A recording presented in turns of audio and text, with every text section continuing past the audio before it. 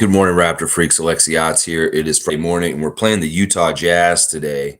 It's going to be a very interesting game. I'm going to get right into this right away because there is a lot to cover today already. With Ujiri having a big press conference yesterday, I want to go over it, and there's all kinds of other stuff to talk about. Obviously, with the trade deadline and different things that have happened in the last couple of days.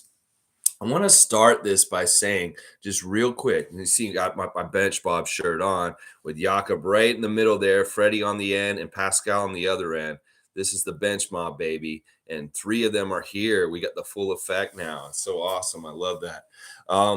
What I want to start by saying is that this is my take on what the Raptors did for the trade deadline. There's a lot of different people out there chiming out of their ass, saying all kinds of different things. They're very upset with the team. In fact, Aaron Rose in his little polls on Twitter and specifically Raptors Twitter is upset with the Raptors for not doing more at this trade deadline. Y'all are crazy. You know, I really like what they did because in some ways they're rebels. They're rebels. Masai Ujiri and Bobby Webster are rebels. And you know why? Because listen, what is the trade deadline? Trade deadline is kind of like some sort of crazy ass like auction from back in the day. That's all kinds of crazy thing where people are on sale in a market. You know, that sounds really gross when I say it like this, right? And that, you know, in some ways, Masai knows this is a mechanism to make your team better. That you can get players and get opportunities from the trade deadline, but in some ways, it's kind of an ugly thing. And the way we run our team is a family. We run our team. We don't sell each other out. We honor things and we look after each other. And what the Raptors did yesterday in some ways is like the antithesis of a trade. They reunited. That I was really putting one plus one together, and I was like, wow, this equals this. Sometimes when a trade happens, you rip people apart and it makes people feel raw. It makes people feel like less or feel sad because it's change that is not necessarily like feeling good.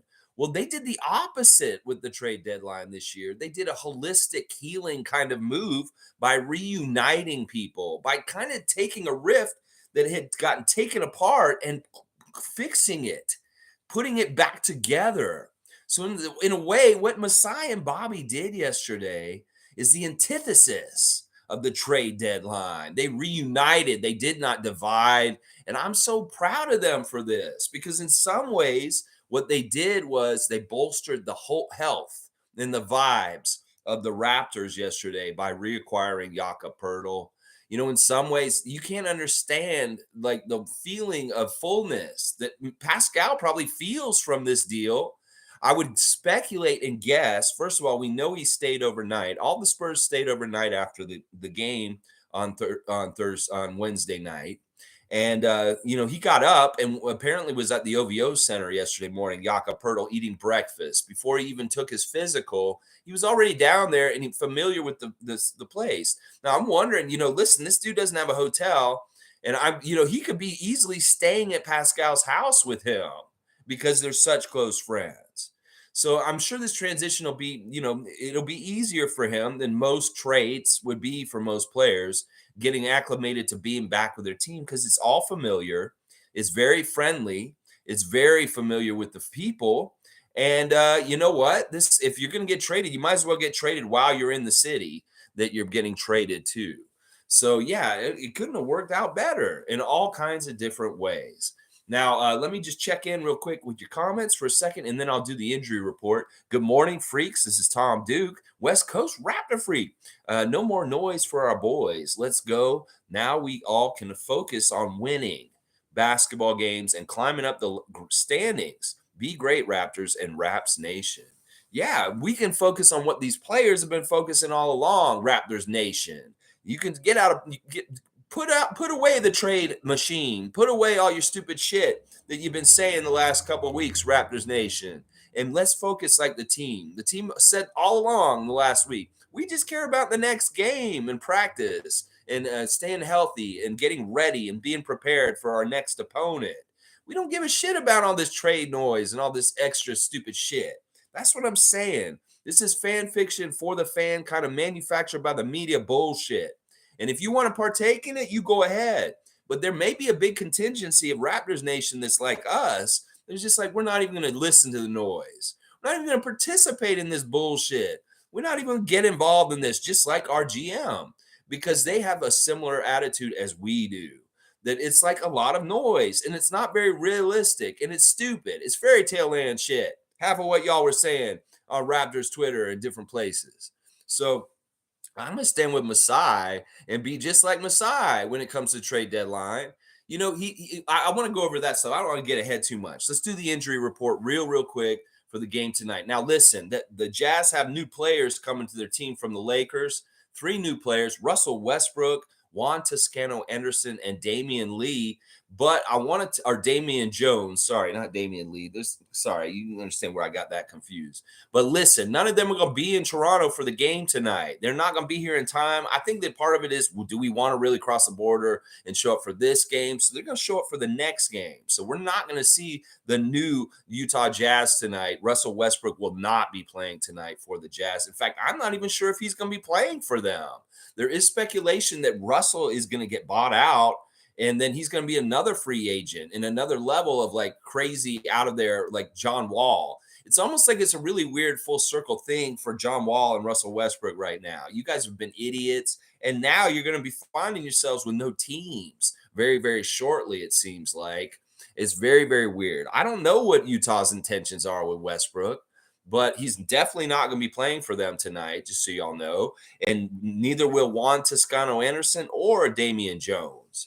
So you can rule them out. And then otherwise, Utah's got the same guy out, Micah Porter. He was out last time we saw them 10 days ago when they beat us in Utah. So their lineup is looking very interesting. With Mike Conley getting traded out and Jared Vanderbilt, those are really the names that are gone from when we saw them last. So now Colin Sexton has stepped in the starting lineup for the Utah Jazz to start. So the starting lineup is those big 3 centers once again: Markkanen, Olenek, and Walker Kessler, with Jordan Clarkson and Sexton in the backcourt. That their bench in some ways isn't as strong at this point because of this trade and these guys not showing up yet. So it's THT, Ochai, I think that's how you say his name, Rudy Gay, and Azubuike, Balmero, and this should be an easier game this time. And part of the reason why is that Mike Conley's gone, and that they got to move Sexton into the starting lineup, and that takes away scoring punch from their bench. And meanwhile, we've got Poetle now, and I think that he will start tonight. I think that would be very, very wise to go ahead and throw him into the starting lineup tonight against Kessler and those guys, because he matches up real well with them, and it just makes sense. Kessler kind of killed us in the game against Utah last time we played them. And this is a really good litmus test for Raptor fans to see exactly what Jakob Poeltl does. That, we just saw Utah, and we saw how they did stuff to us with their bigs like that. Well, you're going to see a difference tonight if we give Jakob any kind of meaningful burn tonight. If we play Jakob, I hope we do, and we should. There's no reason why we shouldn't. Now, I do have a reason maybe that it may not happen, but I will talk about that in a second. But, we should be able to match up really well. So in some ways, I'm speculating the starting lineups again, guys, because it's not going to be totally clear, because in some ways, Jakob is a starter. He should really be our starting center. Even if he only plays for the first 2 or 3 minutes of the game, he should be starting every single game for the most part, except for in special occasions when it has to do with the matchup. I know I said yesterday that we switch guys in and out, but the more I think about it, the combo of him stepping back into a lineup with Pascal, OG, and Fred is just too strong. That there's too much accumulated like good stuff from way back, and I want to see the new addition of Jakob Poeltl playing beside them. Not only that, Siakam is not the same player. Fred is not the same player. And it's going to be very weird to see the updated versions of the upgrades of them intertwining with each other in the chemistry. Because once again, you got to understand how much there is good chemistry between Fred and Jakob with the pick and roll. Really good chemistry between Pascal and Jakob, as in like being friends and having a second nature, or looking out for each other. There's a lot of good things about putting him in the lineup. Even if he starts hurting us, you just take him out and put Precious in then. So I would test him out right from the start in the starting lineup, and plus it'll also kind of set a precedent that he is this level with our team starting off coming back. So, and on the other side, our injury news is OG is ruled out for tonight still, guys. OG is still not going to be playing tonight. Otto is out, of course, and Poetle is listed on our injury report as day-to-day. Now, what I'll say about that is he can play tonight if he gets all his NBA paperwork done and the physical stuff all passes. Now, the part that I'm really, really worried about is in our end. It's the other end, Khem Birch. He has to go down to San Antonio and pass his physical. Well, I'm really worried about his damn knees, that he could go down there and all of a sudden, they're checking him out and they're like, wait a second, this guy didn't pass the physical and they fucking rescind this trade because of Khem Birch's knees. I would be very pissed. And the realm of possibility of this happening is there, y'all. Just so y'all know, I hope that Khem's knees are fine and then he just passes his physical. And that there's no really weird kind of like, no, we got to take this back kind of bullshit that has been known to happen in the NBA from time to time. So Khem, please pass your physical today so there's no problems, and that Jakob Poetle can suit up and play for the Raptors tonight. Because this is a real fear I have today. Cross your fingers and just pray that Khem Birch passes his physical today is what I'm saying right now. Hopefully he had it yesterday already and it's already done and okay. But yeah, I've been worried about this. I mean, it's a real concern considering how he's been hurt so much lately. All right, Mike's here. Logical Raptors Fanatic is in the house. Logical Raptors Fanatic, a great YouTube channel for real ones. Project Truth always, Mike. That's right. Facts, Tom. MASAI pretty much confirmed a lot of Project Truth's facts about what it's about. MASAI is on point. All right, since Mike brought it up and I've got it in front of me, let's do a little bit of the talking points from Masai Ujiri's press conference yesterday. It's very, very interesting what he said. In fact, Masai reinforced a lot of what we talk about here on the Raptorsfreak channel, and Mike talks about on his channel also, that being a real one and Project Truth means you believe in your team. You believe in your, patience. You believe in your team making it through with the guys you got. You don't sell them short and ship them out real quick because you're frustrated in a impatience. That's not what we do. Now, one of the things Masai said is that there were no blockbuster trades yesterday because they weren't there.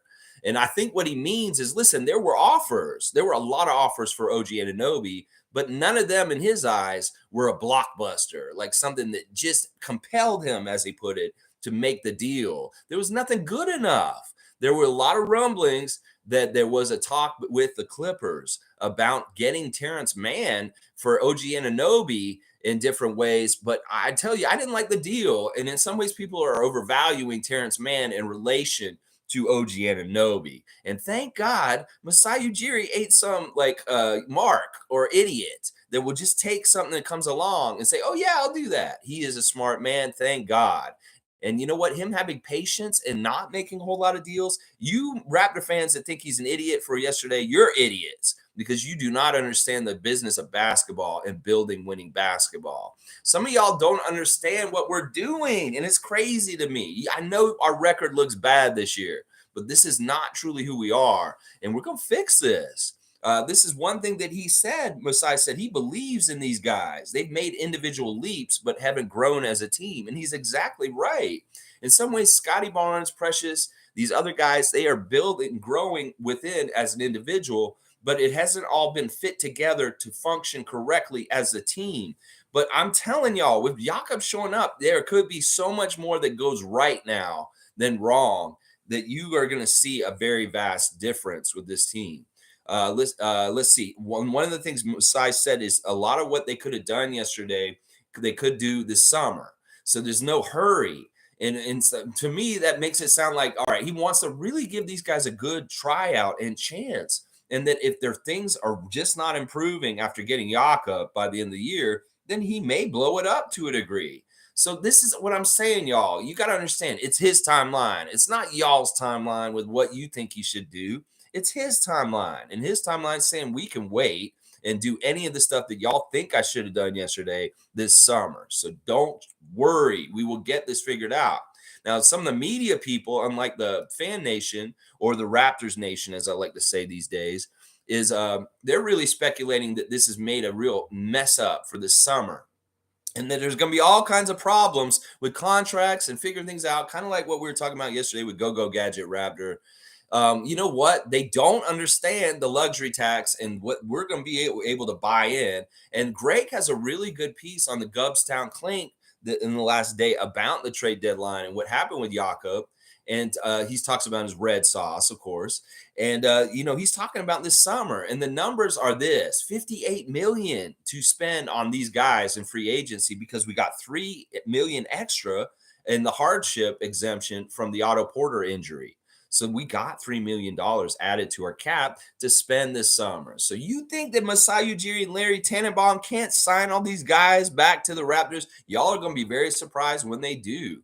Because one of the things that MASAI said yesterday is we like to retain our players. We always have the intention of keeping our guys around. That we're not, fucking around with them to have them go away or something like that. They really do take things seriously.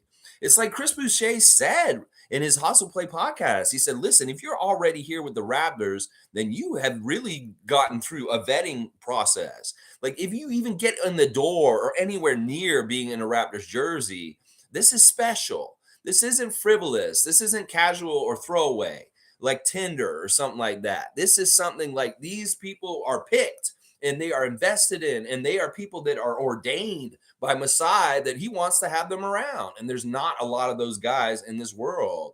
So that's what I'm saying. When we pick somebody and anoint them, a Raptor person that we're interested in, and we put in the organization, we give them the chance as long as we can where it makes sense.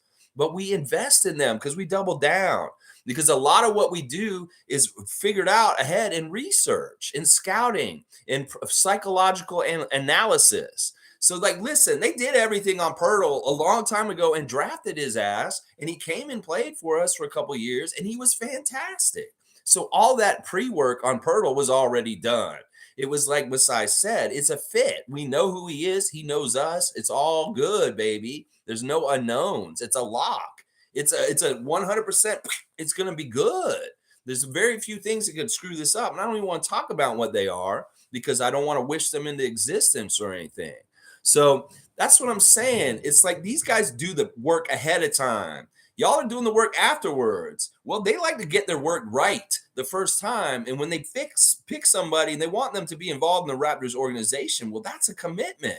It's not frivolous. It's not like let's switch players out every couple of years to make things different, to get different looks, which is what a lot of the nation of Raptors Nation wants right now. It's stupid. I like the way they're doing it because it shows a commitment to humanity and people and investing in them and getting them better. It's something that society in general should reflect more, be more like the Raptors organization in valuing people in their organizations themselves. That's part of the problem with the workforce. Nobody wants to work because nobody's valuable. Everybody's expendable. Nobody's treated kindly or paid fairly. Well, that's the difference. In the world the way it is today, the Raptors are rebels. They pick love. They pick family. They pick investment. They pick people. And I like that. That's a great message for today's casual, throw everybody away world. Everybody's expendable. Yeah, they are to a degree, but maybe we find value from saying you're not expendable, and we like to keep you here. So much gold in the MASAI Ujiri press conference yesterday. So much gold. And one quote was, there are 29 losers and one winner in the summer. And that really makes so much sense because think about this. There's so many teams right now that are buyers that think they can have a chance in the playoffs. They're not going to be looking to move anybody. Well, in the summer when everybody's lost and they're kind of searching for answers, that's an easier time to pick teams apart and make a deal and maybe make them make a mistake. There may have been very few teams that were actually sellers like the Spurs were yesterday. That's what MASAI's saying when he says this. When 29 teams are losers and they're not all kind of prospective possible winning championship right now, there's more likely to be able to get a deal that really, really does something big for us and maybe fools another team and fucks them up. So that's really good. It's really, really good. Now, I really love what Masai did yesterday because he was so transparent about accountability in the Raptors organization. He talked a lot about his own maybe mistakes as far as he thought he actually admitted that he felt like he may be been letting us down by not getting us a center sooner. I've never heard Masai say this in the last couple of years, but it was so funny for me to finally hear him admit, I feel bad because I haven't gotten y'all a rim protector in so long. I'm like, what the fuck, Masai? You're hilarious, bro. We've been upset about not having a center for like 2 years now. He's like, so I was like, I figure I better get a center so we can try it with this. I'm like, you're so funny, Masai. Now, he also said that was his accountability for himself. He's saying, I need to do a better job as the GM.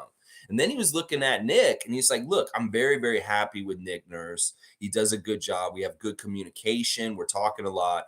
But yes, I'm putting the pressure on them. He revealed the accountability for the players and the coaches as far as he has meetings with them. And he has very serious meetings, I'm sure, that are very intense. And he's like, Nick, we need to fucking win. It's probably shit like that. And it's like, Nick's like, yes, Masai, I understand. He wants to make sure that the players and the coaches understand that it's really important to win and be successful and be working towards the next Larry O'Brien for Toronto. And that he showed the fire in him when he comes to these meetings with the players and the coaches, and he lets them know that they will be held accountable and that there will be things that happen if they don't get their shit straight. And everybody's on the same page. They all know this. Fred's alluded to it this season. It's like, look, we don't play good enough, and we get talked about around trade deadline. So Masai has made it very, very clear for our players and our coaches that if they don't find success by the end of this season, there could be some very major changes this summer.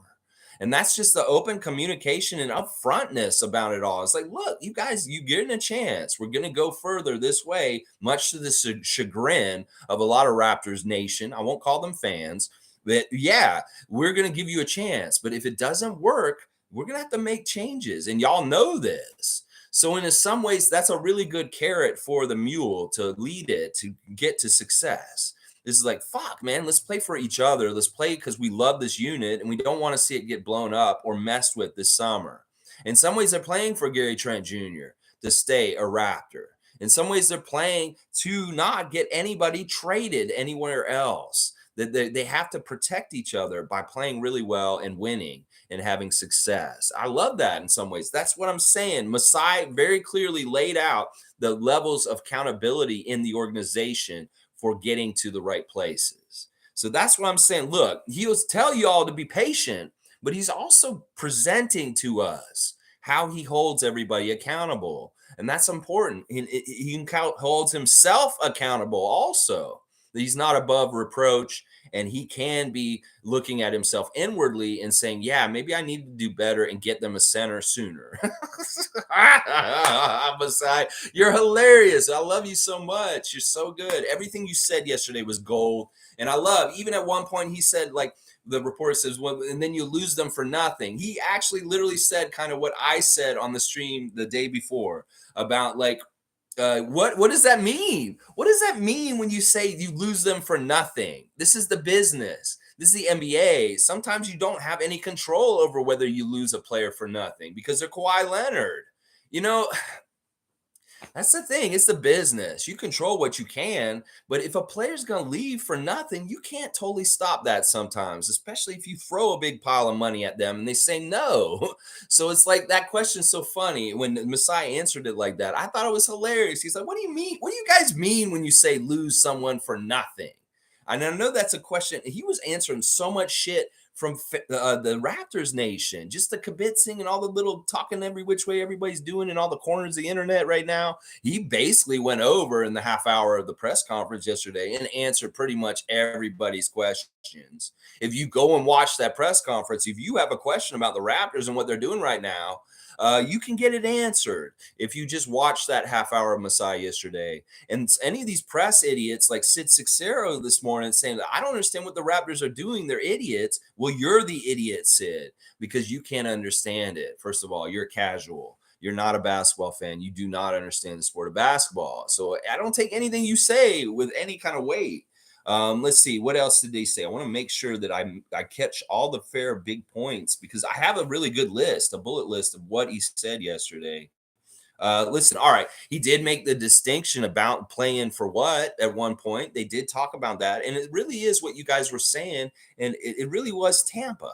Is Tampa didn't have fans there, the money wouldn't have been made. What's the point of staying in Tampa where we don't really want to be any longer and extending our season into the playoffs? It's not about being a mediocre team and being in between like a very high lottery pick and being in the playoffs, and being the play-in is like playing for what? That's what a lot of people interpreted that statement as, like, playing for what? It wasn't about the play-in and being in the middle of the pack and being in that place in the standings. It was about playing in the play-in for Tampa. What is the point of it? The none of our fans are there. We're not going to make any money as an organization. So why the fuck should we try and play in the play-in? That was the whole reason why I said play-in for what? It has nothing to do with, and that's the funny thing. He smiled about it yesterday. He said, you know what? The play-in's different this year. You come and talk to me then at the end of the year, we can see where we're at, and then I'll talk to you about play-in for what? And that's what he means. I think that this is a really good example of how quotes can get misconstrued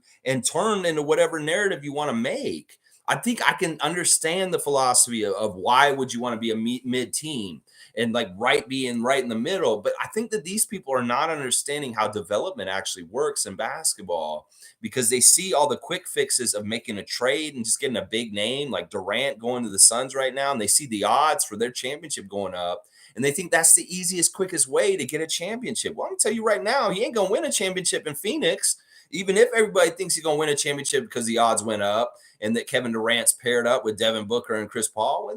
I just said the reason why just now, Chris Paul. That's the reason why they're not gonna win a championship. It's fool's gold. Because listen, the NBA referees will never let Chris Paul win a championship. I'm gonna tell you that right now. So Pheonix, you go ahead and get your hopes up. But I'm telling y'all, that's not the way to build to a championship, to make a big, huge superstar move and do that. There's a really funny thing that I just saw on the Facebook and the Raptors group I'm in, and it's Robin Lopez posting on Twitter. He's saying he's talking about the Nets and Kevin Durant and James Harden and Kyrie now that they've blown up. He said, this is just like the time in Muppets Take Manhattan, when the Muppets are unsuccessfully attempting to take Manhattan, split up, and leave Manhattan. And I don't say that that's not a fair comparison with that crazy ass Lopez, his stupid ass, crazy psycho killing kind of crazy shit, talking about how, anyway, we don't have to get in that. But I'm saying that folly of the Nets building has been shown to be a complete and utter disaster. That's what I'm saying. The antithesis is what we're doing, guys. We invest in young players. We keep them around for a long period of time. We grow them together, synergy, chemistry, and these dudes love playing together. There's no conflicts of personality. They're a great unit. They're just not performing to the level that gets us all these wins. Well, that's going to change real quick. And he's having the patience on it. I commend our GM and our team president, our chairman, for having the patience to stick with these guys and see them through. Because that's the thing, as he said, it's not linear, the growth. And it's going to be like, and because of our success last year, a lot of people got their hopes up about us, but it really was fool's gold in some ways what we did last year, because we had some lucky breaks. But the path of trending upward in development with our guys in this unit is really good. It's going to get better and better. And you can tell from Scotty Barnes and Precious Achiuwa. Now, with Jakob coming back, we don't know what all kind of benefits and crazy ass cool things are going to come from it. It could be very interesting. Like I said, the pick and roll stuff with Fred and Jakob's going to be very interesting. Trust me, because he's very good at it. And once again, this is not Jakob Poeltle in his second year. The last time we saw him, this is Jakob Poeltle in his seventh year. He left us as a young man, and now a young boy. I could say he's left us as a boy or a young guy, and now he's very much a grown adult man, mature and very, very wise, and a vet in this league. You got to think about it. He's at where Pascal is in his career, the same place, same year. So he's a bit vet and savvy at this point. So in some ways, that's another thing that's improving our team is we got more vet. just by getting Jakob Poetle and his experience and the things he's going to be able to do on the court. More about Masai's press conference yesterday.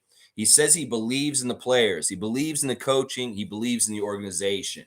And that is a Raptorsfreak tenement right there. I believe in the players. I believe in the coaching. I believe in Masai Ujiri. And I believe in the Toronto Raptors organization. I think that one of y'all's comments yesterday was really on point when you said this trade deadline, we chose ourselves. We chose to double down and bet on ourselves. We literally took our captain's statement, bet on yourself, and we did it for a whole entire team.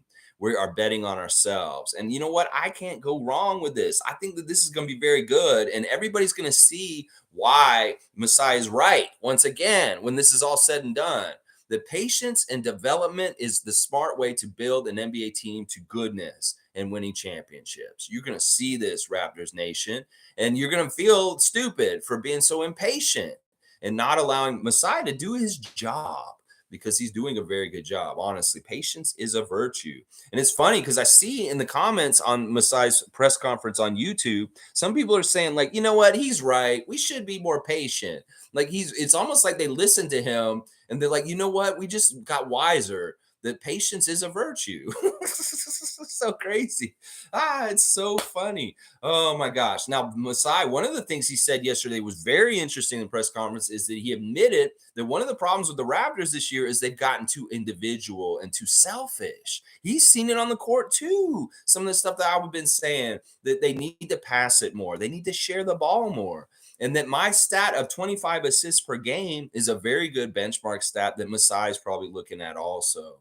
That, you know, that he really does think that one of the best ways that we can make the Raptors the way they are right now even better is that they share the ball better. This is something we've been saying on this channel this whole season, is if y'all just work off each other and play off each other, you're going to get easier shot opportunities and make more baskets. And that y'all's shooting percentage, the field goal percentage being so bad, will go up when they start to do this better. And that I love that Masai pointed this out. He said the team has been too selfish at times. He called out the players for not passing it amongst each other better. Fantastic. That is just astute. And he's being honest and real with us. You cannot be mad at him for that. You really, really can't. Listen, Eric Kareen asked Masai at one point if he's willing to go into the tax. And he said he's just focused on retaining his players. So that's what I'm saying. It's not that he's going to go in the tax for sure this summer, but if they show something by the end of the season, then they will be very much more inclined to go into the luxury tax and invest in these guys. That's really what it is. You guys want the money? You want us to show you the money? Well, show us the goods by the end of the season. Get a winning record. You know, I was thinking about it. We got 26 wins right now. What do we need? We need 15 more wins to be 500 before the end of the season. We get 16 more wins by the end of the season. We are above 500 for the season. This is very doable. I was looking at the schedule, and I think that people may be shocked to see the Raptors end up being a 500 or just above 500 team in the playoffs by the end of the year. And I am so all about that. I am so all about that. Let's see what else. He has definitely been talking to all the players, Masai. He knows they are all on the same page. The communication in the Raptors organization is immaculate. That's how you weather a storm like they've had this year, is by staying on the same page and very much keeping people aware of what is going on. I love how that yesterday was just handled. In some ways, it was very casual and everybody else is flipping out. And meanwhile, our organization is just like, yeah, whatever. Masai talked about, once again, the trade deadline is like a bunch of GMs with toy guns. And at the end of the day, they shoot themselves in the head with the gun. He said that again. He said that like a year or so ago before about the trade deadline. He brought up the same analogy, that everybody is sitting in the room with the toy kid's gun, and at the 3 o'clock they shoot themselves in the head. It's such a silly analogy, but he's right. And like in some ways, it's funny because he said that the phone started getting a little active with 5 minutes ago before 3. That everybody at the very last minute started to scramble for a second. But it was pretty quiet, he said. And I think what it is like there were no blockbuster deal. When he says that, is nobody offered him anything of substance that really compelled him, as he put it. And that, you know, why make a deal if it's not going to be something really, really worth it, or something that makes him really want to do it? So he's like, yeah, no blockbuster trades yesterday because nothing really got my fancy. There probably were a lot of people sending him deals and stuff. And he's like, yeah, get real, get serious, come back with something that I can actually like take seriously. Sorry. It's just how it is. Masai really does believe in the team. Like he thinks these guys are really good as individuals and that they just need to come together and meld together in a winning way. And he feels like they really will just because he knows who these guys are and stuff like that. So really great press conference by Masai Ujiri yesterday. I loved it so much. Monique is here. Good morning, everyone, and happy game day. Let's shut down Lauri Markkanen and Kessler this time around, please. Well, Jakob Poetle is new in the cavalry. He's come as reinforcements, and let's see if our 7'1" center, new center for the Raptors, can be a difference tonight between the last Utah game and this one. Great press conference by Masai. Bobby next. I don't know if Bobby needs to speak also. I think Masai said pretty much everything that needed to be said yesterday. And I just love those State of the Union addresses from Masai. Once again, you get some gangster, kind of like comments. One of the things he commented on was Durant and Kyrie going out west. He's like, yeah, those are two really good players leaving the East. And he said it a little bit with a glint in his eye of smile. That's what I'm saying. In some ways, when Durant went to Pheonix, that signaled to the Eastern teams, okay, this is opening up the window even more. People were saying Boston, Milwaukee, and Philly were very happy to hear that the Nets have destroyed themselves now at this point in some ways and really tore down their team. Because in some ways, this opens things up a little bit in the East in some ways. I really do agree with this. And that's part of the reason why we need to come out and take our rightful spot as one of the top 5 Eastern Conference teams once again. Now, we may not make it all the way to the top 5 in the standings, but we could definitely be a top 5 or top 4 or even top 3 Eastern team by the end of the year in the way we play and the way we are and how good we are. And that's why I want to warn anybody who thinks that it's stupid what we're doing because we're going to have an early exit in the playoffs. Don't count your chickens before they're hatched. Because we get the playoffs right, we can make noise and we can fuck teams up. Y'all need to realize we're a serious team in this league. And that, because we've had a bad season, everybody's muddied us and put us down. We can get real good by the time the playoffs start and we can do some stuff. Don't sell us short. We are one of the top Eastern teams in the league. We have been this whole time. It's just we've had a really bad season of luck and different things. Masai didn't want to blame the injuries, but in some ways, the injuries affect every single team differently. And our injuries this year affected us in profound ways that really did derail our season. So it's not an excuse, but it is a fact of the situation for what has happened with the outcome of what has happened. So, yeah. I think that Pearl's going to suit up tonight too, Monique. I really do. Like I said, I just hope that Ken Birch passed his physical. So Isaac saying, shout out to the We the West. Tom Duke coming in strong, rising early and often. That's right. Tom Duke is a machine. He gets up so early on the West Coast. 6:30 in the morning is when the stream starts for him. And he is so dedicated and shows up. I appreciate you so much, Tom Duke. You go and listen. Raymond Jacob came to me yesterday in the comments and said, Lex, you're breaking the rules of our Raptorfreak Yahoo Fantasy League because you have 2 Raptors on your team. Yeah, I had Jakob Poetle on my team already, and he got traded to the Raptors, and I've got Scotty Barnes on my team. So I was in a kerfuffle. I needed to figure this out because it's like, look, my rules are that we can't have more than 1 Raptor on our team so everybody can have a Raptor in the league. Well, I had to make trades yesterday. I sent 5 trades to different people in Raptorfreak League, and one of them has taken my trade, and that is Tom Duke. Tom Duke was trading Clint Capella to me for Jakob Poetle, and Poetle will be on Tom's top-notch team now. And yeah, I'm not breaking the rules, Raymond Jacob. You're being a cop on me, and I appreciate it. You should hold me honest to my own rules. I was hoping maybe I could slip by with Jakob Poetle still on my team with 2 Raptors and Scotty Barnes. But no, I'm going to follow the rules, and Tom is getting Jakob in the deal today, and I will be getting Clint Capella in return. So yeah, we just want to make it fair, but a little bit of fantasy news there. Let's see. Tom Duke has looked up Jakob's nicknames, and he says there's no good ones. I looked at one of his nicknames on here, says that his name is Jake Puddles. Jake Puddles. Like, what is that? Jake Puddles? Who's calling him Jake Puddles? We know what his nickname is. It's Yak. It is the big Yak. Y-A-K. Yak. Yakup. That's what they call him. Yak. Yak. So it's like the animal, the yak. There's other things we call him. I was thinking about is why didn't I not go with this yesterday when we found out that he was back, that he's Austrian. And he said, I'll be back. He was just like Arnold, his countryman, who says, I'll be back in Terminator. Well, he said it to us a long time ago, and he meant it because he did come back. That's so Austrian of you, Poetle, to come back. All right. Let me see what else you guys are saying in the comments. Good stuff. Good to see so many names in the comments too this morning.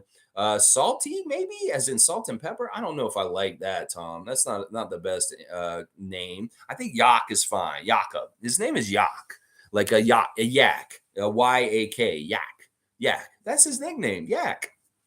Jimmy Pope is here. Good morning to the Pope of Positivity. I'm excited for today. It is true. Like, this game is very much look forward to tonight because it's almost like you bought new clothes and you want to show off your new wardrobe on the town.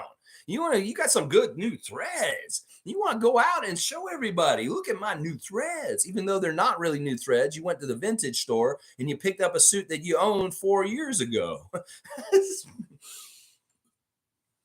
No, I'm excited about tonight too.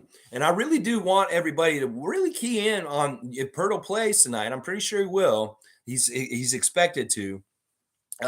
His effect with the big guys on the other side. Let's see what Kessler does in this game. Is Kessler going to look like a superstar rookie like he did in that last game when we played him? No, watch. Maybe he won't do jack shit. Maybe he won't make any points and barely score anything. And look out. Watch us on rebounds tonight. With Poetle out there for us. Watch us on rebound. Seriously. Nameless is saying, let's go. I can't stop smiling. I know a lot of you were saying that yesterday was like your birthday or like Christmas. It was just like, it was that kind of feeling of joy. I know I had it too at points in time because I had to pinch myself. In some ways, I didn't really get to react to the stream, to this deal correctly because I had to go on the stream right away. I literally knew about the Jakob deal 5 minutes before I went live yesterday. So I didn't really have time by myself to really process it and think about it a lot more by myself. And the more I thought about it, I was like, holy shit, this is really what we wanted for like 2 or 3 years now. And we finally got it again. They said they never really wanted to trade Jakob Poetle to the Spurs, but that was part of the cost to get Kawhi and to get that championship. Well, it's so great to get it to circle around and circle back. In some ways, it's really smart what MASAI and Bobby did, because what they did basically was, like I said, they sent Jakob Poetle to basketball graduate school, Popovich College. And you go and you send him over there, and he's in his formative years when he's young, and he really gets molded by Popovich. There's so much in Poeltle's head now from working with Popovich for these years recently. It really is going to be very interesting to see how his tutelage from Popovich has changed his game and maybe how that interacts with how we use him. It really is like an investment. We invested in Poetle while he was gone.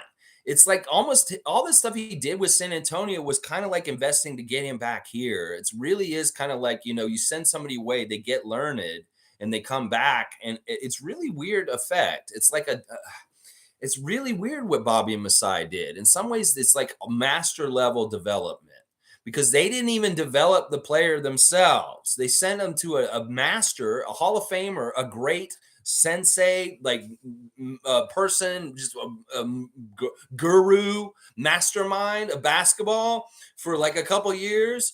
That's crazy. You have another team developing your dude, and then they come back to you and you get to take all the spoils, reap the rewards. That is brilliant. Seriously, how can you not like our GM and our chairman for having this kind of like smartness? It's like there's so much in the deal of reacquiring Poetle that is brilliant that you just got to think about it more deeply. The fact that, like I said when I started, that this is a holistic deal. This is a healing deal. This is a deal that instead of like the rift that a trade causes where it tears people apart, this was a bringing back together and like, feeling good, reunited. And it feels so good. Just like we're saying, it's like the antithesis of a trade, a reunite, a reunification. That's what we should call this. This wasn't a trade. This was a reunification. And in some ways, it's the antithesis of a big blockbuster trade. I love it. I love it so much for this. Oh my gosh. Mike saying, salute Real Ones, Project Truth always. Starter mob, let's go. Maybe get your Yak of Hearts or Yak Attack. Stack Yak. That's the man right there. Yak of Poetle. Look at Norman. Look at CJ Miles. And there's Bebe and DeLon Wright, Fred VanVleet, Pascal Siakam. Bench mob, baby. The three of them are back, baby. Pascal, Poetle, and Freddie. Yes, yes. The vibes are strong today in Toronto, baby. We'll bring them to the court tonight with Big Yak in the lineup. Watch. Yeah, Yak of Hearts. Yak of Hearts. Yeah, make a play off the word yak. Yak in a box. Isaac saying, schnitzel and spice. Schnitzel and spice? Really? Yeah, I guess that's right. Schnitzel and spice. Yeah, I guess. Jimmy's saying, real ones know what Jakob's going to bring. I'm too pumped. All these fake fans better pipe down and enjoy the ride.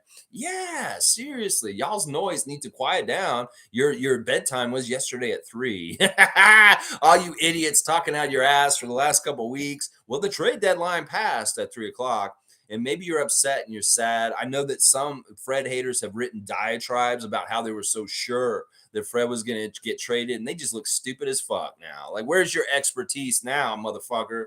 You had it so sure that Fred was going to be gone, you idiots. You dumbass motherfuckers. Do you not understand? We're a family, baby. We are family. We got all our Raptors with me. Yeah, that's right. Even Gary Trent Jr. is family. Yesterday, the KFC bucket event underneath an overpass somewhere, that they picked Gary because he is a certified bucket. That is literally why the KFC people picked him. It's like, we want a certified bucket. Who is it? Gary Trent Jr. So he comes down there, and it's at 3 o'clock, 3:30. The event starts half an hour after the trade deadline's over. And Gary has not been traded. Gary is still a Raptor, and he's getting interviewed by L.Dunn. And L.Dunn, thank you. Amazing. Maybe some of the best reporting done by any of the media scrum from a lifestyle reporter, sports lifestyle reporter from CP24 in City News. She did way better than Aaron Rose or Michael Grange or Josh Lewenberg or Mike Ganter or any of those fucks in the fucking media room. She asked these questions to Gary Trent just after the trade deadline, and it was a brilliant interview. Gary was very candid, and he's like, yeah, this is just how it is. I'm used to this. I've been like this the whole time, my whole NBA career. They've been talking about trading me this whole time, and this is nothing new. And he was such a good interview, L.Dunn. Thank you for being a candid, really good sports interview. You know, some of these idiots for the papers and stuff could learn something from you about doing a respectful, very interesting interview at that event. Now, Gary Trent Sr. was there, and he was filming stuff on Instagram from the event, and he was talking with a lot of the fans. And there was one fan that came there that she really loves Gary, and she was so happy to see him and meet up with him and just like talk to him finally. Like, her dream came true. That stuff is so special, y'all. Like, when I met Fred and I met Jakob and Scotty and different people like that, it is really special memories. And these players know that they make an impact on people's lives. They will never, ever forget when they meet people like when I met Fred. I'll never forget that. And it's so special that, you know, they take this opportunity. They understand it. You could tell Gary's really good with the fans, because when he was talking to this young lady, she was really like in awe of him. And like, they were talking fashion and stuff. You go, Gary Trent Jr., with your KFC bucket event yesterday, right after the trade deadline ends. You're such a badass. It's like, you know what? In a way, I'm glad he did that event right after the trade deadline, so he could get on the microphone and tell everybody just how confident and just how he lives his life. And he don't give a shit about all this fucking noise and all the stupid shit that y'all been saying the last couple weeks in Raptors Nation. Yeah, he's a bucket and he knows it, and he's just living his life, and that's all that matters. You go, Gary Trent Jr. and Gary Trent Sr., you badasses at your KFC bucket event yesterday. You guys are awesome. And Lindsey Dunn, big ups to you also. Great interview. I love that kind of content. Yeah. Omari's here. Good to see Omari Parsons. Duppy Conquerors on the rise. Our goal for the season needs to be 500. That should get us top 6 or 7 in the league. Hopefully we can play more as a unit and not individual stat stuffers. Yes. I think in some ways, Poetle will start being a straw that stirs this drink more. You know, that is something about his play that is underrated. He's a very good passer also. It won't hurt to have Scotty and Poetle out there at the same time, two really good bigs with great court vision to pass. And this is something that is underrated about Poetle. People don't talk about his passing enough. He's a great passer and he finds people. There's so much about Poetle that people that are casual Raptor fans that just started watching them with the championship, they don't know him and they don't understand what exactly we're getting. You go and look at San Antonio Spurs fan pages right now and read the comments of what the Spurs fans are saying to Poetle on his exit. They love him. He's always going to be a Spurs like favorite in their fan nation.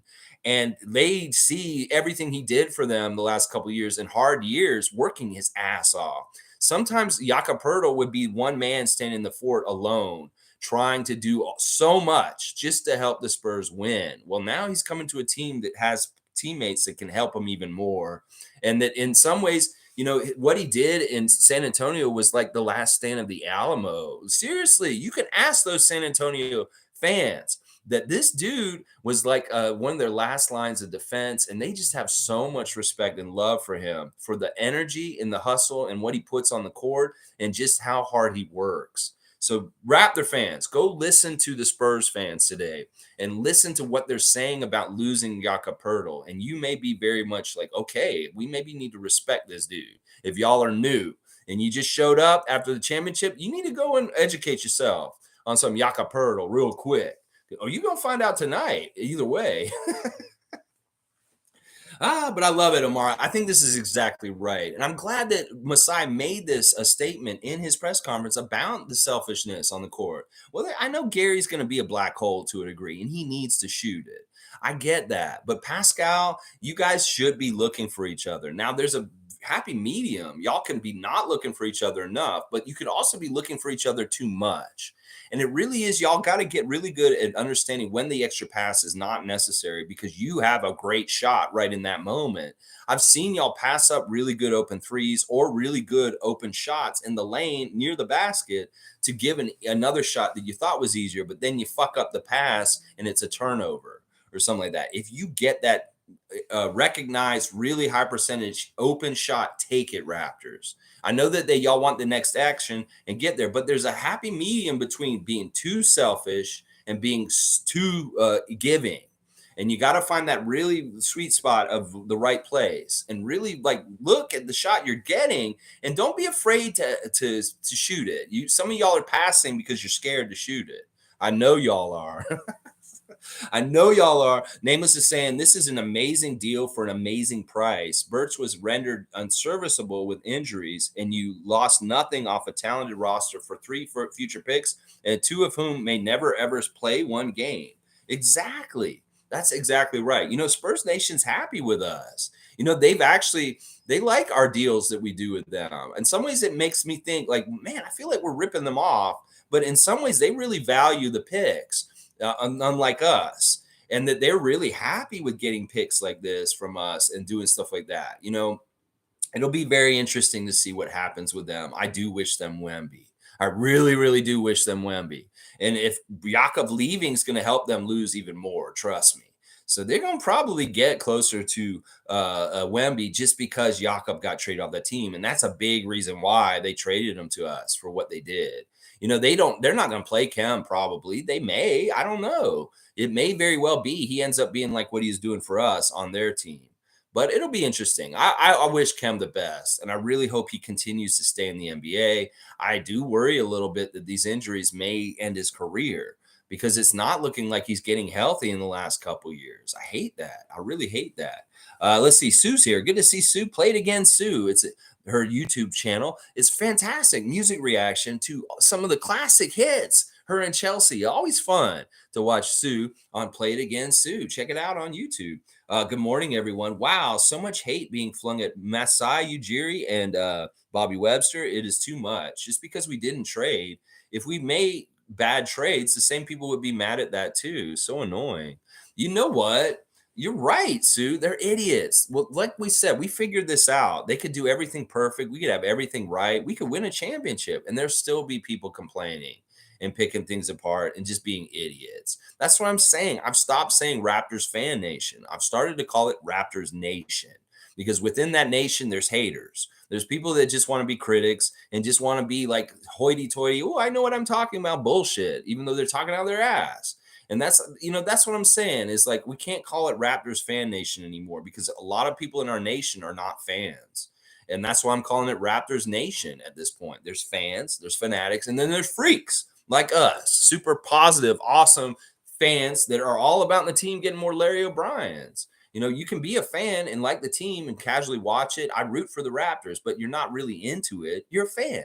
You could be like a fanatic who's like really into it, watches every single game, but you're maybe like cynical sometimes. And maybe you're kind of like, I don't know, maybe you're like not totally as into it as we are, because we really are. Tom Duke getting up at 6:30 in the morning every morning in the West Coast. Yeah, that's into it.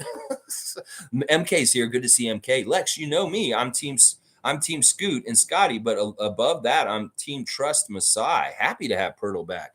Awesome. Man, MK, listen, this is the thing. MK had an idea, original Raptorfreak MK, been here from the start, had an idea that, you know what? I wanted to get the Scoot Scotty combo because of the, that sounds so good and it does seem like good, but in some ways, you know what? That's not really in the cards for what we're signaling right now. But he's trusting in Masai, and he's saying he's really happy to have Poetle back. So, yeah, you just want that good synergy. I'm telling you, this could do big things for Pascal's game. Like, seriously, in some ways, he's been hitting speed bumps lately with tired and stressed out. Well, this is an energizer. And not only that, like I said, he has a big protector now. So it's like he's got a dude that's got his back. And I'm telling you, he really does. This kind of safety net of a protector behind him in certain ways could really get Siakam to change his game and get to another level. Y'all may not realize this, but Siakam could get more consistent and do things with more confidence just because Jakob's back on the team. So this could be very interesting what happens. Space Cadets here. Can anyone do a wellness check on he who shall not be named? Fred and Pascal still on the Raptors. How will this man go on with his life? I love it, Space Cadet. And yes, you go after him and you just like, I mean, seriously, he's got to be a little bit sad because all of his rhetoric and all of his things that he said that he thought that was going to happen with this team. Well, this is the thing, motherfucker. You're not smarter than Bobby and Masai. And I'm not. I know that I'm not. And I operate like this. That's the problem. Some of y'all, they're making stuff. You think you're smarter than the GM. You're not. And you're even going to start tearing them down and tell them why they're wrong for what they did yesterday without even knowing whether they did what they did was wrong or not, because time has not passed. So it's like, all right, once again, they're not going to win with a lot of people because they're just critical and they're idiots. And, do a wellness check on that idiot. And I want all these motherfuckers that want to Fred out of here and all this stuff and thought that there was going to be a big move and all this kind of stuff. All these people that are just waiting for all these crazy things to happen that didn't. Yeah, I feel so sad for you. I do not. I love what happened. Everything happened exactly how I wanted it to. And Masai Ujiri is a gangster and he's a badass. And I am so proud and happy that he is the chairman of the Raptors, that he does so many good things for us. Oh my gosh. Amari saying, Cam Thomas said no homo on live TV. Not funny, but very funny. Yeah, this is a silly little incident. They're talking about Spencer Dinwiddie and Dorian Finney-Smith joining the Nets, who did win last night, by the way. Forgetful Sorcery was good, and the Bulls lost, and we are a half game behind them. We win tonight. I think we might. I don't know if we have the tiebreaker over them, but we may be jumping another spot up to 9 after tonight's game right away into the 9th spot in the play-in. So Thank you, Nets, for taking care of that. But he was commenting on them coming to the team. And he's saying, "Oh, they were Spencer Dinwiddie said something dumb like, I'm going to be the best looking guy in this trade." And I think that's a slight at Kyrie, is really what it is. He said, "Oh, they're getting Kyrie. He may be the most talented, but I'm the best looking in this trade." And then Cam Thomas, he's feeling good because he's playing real well lately. He gets on the mic and he says, "Well, I feel like we already have very good looking guys on this team, but no homo," is what he said. I was like, whoa, whoa, whoa, whoa, whoa. And yeah, it's good that he apologized. And I understand, this is kind of a not a very good like little comment that people make sometimes because of certain things. But yeah, it's not really that he's angry or like being trying to be insulting. It's just like a dumb thing that young people say in some places and stuff. But it's good that he came correct and apologized right away for it. But yeah, that's the story on that. It's a really dumb little thing that happened. Let's see. Jimmy saying I was in Shell. I was in Shell. Who shall not be named. Stream for a second, and I was overwhelmed in happiness knowing they were pissed. Popa positivity. Yes, yes. Go in there and drink the tears of sadness of fake ass Raptor fans in our fan nation. Yeah, yeah. I love that so much, Jimmy. Okay, good. So we have confirmation that they're okay and that they are pissed. Good job, Jimmy. Black Swan saying bench mob is back, baby. That's right. That's why I got the shirt out. I had to make it. That's the starters. That's right. It's a really good point, Black Spawn. Yeah, that's why I kind of really do like a starting unit of Fred, OG, Pascal, and Jakob as being the four starters, and then you kind of just switch the other guy out. Maybe Scotty just has to be that fifth starter, and that Precious and Gary are just going to be bench guys. But when we say this, what did I say a couple of days ago? That both Precious and Gary recently have shown that they're interchangeable between the starting lineup and the bench. That the production is the same in a lot of ways within the minutes. And if we want a lot of Gary, we can not start him, but play him 30 plus minutes, and he can still get the similar stat line off the bench. And that's why I think it's really smart to like maybe put Poetle in there as the regular starter, but like I said, have a quick hook for him if he's becoming a detriment in any kind of way because of him being big. But this is funny. Yesterday, Masai was asked, like, wait, if you're getting Poetle, doesn't that go against your 6'9" building of the team? And he's like, what are you talking about? 7 foot is taller than 6'9". It fits the 6'9" mold, is what he said. Now, if Poetle wasn't a mobile big, that's a really big part of it. Is if he was a slower big and didn't get up and down the court so quickly, this could be a problem for a 6'9" system. But he is a mobile big in the frame and model of David Robinson or DeAndre Ayton, somebody who can really run up and down the court and get around pretty quick. So he does not hurt us in this kind of way. I mean, we still get that 7'1" height and that shot blocking near the rim. I'm telling y'all, I'm just talking about it right now. And more I talk about it in preview, I'm like, whoa, I can't wait to see this happen tonight. Because you all do not understand. The other thing about Poetle is he's very dependable. In a lot of ways, he's very, very dependable. He's very good at playing in a team system. So he's going to pick up on our system. It may take a little bit for him to figure out the rotation system on our defense and the different things like that. So we need to give him a little bit of allowances for a little bit of like problems in the beginning. But once he figures out how to work in concert with the rest of the Raptors on defense, you're going to see something that happens with our defense this year that's going to be similar to what we did last year. That we're going to stop people for like half a quarter or maybe even most of a quarter sometimes from scoring easily. Yeah, it's going to be like that. He is that kind of defensive player. Monique is saying, fans still upset about Poetle money. Can we appreciate Masai? Shaking my fucking head. Bobby speaking next. Been answering comments all day. Yesterday, let's go. Gary Trent Jr. happy with the roster. Gary also doing great things with KFC. Yeah, Lindsay asked him, he's like, are you really happy with the trade? And he's like, overjoyed. Of course he's overjoyed. These guys want to stay in Toronto. I'm sorry. Gary Trent Jr. does not want to play anywhere else. He's happy here. And Jordan Bolton's happy for him too. Yeah, I don't understand people that are upset. They don't even see what's happening with the results. They just want to be upset. MSJ saying a new day, no more issues now. Just got to support, love the yak move. Seriously, this is a big deal. And I wish people understood how big of a deal it is before, but they will find out soon. Fiercely saying, good morning, fam. So excited for the upcoming games. I can sense upcoming back up in the rankings. Also, interesting press conference yesterday with Masai. A lot of fun with Masai Ujiri. So fun. He's just so cool. And like I did like seeing him smile again. And he did seem like he had a better spirit energy to him than the last couple times I've seen him in the media or other places. He looked like he was feeling good.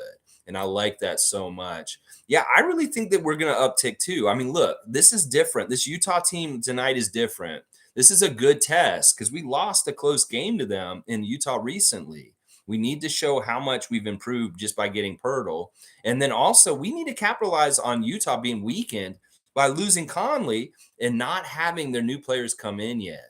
So this is a very good opportunity. And plus, the challenge is really good with that front lineup of 3 7-footers that they start for Utah with Kessler, Markkanen, and Olenek.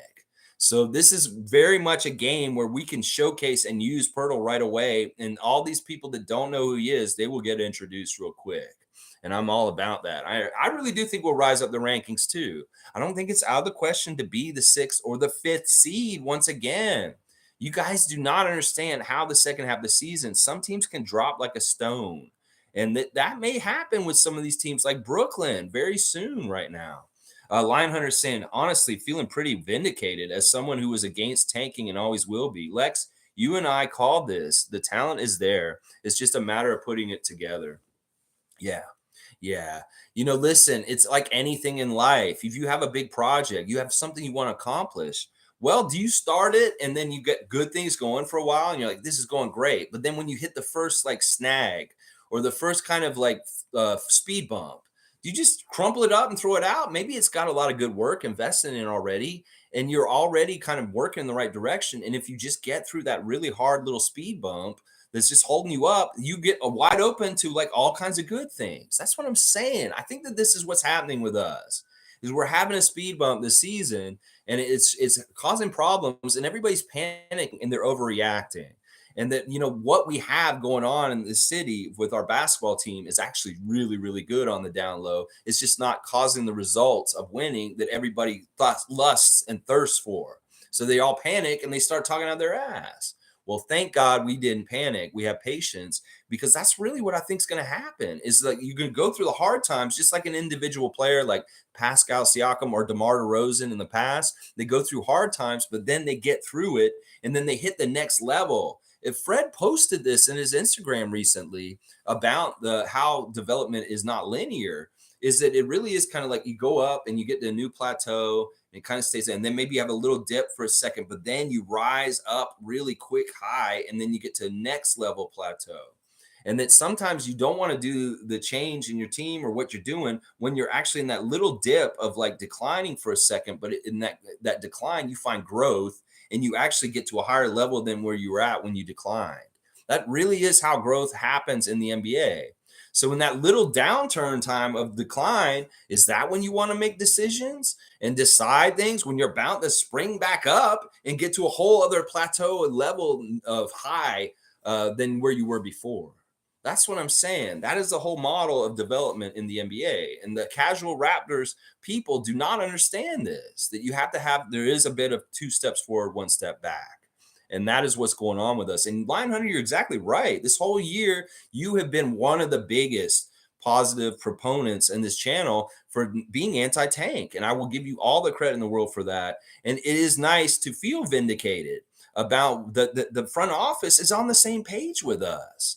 That it really does feel good because it makes you realize, you're a real one, you're a true one because you have the same ideals, the same vision, and you're in the same place as Masai Ujiri and Bobby Webster. So yeah, we're in that camp, Lion Hunter. We're real ones. We're real Raptor freaks that stuck with them through all this craziness. I know I said at times I wavered. I'm saying, well, if it makes more sense to tank and go to tanking direction in the season, sure, we should have that option. But I'm so glad that we didn't fully embrace it and go in that direction, that we really are going to pull this shit out of the mud. Watch. Nameless is saying Kessler is only going to kill us with his mouth tonight. That kind of sounds sexual and bad. I don't know. We will never be exploited down low again. Jakob is a top 10 center in the league and you get him for free. Of course he starts. I like this. Nameless is saying, yeah, he thinks he's going to start. And yeah, you know what? He's saying he's a top 10 center. Some people are trying to sully Jakob and saying, oh, he's like a top 25 center or top 20 center. No, I think you're right. I think he is like, I don't know if he's top 10. I'll give him maybe top 12 in the whole entire league. I think he is a top 12 center on the down low. And because listen, he's had a couple years accrued at that kind of level of play. He's been a double-double for a lot of these years he's been gone from Toronto. He's not really a scorer, but he can score at times. And the stat that's been on Twitter in the last 24 hours that's fantastic is his field goal percentage over the last 4 years. He's in the top 5 field goal percentage of all active players in the league. He shoots like 62% from the field, y'all. So it's like, look, y'all are saying, well, we needed to improve our shooting. Well, technically, this guy's the 5th best shooter in the whole entire league we just got. So in some ways, that is on the down low kind of helping our shooting because you just got a 62% shooter. He may not shoot threes, but he does make a high percentage of his shots. So in some ways, we did improve our shooting because we got the 5th. Statistically, he's up there with Jared Allen. Jared Allen's the number 1, but Jakob is number 5. Out of all the players in the last 4 years, he has the 5th highest field goal percentage. That's what I'm saying. These are hidden things that people aren't talking about. Forgetful saying YUTA was clutch last night in the 4th quarter, helping advance the Raptors' cause. DeRozan helped as well by complying with his rest. Sadly, the Suns didn't rise in Atlanta. Yeah, DeRozan didn't have a good game last night for the Bulls. And YUTA and Joe Harris killing it off the bench with threes. They hit 10 threes between the two of them. And that really was a huge difference in why the Nets beat the Bulls last night. It wasn't Cam Thomas. It wasn't, Spencer Dinwiddie was their leading scorer, but it really was YUTA and Joe Harris off the bench hitting threes. And it was a great game for YUTA because his parents were over from Japan and able to watch him play very well in front of his parents in the game last night. You go, Yuta Watanabe. We love you. And good job beating the Bulls last night and helping the Raptors in the standings. Yeah, Scott B., I seen you in the chat for Masai Ujiri's press conference and you calling out people. I love it, Scott B. You go tell them what's up. Wayne is here again. Good to see Wayne for another day in a row. We need to tell TSN and Sportsnet analysts to stick to hockey. Go give advice on how to win a Stanley Cup. Will Lou, his sidekick, and Blake need to understand you don't trade champions for non-entities. Boom. Wayne, once again, had out the park kind of comments yesterday, and this is a good one because I think this is true. This is part of the problem with the sports media in Toronto. It's so heavily Leaf kind of like people that have the mentality around the Leafs and the way that they cover the Leafs, and they like to pick apart things in the team or be very critical. They like to also like be very jaded and cynical. Like some of the shit that the media people are saying this morning is crazy because they should know. They're professionals. You guys are fucking idiots. Do you not know who Jakob Poetle is? Do you not know that the Raptors have needed a center for like 2 years? Do you not know that Masai Ujiri doesn't like do moves to make fuck ups and that we are a good team and that y'all have questioned him in the past and everything has been fine? It annoys me. I have stopped following certain people on Twitter recently because of their reaction of this trade yesterday and what happened. Eric Kareen specifically, because he's on this tirade about how the Raptors have failed the trade deadline with his content right now. It's like, fuck you, Eric Kareen. Who are you to know? You're not smarter than Masai Ujiri and Bobby Webster. I think they know what they're doing a little bit better than you. And the fact that you're judging them so harshly for not doing enough during this trade deadline. In fact, you're saying that they had leverage and they had the opportunity to make some big waves and they didn't take advantage of it. Well, maybe they almost did, or maybe they looked into it and it wasn't actually there. You don't know what happened yesterday, Eric Kareen. So stop talking out your ass. And you're losing followers and people because you're just being negative and you don't even have any reason to. We don't know if this trade deadline is going to be successful with the Raptors or not. We have to wait and give it some time. So yeah, Wayne, fuck all them. Turn it off. Don't even watch them. And I think you're right. They need to stick to hockey. I will listen to Stan Mitchell, even if he has an out-of-pocket, stupid-ass thing to say. I will listen to Leo Routens. I will listen to Kate Burness. I will listen to Kia Nurse. I will listen to Kayla Gray. I will listen to Sherman Hamilton. I will listen to Paul Jones.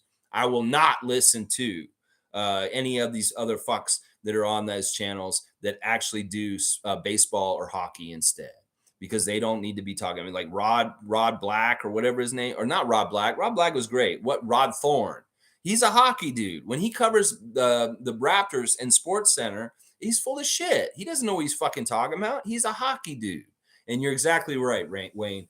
That, you know, and the thing that's mystifying me is, why is Will Liu and Alex Wong so upset in some ways? I mean, Alex Wong's not as upset as Will Liu, but yeah, these guys just need to understand, you know, it's kind of what Masai said yesterday. Fred has a championship. Pascal has a championship. OG was around and got the championship too. These guys know what it takes, and it's obvious that Masai values this, and that, you know, he who shall not be named and other Fred haters should have realized this all along.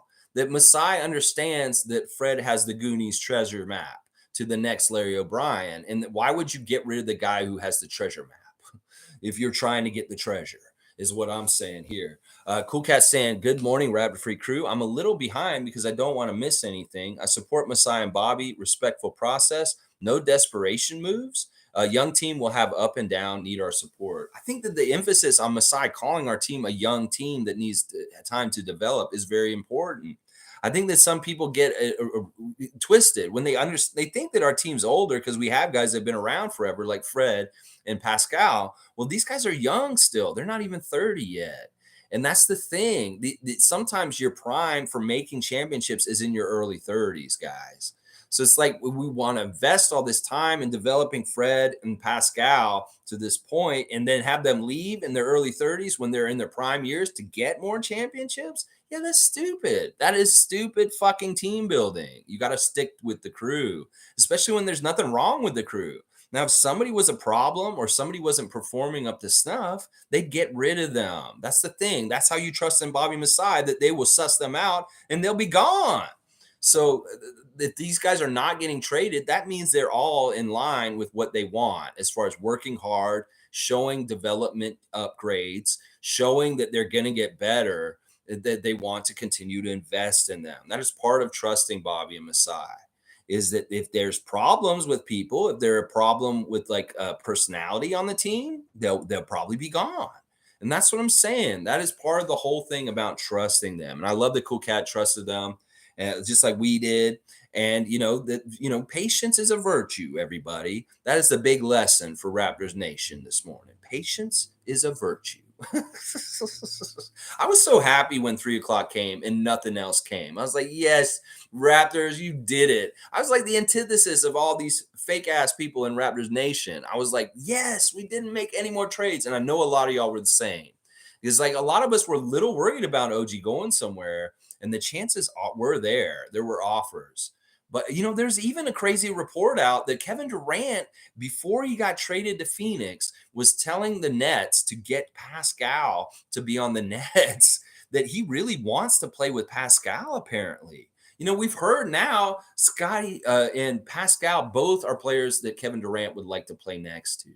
Now, Pheonix, I know you got him there, and some of the Raptor fans are seeing this report, and they're saying, well, maybe he'll still come to Toronto somehow, some way, Durant, because he's expressed that he really is intrigued about playing next to Siakam and Barnes. Very, very interesting stuff from Kevin. Right before he got traded, apparently there was a deal with the Nets that they were trying to work out to get Siakam to make Kevin happy and stay on the Nets. That's apparently something that was going down in the middle of the night that night. So, wow, crazy. Mike's saying, facts, Sue. Fans build fantasies in their own minds, then fueled by people looking money, and give them the skewed evidence to support the fantasy. And when it doesn't happen, blame the next person. Shaking my head. Yeah, I mean, listen, I want the team to win Larry O'Brien's. That's the only fantasy I have. I want them to be like the Spurs. The first championship of the Toronto Raptors was in 2019. The first Spurs championship was in 1999. By 2015, the Spurs had won 5 NBA championships. I want us to do the same damn thing. So by 2035, I'd like to have 4 more NBA championships for the Raptors. Some may say that's crazy ass talk, Lex, but that's how a Raptor freak thinks. And that is my fantasy, baby. And if anything lined up to get that to happen, that is what I'm for. So yeah, that's my fantasy. Ain't no selfish ego for me that I have to be right and get all these predictions about what the Raptors are going to do right to feed my own stupid ass ego. No, my fantasy is to get more Larry OBs to Toronto and 4 more of them by 2035, just like the Spurs did. That's what I want to do. I want to be a dynasty just like the Spurs. If we only get 2 more, that's great too. 3 championships and for 15 years, I'll take that too. We can't do it on the level of the Spurs. Any multiple championships, if we can get the 4, that'd be great. And have 5 overall, that'd be great. If we can get 3, we can get 4. Any of that'll be good for me. 2 may not be enough. I want at least 3. So yeah, that's what I'm saying with the Raptors. That's what my goals are and my fantasy is. And if your fantasy is to see Fred get shipped out of here, then I'm sorry, your fantasy is not going to happen. G saying some fans are angry more to do with their egos and they weren't right or decisions they weren't made. We need to support the team in the front office. They know more than any of us. I know. It's so silly and stupid. That's what I'm saying. This is where the line gets crossed, where you're not a fan anymore. You're just a hater. You're not somebody who actually is rooting for the team to do well. You're more rooting for yourself to do well and being right. That's not a fan. That's an egoistic person that just wants to be right on certain stuff. Listen, I'm wrong all the time, and I have no problem eating my own words and saying I'm an idiot. Trust me. And that's a big part of being able to be right is being able to be wrong. Because if you always just think you're right, then you're usually wrong most of the time. And that's just the truth of it. Nameless is saying Jakob is going to be the most impactful big man on the floor tonight. Let's bet. Can I take your money? Anyone? I could use the extra G note. So you think he will be, and you're thinking the people that are going to say no, he won't. Well, I don't know if I want to take this bet just because there's other guys in the court that are very good right now, like Precious and Scotty. And those guys may be the more impactful big men in his debut back for the Raptors tonight. So I don't know if I want to take that bet with you, but I am going to say he's going to have an impact. But I don't know if he's going to be like the end all be all. Like it's maybe that he has to be eased into our system and also just how many minutes he plays. It may not be a whole overwhelming amount of minutes. It may very well be like a little bit to acclimate him and get him oriented. So yeah, I don't know what to expect with him tonight. Is he going to start? He might, but he may not too. I think it would be smart to start him just because of the 7-footers. Why not put this new 7-foot starter center in our lineup against a starting lineup with 2-3 centers in the front of it? So yeah, I think so. G saying people complaining about contracts don't understand that they can't do blockbuster trades if they don't have players on contracts. Pay the players and match salaries when the time is right. Yeah, it's just that there's no quick fix, Raptors Nation. You guys got to stop thinking this. That, you tank and you get a really good player like Wemby. That's not a quick fix. You have to go through the years of developing him as an NBA player. You don't even know if he's a sure thing or even a way to get there. You have more sure things with people like Fred and Pascal being on your team because they've gotten there before. They understand it better. And in some ways, that is closer to a championship than tanking to get Victor Wembanyama right now. That's what I want y'all to know, that keeping Fred and Pascal on this team because they are champions and have played heavy minutes in a championship series that won in the finals to get a championship is much closer to getting another championship than losing to get a very good player in the draft. That's just the logic is you're closer because in some ways you're saying you want to dip down and circle back. Well, we're on our way up, and maybe it's not as fast the going up, but we're not dipping down real far and possibly getting trapped in the mud like the Sixers did when they tanked and having a hard time to come back up like a Pheonix. We are just going to go ahead and go up and not care and like fuck all that noise about tanking to get better because it doesn't work. It just doesn't work, y'all. Tanking has been proven not to work. It's more likely to fuck your team up for a long time. Fun guy saying absolutely disappointed. Understand cap space complicates things for next year to pay guys so can't make much trades, but not even a second round pick for some guard or something. Damn. I know you're disappointed, fun guy, and you're on that side, but it's silly. It's silly. Seriously. Like it's crazy what the media people are painting that they've hamstrung themselves this summer. They're gonna have to make tough decisions. Well, so be it. These guys are good at this. This is what MASAI does. And in some ways, by making this setup for the rest of the season like this, In some ways, Fred, Gary, Jakob, these guys are playing for a contract for the Raptors. So this is kind of motivating. This is like the carrot in front of the mule. This is like, look, you guys, we have it wide open. We have this amount of money for the summer. We may not be able to keep all three of you guys. So play your asses off this at this point. And whoever he's watching, this is what Masai said yesterday, and he will pay the person that deserves the money at the end of the year. And that's basically what he said yesterday. In some ways, that's really smart because he's incentivizing the players to overachieve to get more money. You think Gary's going to fucking play his ass off to try and stay on the Raptors and get a bag with us? Yeah, he is. And even Poetle, he would show up and be workmanlike and do his due diligence to play very hard anyway. But in some ways, there's a little bit extra for a contract year. We all know this. And that's what I'm saying. In some ways, Masai is gaming the contract years of these players to get something out of them through the rest of the year because he's holding the carrot in front of their face. So, yeah, I really like this. Now, whatever happens this summer in the offseason, we're getting ahead of ourselves and not worry about it. But Michael Grange and Eric Kareem, they're all worried about our situation for the future. Well, fuck all that shit. Larry Tannenbaum will let us get into this luxury tax. And some of the fans are realizing now that we can actually keep everybody if we really, really want to spend the money. We can. And that could still happen.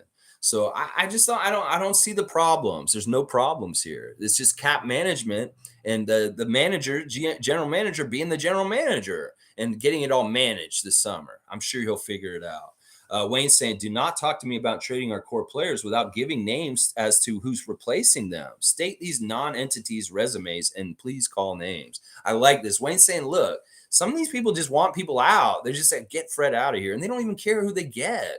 That's what I'm saying. That's how you know they're just a hater. If you actually have a real deal with like people from the other side and we can look at it and really analyze it, then maybe we can talk about whether it's realistic or worth it or good for the Raptors.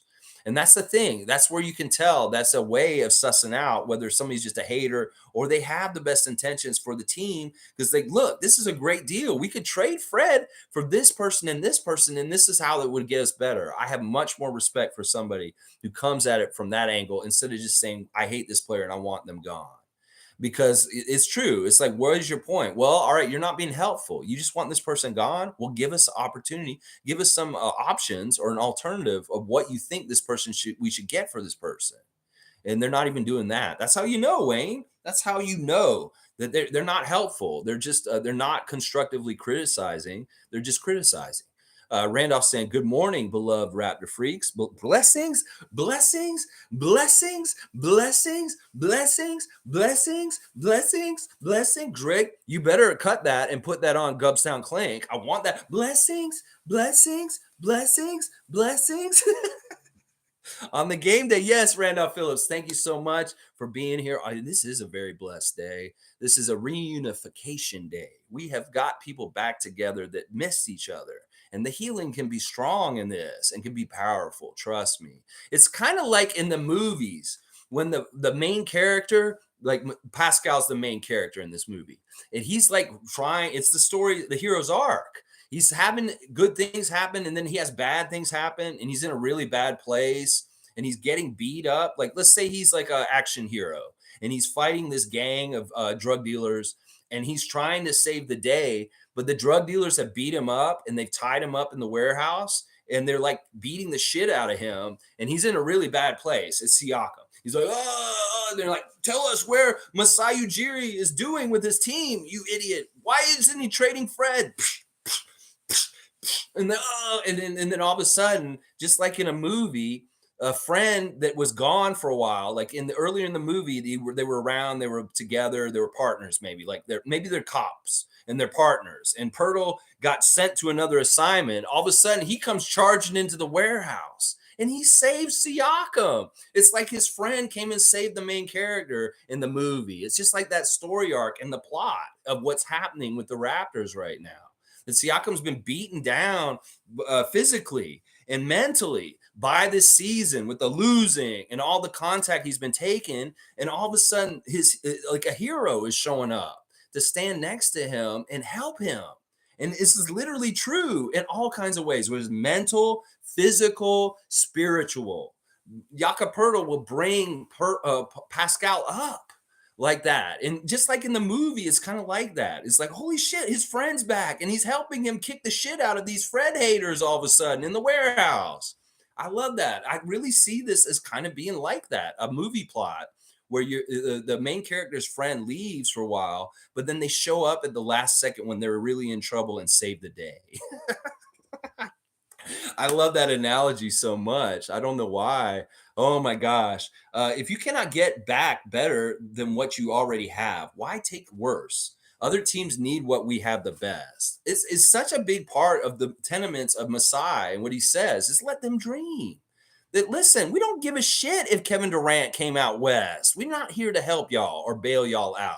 You do not get OG as like a break in case of emergency all-purpose defensive player to stop Kevin Durant in the West. That is not how it works. I'm sorry, Memphis. I'm sorry, New Orleans. I'm sorry, Lakers, or whoever the fuck was looking for or lusting for OG Anunoby. That's not on us. We love OG, and he is very good for our team. Just because y'all have defensive needs doesn't mean we need to fulfill them for you. What do you think we are? A farm team for the rest of the league? Fuck that shit. We develop our good players and we keep them because we like to take the spoils and good things from their development as they get better and better. We didn't spend all this time developing OG Anunoby just to ship him yesterday to another team for assets and shit to develop over again on top of it. That's all the work. You think that we are going to let you take all the hard work we put into OG Anunoby and you can just fly and get all the good, reaping all the rewards from it? Fuck that shit.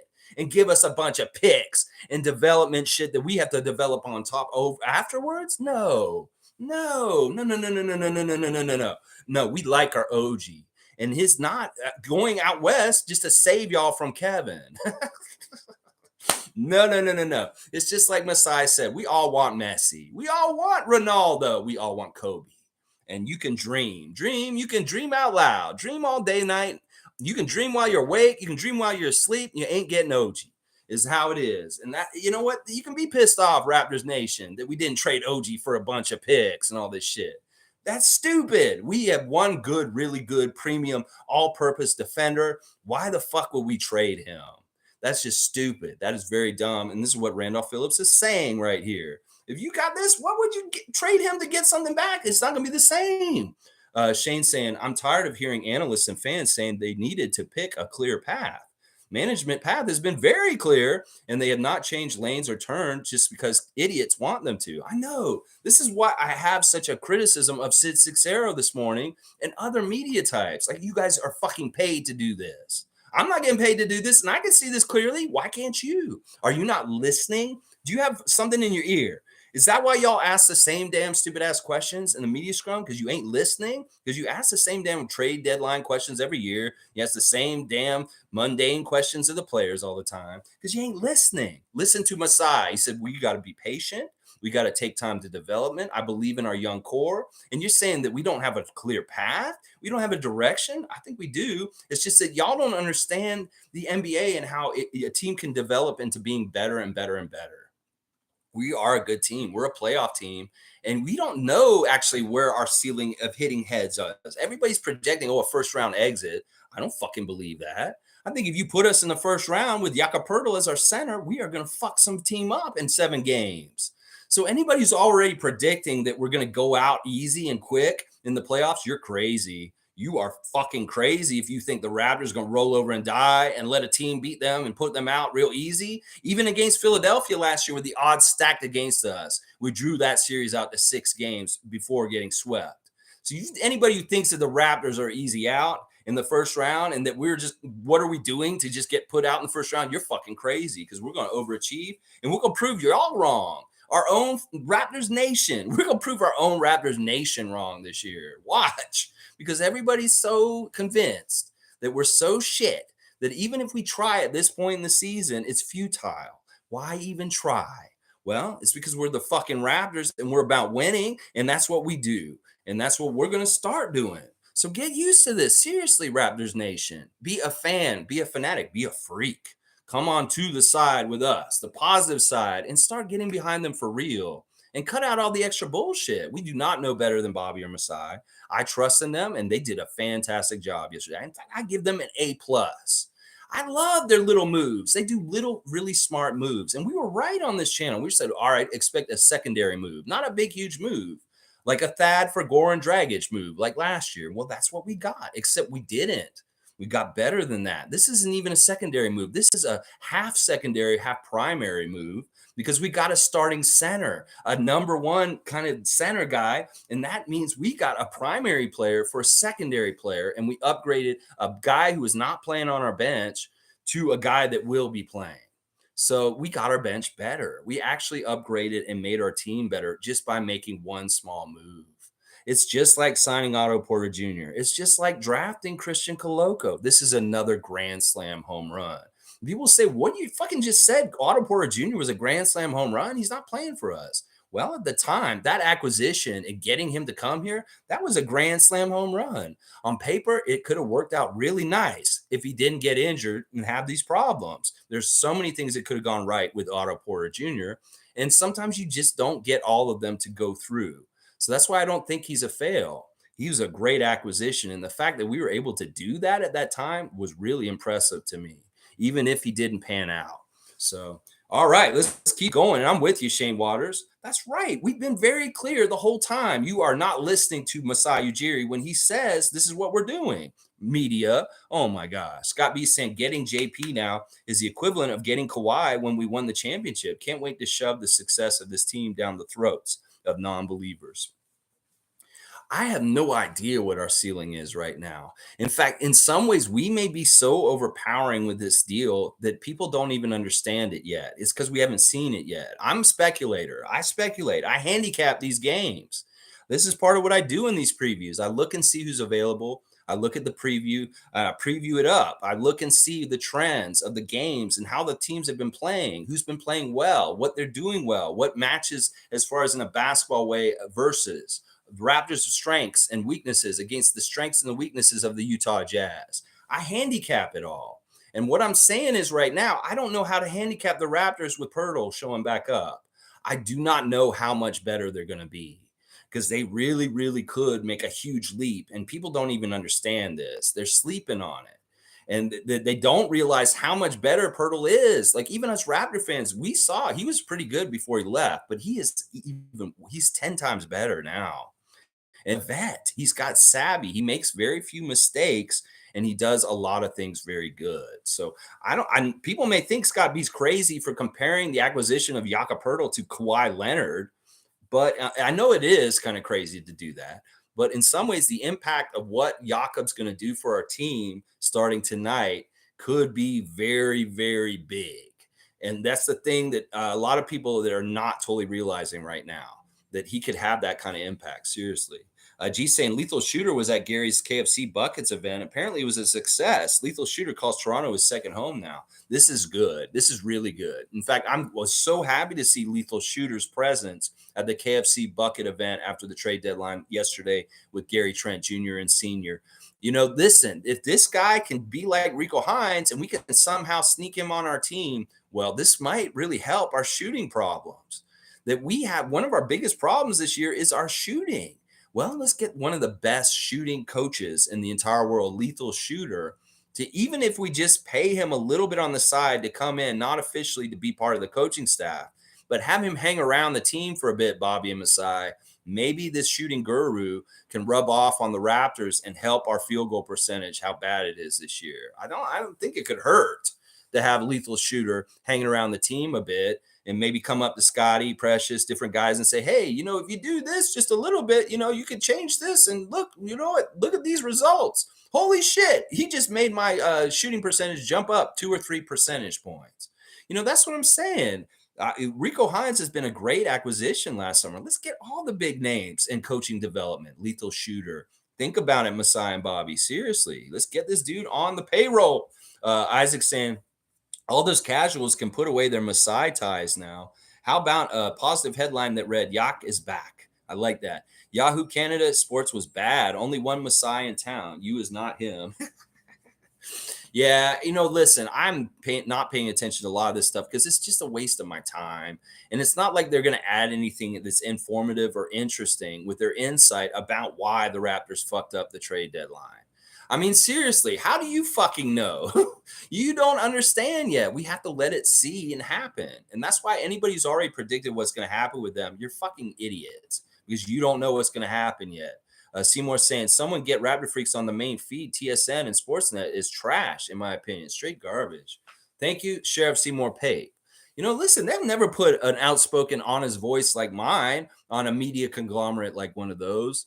No, I tell them why exactly not to watch those channels on their own channel.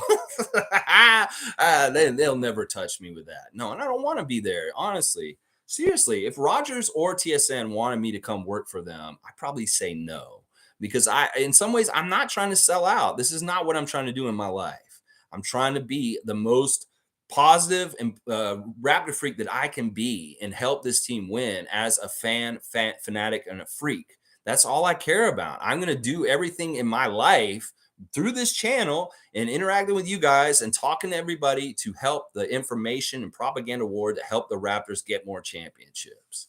And that means whatever, fighting our own people, fighting the other people, fighting the U.S. media, fighting the hockey media, fighting whoever the fuck.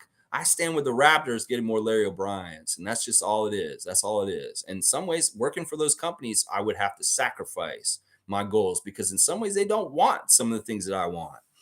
Mike saying, Masai understands the NBA player market from the scout of the players from way before draft and through the league. You know, one of the things Masai tipped his hat on yesterday was he is very, very much, and we knew this, paying very close attention to draft classes. That he looks at each draft class, and from the sounds of it yesterday, and this is what some of the media guys were saying, that they think that Masai's not impressed with this draft class as much as everybody else is. It could very well be that Bobby and Masai are kind of looking at, all right, there's Wembayama, there's Scoot, and there's maybe a couple other guys that are really premium at the very top. But they're maybe looking at the chances, and then after that, there may be a huge drop off, and that they may be like, you know what, there's no point in trying to be in the lottery, in the late lottery, because it's not that good, and we could just get something as good like in the 20th pick later in the first round. So it's kind of like that. It may be that they're very in tune with the levels and the tiers of good players in the draft, and that they're calculating how good a chance they could probably get Wembayama or Scoot, and how good a chance, and calculating it all. And they're like, you know what? We need to just go to win and fuck all this shit. We should not be trying to do this to get them, because the draft is not actually set up in a tiered way that favors us trying to get in the draft higher or do this. He really didn't sound impressed with this year's draft and what he said yesterday. And then in some ways, he's kind of taking a pass on this whole buzz that everybody else has about it. He's kind of like, yeah, whatever, Victor, whatever. It's kind of how he felt yesterday, I think. It's very interesting. Cool Cat saying, with the popularity of our team, we have lots of polarizing opinions. Now we know why Nurse has not been playing Khem, to make sure he didn't get injured again after he recovered. You know, some people in our fan nation were saying this already, and I was kind of like, you know what, that kind of makes sense. Well, it seems like they were right, and I can get behind that. That part of the reason why is, I think somebody in here was saying this. They're saying we're not playing Khem because we want to trade him, and we're worried about hurting him.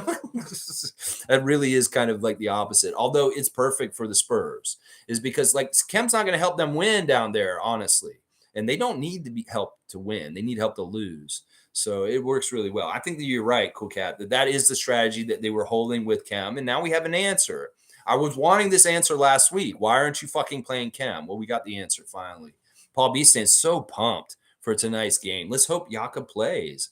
I think the chances of him playing are pretty good, but they have to do with Khem Birch's physical. As long as Khem Birch passes his physical, then he can play tonight. It's about clearing the paperwork and stuff. He's not technically allowed to play yet, but sometime this afternoon, I think YUTA should be cleared to be able to play for the Raptors tonight. They're expecting this. They fully expect YUTA to play tonight. Just so you know, Paul B. So they're planning on it. So we'll see. Hopefully he will be playing. If he doesn't, then we'll probably know it has something to do with Khem Birch's knees. G saying, apparently KD wanted Pascal on the Nets, and when that didn't happen, they did the trade to the Suns. Could just be a rumor, but sounds about right too. I will believe it, because it's something that favors us. It's good for us, because it shows that KD really has a respect for Pascal and was intrigued in that. You know, we did hear him talking about wanting to play with Scotty last summer. I really do think it's true that he was pressuring the Brooklyn Nets last summer to come to Toronto. He really, really was. And when we would not deal with Scotty Barnes going towards Brooklyn, then, they said no. But it's very interesting. One of the cool things about the Kevin deal is very interesting is that this ownership in Pheonix is very much different than the Sarver ownership. They have come in and signaled that they are going to be opening up the pocketbooks because they spent money in a way to get Kevin Durant that the Phoenix Suns wouldn't have done last week when they were under the old ownership. That's the thing. This Matt Ishiba or whatever his name is, the new owner, he came in and made his mark right away. He basically said, yeah, we're getting Kevin Durant, and I don't care. I'm opening up my pocketbooks. So this is going to be interesting, this new era of ownership in Phoenix. They've really signaled something new by getting Durant in the first 24 hours of being the owner. Very crazy, very interesting. Nameless is saying, we just imported an instant culture and hierarchy of leadership. Jakob consolidating with Pascal, Fred, and OG. MASAI is so smart. He's leading an organized think tank with a brain trust like us here. Honestly, I do think he checks in with us. I think somebody in there is checking in on us, maybe us specifically, because they do realize we're the real ones, that we do kind of have their best intentions at heart ourselves, that we're on the same page as them. And that in some ways, it may be a really good place to just come and hear what we're saying and what we think about things. And that they're smart. It's true. A think tank is a hive mind. And if you have more brains thinking about one subject, you may get more, interesting endeavors or innovation because so many different people thinking about one thing, we can all together come together and have really good ideas. So I would bet you money they're smart. And if they're paying attention to everybody in scouting around the world and with scouts and talent and stuff, they're also maybe listening to us and what we want because it's a product they're trying to sell to us, Raptors basketball. And they may want to hear what we care about and what matters to us. So I think there are ears to the ground, seriously. And that, we may have more of a voice in things than we think. And I'm okay with it because, listen, trust me, MASAI, because I have the best intentions for the Toronto Raptors to win more. And if you want to hear what we have to say as fans, come here, please, and listen to us every day, 9:30 a.m. Eastern Standard Time. But I agree, Nameless. I mean, seriously, that's why we have a segment on this channel called the Thursday Think Tank, because we are coming together as a hive mind to think about the best things for the Raptors' future and kind of thinking and planning and stuff. We did them all the time last year. Maybe we're going to have a think tank next Thursday when the All-Star break starts. Thursday Think Tank next week. And you know what it's going to be about? It's going to be about what just happened yesterday and the direction of the Raptors. Are we rudderless? Are we stupid? Are we crazy what we're doing? And I'd like to invite some of the people that think that we are in bad shape and what we did was wrong, just to have a good discussion in that chat next Thursday about whether the Raptors are going in the right or wrong direction. In fact, that's what I'm going to title it. Do you think the Raptors messed up in the trade deadline? Well, let's talk about it next Thursday. Thursday Think Tank, Raptorfreak channel. We'll be doing that. Yeah, it's going to be fun. Seymour saying Malik Beasley was smashing Scottie Pippen's wife. Now he's teammates with Scottie Pippen Jr. Laugh out loud. I'm glad you brought this up, even though this is tabloid and silly and kind of just a secondary kind of thing. But this is true. Now, Larsa Pippen has made the rounds, let's just put it that way, since her and Scotty got divorced. And yeah, she's humiliating him different ways. I know at that point when we won the championship, she was dating Moreland on our team, Eric Moreland, who was a backup center. He was like our third center. He barely played that year. And meanwhile, while we're winning a championship, he is seeing Scottie Pippen's ex-wife, Larsa, one of the Raptors. Well, she's moved around and she's seen different people. In fact, she's been connected to Michael Jordan's son, which is even weirder that Scottie Pippen's ex-wife was dating Michael Jordan's son. All this kind of weird stuff going on with like this. All right, don't talk about his mom with Scottie Pippen Jr. I think that's maybe somebody you don't want to talk to him about is his mother, because he's probably is a little bit embarrassed by her and some of the things she's done. But hey, it's her life. She's an adult. She can do whatever she wants also. But yeah, this is interesting. Now, bringing up Malik Beasley is good because he was involved in the last Utah game and he played pretty good for them. Well, he's gone. He doesn't play for them anymore. Him and Mike Conley are gone, along with Jared Vanderbilt. So there's 3 Utah Jazz guys that won't be there this time. Daddy Gates is here. Good to see him. Callie is here. We've been crying for a center. Well, for finally we got one. Plus kept our team. What's not to be happy about this? Excited to watch the game tonight. Yeah, Callie's exactly right. We were crying out for this. We got what we wanted. People are still upset. Seymour saying, I can't call no man daddy, but Gates. What are you talking about, head scratcher? Okay, so Daddy Gates is upset about what happened yesterday. This is who we need next week. Daddy Gates, please come back next week for Thursday Think Tank, and we will discuss why you're upset with the trade deadline. Now, I may be too late next week because the secret will be out that it was a very good trade because Jakob's going to absolutely destroy Utah and Detroit and Orlando before then. But we'll see. We'll see. If there's any dissenters and have negative feelings about the trade deadline, seriously, I want to talk this out with y'all next Thursday. We're going to talk it all out on the Think Tank because I think this is an important discussion to mend fences within the Raptors Nation of different fans that are like, whoa, what the fuck is this trade deadline? This is bullshit. So we'll have to see. We'll have to see. Mike saying he kind of explains the getting a center issue was timing and other changes and other deals were happening. And the center that fit deal was about 2 teams agreeing on assets or something. Yeah, I think this is true. I think that the Spurs are a very friendly team to deal with us, and that there are a lot of teams that aren't friendly to deal with us in this league. And it could be partly the assets that are available. You know, Jakob was very highly prized by the Spurs a couple years ago. There was no way you could have traded him away from that team. Well, in their downturn, in their tank now, this is very much the case that they had a fire sale and he was available. And that's probably partly the timing specifically with Jakob Poetle, is that he wasn't available from the Spurs in years past, but he is now because it's the Victor sweepstakes. And that we couldn't have gotten him 2 years ago when we were in Tampa because the Spurs very much valued him then, and the price tag would have been way, way higher. That's another part of it. Is really smart about Masai is he reacquired Poetle without paying a crazy ass price like he would have 2 years ago. He really got him for the cheap because back then we would have had to trade a good player for him. Trust me. So yeah, this is really, really good management and it's timing. It does have to do with timing, Mike. You're exactly right. David's saying Lex has 2 Raptors and is trying to use the second one to fleece his subscribers in fantasy basketball. Laugh out loud. Now, David, I traded Jakob Poetle. And listen, the deals that you and I, all right, we did a trading back and forth yesterday for Jakob Poetle, David Saborn and I sent many trades to his way and he sent many trades back and they were just too crazy off, way off different places. I've noticed this when we try to do deals, you and I, David, we're on very far off places that we just don't see eye to eye. Now, you may think me taking Al Horford for Jakob Poetle, I would do that. No, I don't. I have a no Celtics rule on my team. Even if I respect Al Horford as a player, and even if that's a good, straight up, fair deal, I hate the Celtics. I cannot stand them enough so much that I will not take Al Horford in exchange for Jakob Poetle. I'm sorry. So I ended up trading Jakob Poetle to Tom for Clint Capella. The deal's already done, David. The trade is done. I do not have 2 Raptors on my team, so I'm not breaking any rules anymore. And Tom will have his Raptor on his team be Jakob Poetle now, and I will be getting Clint Capella. I sent 5 deals out. I sent a deal to Kareem. I sent a deal to Greg. I sent a deal to you. I sent a deal to Tom. And I think the other person I sent a deal to may have been Omari. It was everybody who didn't have a Raptor on their team I was sending deals to. Well, the first person that took the deal got the deal, and that was Tom.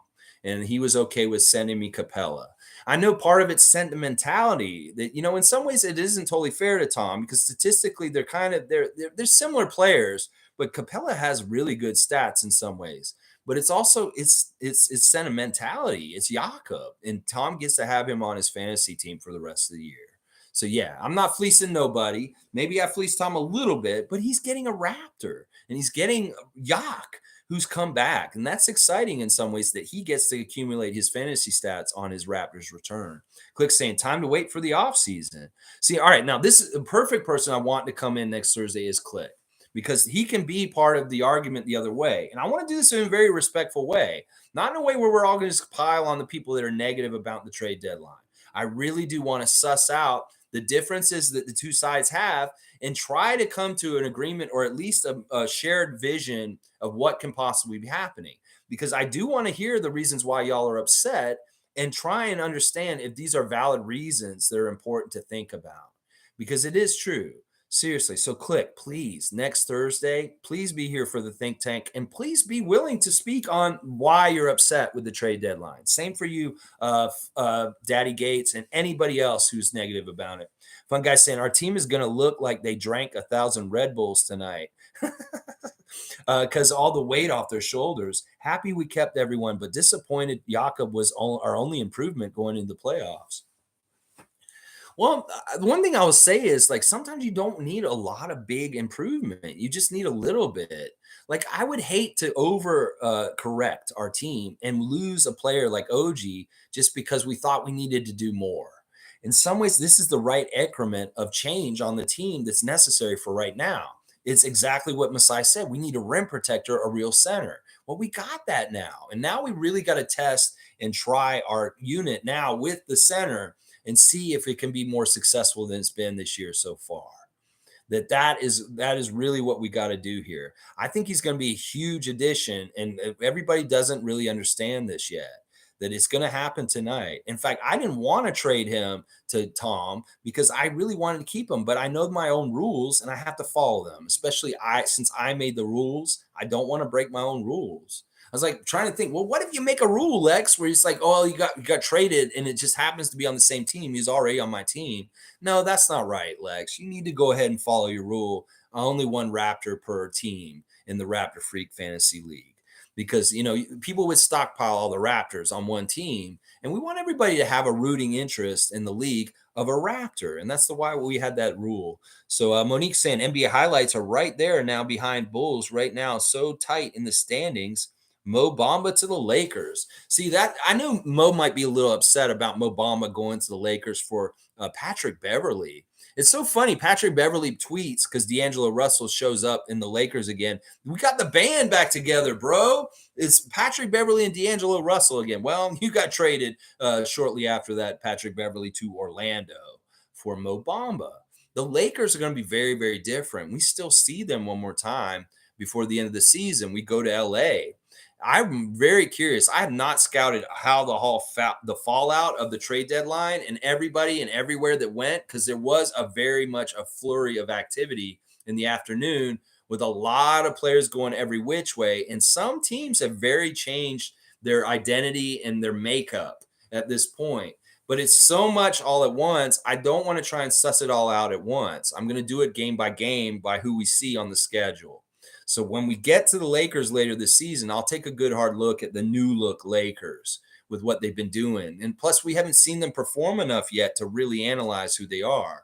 So it really is going to be a game-by-game thing. And today it's Utah. Russell Westbrook, Juan Toscano Anderson, and Damian Jones will not be in Toronto tonight because they are not going to be here in time to play against us tonight. Just so y'all know, there will be no Russell in a Utah Jazz jersey tonight. So we will be playing them without him. Scott B saying, laugh out loud, click. Ridiculous statement. If you don't see how huge JP is going to be for this team, you don't want to see it. Huge addition. I guarantee Raptors make noise in the playoffs. I'm with Scott B. I'm very much leaning towards this. I'll put my credibility on this, that I think we're going to do better in the playoffs this year than we did last year. I'm going to say that right now. I'm going to make that prediction right now because Jakob showed up. We are going to get past the first round, and it's going to make a lot of people's heads explode. Trust me. Isaac's going to say, if you think Masai is going to dissolve our core to meet a trade deadline in the middle of the season, then you ain't a fan of the Raptors. End of story. Yeah, I mean, seriously, he doesn't do anything desperate. In fact, he doesn't like that there's a time limit, that there's 3 o'clock deadline. He doesn't want to be pressured by an arbitrary time on the clock. That's why he said something like yesterday. He's like, well, anything I could have done today, I can just do in the off season. He's like, he's not a slave to the clock. He is a master of time. and he does things in his own time. He doesn't need to be frazzled or, oh, 3 o'clock. Oh, Masai, please trade me OG right now, please. No, you can dream. You can dream, Memphis. That's exactly what's kind of going on right there. Is patience, and he doesn't have to live his life by the clock's rules. That's why he thumbs his nose at the trade deadline. He does look at the trade deadline as an opportunity to get someone like Jakob Poetle, but he doesn't look at it as a desperate time to make a move like a lot of people are thinking it is. It's crazy. Let's see. MSJ saying the Poetle move. This will also allow Barnes to shift off the need to rebound for the team and play the point forward role and try to become Magic Light out there. And I hope get his assist numbers to 10. Ooh, I love the sound of what MSJ's laying out here. Yeah, this is true. Like the burden of the center duties has really been falling on Scotty's shoulders primarily, followed by OG and Pascal and Precious. And it's not fair to these guys. They're playing out of position when they play center duties. Well, we got that guy to take those duties now. And who knows? That's the thing. Poetle doesn't just add by what he adds himself. His presence adds things extras to guys on our team already. That Fred will be better, Pascal will be better, and Scotty will be better because Poetle is out there with them. Trust me, he's that kind of guy. He makes everybody else on the team bump up and play better because he's there. And that is a big thing that people are underselling about this deal is that we're not just improving because we got the center. He's going to make guys that are on the team already better themselves. Fred is going to be a better player with Poetle out there. Trust me that him and Poetle have a lot of time already doing pick and rolls, and he is really good at helping Fred get open. So we're going to see Fred get a lot of open threes, and hopefully he'll be nailing them. And Pascal, like I said, he's going to have a protector. And then Scotty will have another big guy out there fighting with him when he's fighting other people. We will have more muscle. This is a big deal, y'all. Let's see. And I love the idea of Scotty getting 10 assists. I was telling him this summer, I was like, dude, if you can get like 8 to 10 assists a game, that'd be fantastic. But it's not absolutely essential. But he may be able to get closer because of less duties down low. Cool Cat saying Masai is the example of accountability around the center. That is the roadmap for others to take accountability as he outlined the issues he saw as well. I mean, the transparency and the openness in Masai Ujiri yesterday, I don't understand how anybody can be mystified about what we're doing. He's very plainly telling us. And not only that, he's telling us about the system of accountability in the team. And that should make people feel better. Because it's like, okay, look, he was casual about the deadline. He didn't do as much as y'all thought, but he also expressed to y'all that he is holding people accountable and he's paying attention and that it does really matter that we win.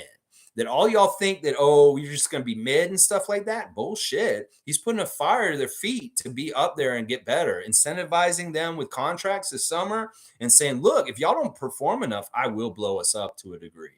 So listen, he is making it very much environment for the Raptors to want to win. And that is what he says. And it's like, I take everything that Masai says for what he says because he's very clear. He doesn't say sarcastic shit. He doesn't joke around. He says exactly what he means. And y'all need to listen more clearly. Media people that don't understand our path right now, you need to listen to him. David's saying February 9th is over. Click, but it's not over. There is a plan. Masai made a good point. It's better after the season. You have 29 losers and 1 winner. Mid-season, everyone thinks they can win. This is so true. This is so true. You know, at this time, the trade deadline is really for desperation. It's for people that are super, super desperate. And they're like, oh, I need something to move right now. Oh, my gosh. Well, Masai doesn't want to be that dude.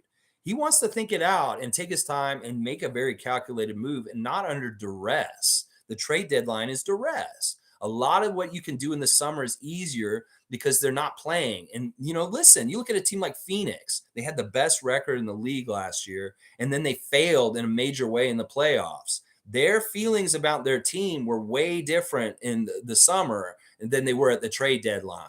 And you could get trades easier from them after they had a failure in the playoffs at the end of the year. And this is basically what Masai's saying. A lot of people right now are playing to win because we all have a chance to get a championship right now. And after it's all said and done, Well, a lot of people will find failure before the end of it, and they may be more willing to be a trade partner at that time. And I think that's really what it's illustrated here by David and what Masai was saying yesterday. And I appreciate it. Logical saying Masai isn't into heavy ISO ball. He builds to have a balanced offense, and Masai is too high class to say injuries were the issue in the team growing together. You need the team playing to grow. Yeah, yeah, it's true. And I love hearing this is another thing that I really loved hearing from Masai is that he recognizes that selfishness has hurt our team this year, that we need to play more as a team together and off of each other. And this is something we've been crying out for on this channel all year. And I'm glad to hear it from the top of the organization coming down to them. And that he really does talk a lot to Nick Nurse about what he expects and what he wants from them. But he also says he's really happy with Nick. And once again, Nick's mantra is he wants to do whatever it takes to help the Raptors win. Well, Nick Nurse is doing that in a way that Masai is happy with. So everybody wants Nick Nurse fired. He also signaled that he is very much happy with Nick Nurse and the job he's doing for all you Nick Nurse haters. That he knows that Nick is doing everything he can to help them to win. And that he also said some of the losses that we've had this year have been just kind of weird losses, and that you can't hold that totally against Nick Nurse. So he gave a vote of confidence in our coach also yesterday. And that was really, really good. I'm glad Masai did that because there is a contingency of people that want Nick Nurse fired.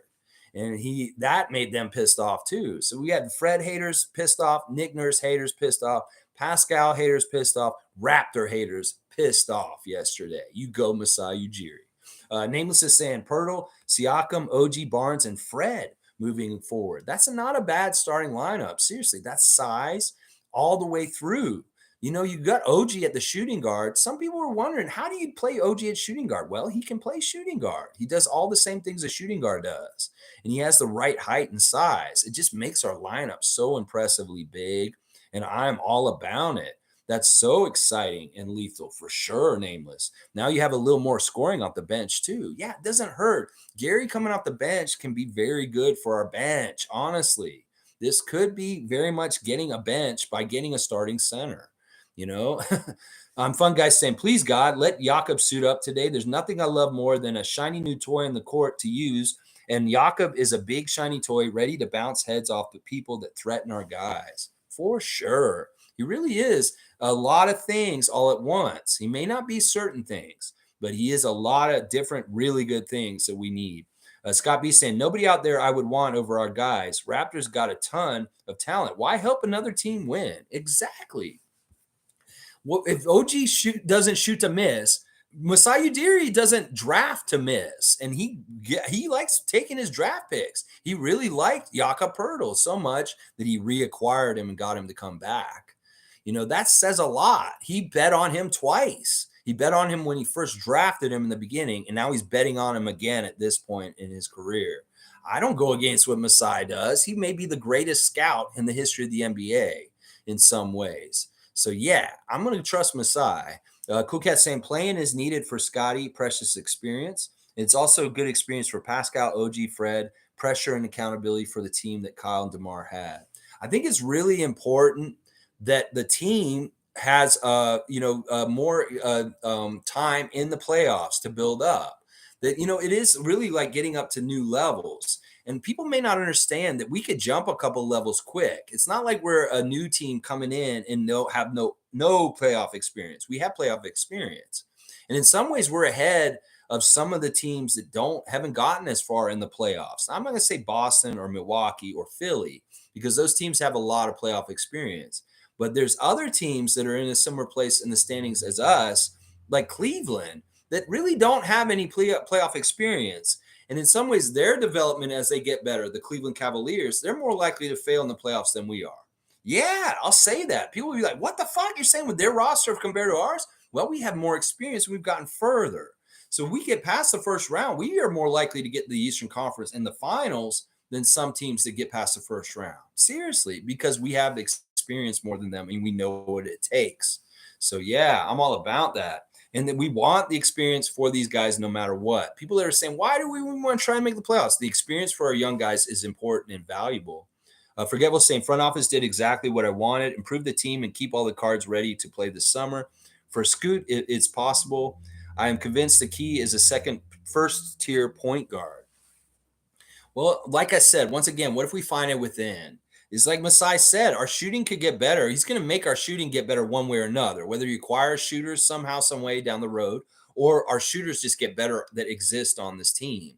And that's something I've been trying to tell you all along. He said it yesterday. It's like, look, Scotty and Pascal can become better shooters, and that will make a huge difference in our shooting outcomes and our field goal percentage. That it just those guys, they get more high volume and they shoot a higher percentage. Boom, we're a better shooting team. So, I'm really glad they stuck them all together. Now, as far as the keeping to doing something for a second tier backup point guard, I think that we got our point guards. Pascal and Scotty are our backup point guards. Now, Malachi is the traditional backup point guard, but he's not totally dependable. So I like the idea of having Fred be the starting point guard, but Scotty and Fred are really kind of the backup point guards on the down low. And in a way, it could be actually that Jakob is in some ways a backup kind of playmaker also, because he has that in him too. Troy Henry said, I was watching the American halftime show and they were talking about the Raptors and how much talent we have. We just need to put it together. And I think we're damn close to it now. That's what I'm saying. We're so damn close to it. Why would we blow it up now and fuck up all the work we've already done? And I don't think there's enough people that see this and understand how close we really are, because they think we're so much further away because of the way the season's gone compared to last year. And they really don't understand how close we are. We are very, very close right now. And I love it. Oh my gosh, everybody's here. Okay, Greg's here. Good to see Greg's here. It jumped way, way, way ahead. Way, way, way, way ahead. Holy crap. All right, you know what? I'm going to take a break from the comments. I will get to everything happen, and I will definitely get to things like what everybody said.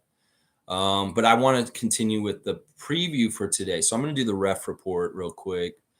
Because, wow, you guys have really gone off, and I love seeing everybody's name in here, and I will make sure I get to it. All right, Troy Henry was the last one. Honestly, we do have a lot of talent. In fact, I think our team's way more talented than it was before the Kawhi trade. The playoff teams that DeMar and Kyle had are not as good as our team right now. And we're going to be maybe not as good as 2019, but we're going to be closer to 2019 than those Kyle and Lowry and DeMar DeRozan years. I'm going to tell you that right now, because we just have too many good players at the top. We have like 7 or 8 good players.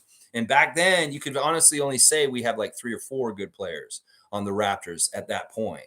So that's a big difference. All right, our ref crew for tonight, our lead official is Eric Lewis. He is from Daytona Beach, Florida. He's in his 20th year as a referee in the NBA. His favorite TV show is Martin, starring Martin Lawrence. His favorite movie is Which Way Up. His hidden talent is drawing, and his favorite meal is lasagna. So, Tom Duke, get that lasagna ready for Eric Lewis. He is our lead official tonight. He played basketball at Bethune-Cookman College and Daytona Beach at Mainland High School also. So, Eric Lewis is our first ref. He wants lasagna, and he is our worst record of the 3 refs. We win 47% of the time. We lost the last game Eric Lewis refereed for us. And the Jazz win 55% of the time under Eric Lewis. So he actually favors the Jazz, guys. I don't like that. Eric Lewis, the lead ref, favors them. Our second ref is JB DeRosa. He is from Kentucky. He now lives in Canton, Ohio. His favorite TV show is The Big Bang Theory. He likes the movie Kingsman movies. His favorite musician is Kenny Chesney. He would like to play golf at Pebble Beach, and his hidden talent is cooking. He is the son of former NBA official Joe DeRosa, and he began refereeing in recreational leagues in Canton at the age of 13. So he's been a ref since he was 13 years old. He's also a really good track and field athlete in high school and college. His meal is salmon and risotto. So get JB DeRosa a salmon and risotto, and we got a lasagna for Eric Lewis. JB DeRosa is the only ref that favors us today. He is our friend. We win 57% of the games that he refs. We won the last game that JB ref for us. And The Jazz win 50%. So 57-50 is the split with JB DeRosa. He is the only one out of the three that does favor us, just so you know. Jonathan Sterling is the third ref. He is the ref that is married to Lauren Holtkamp Sterling. He is from Hampton, Virginia. He now lives in Atlanta. His favorite TV show is Chappelle's Show. He likes the movie Coming to America. His favorite musician is Drake. And we are playing in Toronto tonight. So who knows? Maybe Drake will show up and sit at the sideline. And maybe Jonathan Sterling will get us a little starstruck and help with the calls with the Raptors because Drake's presence. Who knows?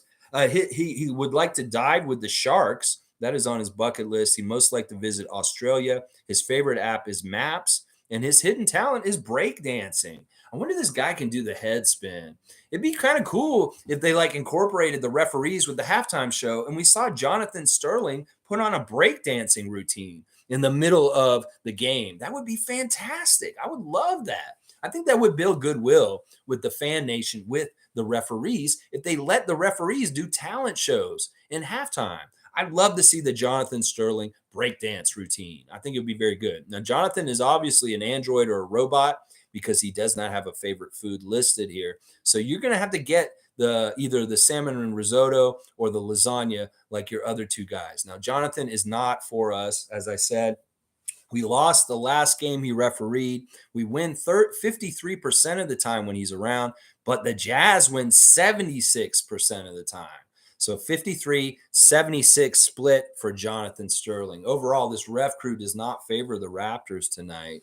But I think the confusion of the trade deadline with the Jazz roster may very much be the factor that helps us overcome this and wins this game tonight. I feel very strongly the Raptors are going to win tonight, and we're going to extend to a 4-game win streak tonight against the Jazz. We need to jump on them while they're confused and trying to figure things out. They don't have these new guys showing up, and they're a little short-handed with no Mike Conley, no Malik Beasley, and no Jarrett Vanderbilt. So, yeah, there you go. There's your ref report for tonight, Tom. I hope you get the food right. David's saying, oh, so you fleeced Tom. Okay, so we can have two Raptors. We just can't have a trade one. No, you can't have two Raptors. You just have to trade it. Like if you get a Raptor traded, well, it's not going to happen now. Everything's fine. You can have a Raptor. You don't have one on your team. So, yeah, I maybe a little bit of fleece Tom, but I don't think he feels like that. I think he's very happy to have Poetle on his fantasy team today. Raps Love saying, I love this team, and I'm happy we get to see this core with a proper center. You know what? Your name is synonymous with your first statement. It's kind of like duplicitous. It's like you're saying, Raps Love, I love this team. I know you do. It's in your name. But I know you really do, Raps Love. And I'm not making fun. I love it. I'm sick of Raptors fans looking at the negatives and not just being happy with the positives. Raptor fans need to stop crying. Well, let's not call them fans anymore. Let's call them Raptors Nation. Raps Love, because they're not like you. They're not Raps Love. They're Raps cynical, judgmental, and tear them down and talk shit anyway, even if things are going good. That's who they are. And that's why I refuse to call them fans anymore. That I'm making this new distinction. There's Raptors Nation. And within that nation, there's critics, there's critiquers, and then there are actual fans like us. So, yeah, let's make this distinction at this point. So let's not even call them the fans anymore. They're not. They're just in Raptors Nation, but they're not actually fans. I'm a fun guy saying I'm not that mad because I think we can still get guys off buy-off market while getting to keep our guys. My whole motive has been having more weapons, not necessarily giving our guys away. Yeah, I know that a lot of people's intentions are really good in what they're trying to say or do for the Raptors, and we just come at it from different angles. That ultimately a lot of these people that are upset about the trade deadline, the only thing they want to win Larry O'Brien's just as much as we do. It's just that they have a different way of looking at it and seeing how the process to get there is. Well, I would say trust in Masai and listen, if we're more in line with what he thinks we should do, then maybe we're more right than you guys is what I'm saying, because he's actually doing it and he's the one in charge. So I think that's the big distinction that Raptors Nation needs to make right now. It's like, listen to the leader of the Raptors and follow him in some ways and trust him. If he's wrong, if he fucks this all up, okay, call for his head down the road. But you probably won't get that either, just so you know. All right, let's keep going. And I like that what you're saying. You wanted to get more weapons. Well, getting Jakob is another weapon for sure. Nameless saying, I call him the War Poetle. like the Pokemon War Turtle. Yeah, Warpurtle. That's pretty good. That's not bad. Warpurtle. I don't mind that one. Monique likes Pirtle Power. He's going to wear 19. Yeah, this is interesting. When Pirtle was playing for us as a rookie, he was 42. He was just a number below Siakam. It's like they were set 43 and 42, and they came into the league. And I liked Jakob wearing 42, but since he's been in San Antonio, he's worn 25. Well, 25 is taken on our team right now by Chris Boucher. So Pirtle's not going to be wearing 25. That probably is the number he wanted. But he's being respectful to Chris, who's existing on this team, been here for a while, wearing 25, and he's going to wear number 19. So that's very interesting. I kind of wish Pirtle was wearing the 42 like he did in this earlier part in the career. But in some ways, I understand why he isn't. Part of it is because he wants to signify a different era of him being on the Raptors. That 42 was his rookie years and his early time in the Raptors, and this is a new time. And now, what do you think about that number 19? What do you think about that when you think of the number 19? I think about one thing in particular when I think of the number 19 these days, and that's the NBA championship that the Raptors won in 2019. Maybe the number choice by Jakob Poetle is a nod to the NBA championship that the Raptors won while he was gone, and it is an underlying goal for him to add the second championship and get his own Raptor ring of championship while he's on this team. That maybe the 19 he wears is an honor of his teammates that won rings while he was gone. I was trying to read into this. I'm like, why is he wearing 19? I said, well, 2019, maybe that's the connection. Raps Love saying, I love this team and our management seeing what was offered to us. That they did not do any trees yesterday beside this one. Trades yesterday besides this one.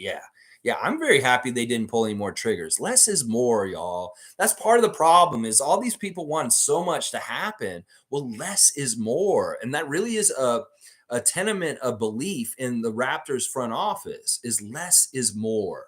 You don't want a whole lot of draft picks. You don't want a whole lot of noise. You don't want a whole lot of moves. You want to be very smart, conscious, and very deliberate with what you're doing when you're Masai Ujiri. And that it's like less is more is very much a saying that it's what's going on with Bobby Webster and Masai. And we need to think about it that way too. Less is more. Randolph saying Nets tried to get Pascal in the intervening 96 hours because KD made it known he likes Pascal Siakam, Lowe said.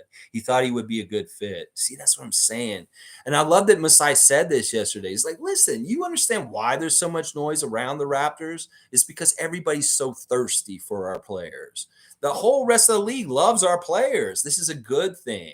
In some ways, like it's like being a very attractive person. You have so many suitors. People are like, oh, you can pick, you have your choice, or you could just be a tease. You could be a tease, just be a beautiful person in this world. And everybody's like falling over themselves. Oh, if I could just take you out to dinner, you're so beautiful. And then you'd be like, yeah, well, you can't because I'm untouchable. In some ways, that's kind of what's going on with our roster build and our players. It's so attractive to the rest of the league. But we're just like,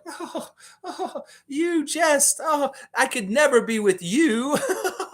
It really is kind of like that. And I like being that person in the league as a team. Trust me, I like it. It's really cool. It's awesome. All right, let's keep going. Fun guy saying, we bring Ibaka back, and that good feeling is just going to be really, really strong. This isn't totally out of the question. And this is crazy. It is.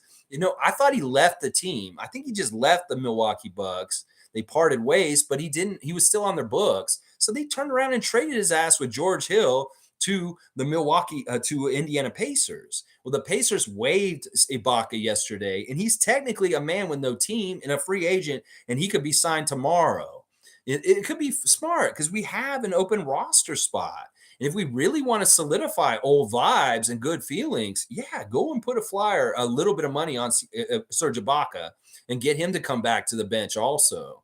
That would be so crazy. And tell you what, this is not out of the realm of possibility. We have the open roster spot, and I'll bet you the money is very little, and he would do it. He's that crazy that Serge would come back and do this, even if he's a glorified end of the bench cheerleader, mentor, leader on the team kind of guy.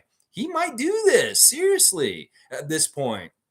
Masai, go and talk to Baca and see if he's willing to take a very minimum and come and sit on the bench with us for the rest of the year. I think he'd enjoy it. I think that because he wouldn't be playing so much, he could really work on his "How Hungry Are You" and his other projects that he likes to do, like his music, and still collect an NBA paycheck and still be involved in the fun and the camaraderie on a team that he was very much a big part of and very much loved.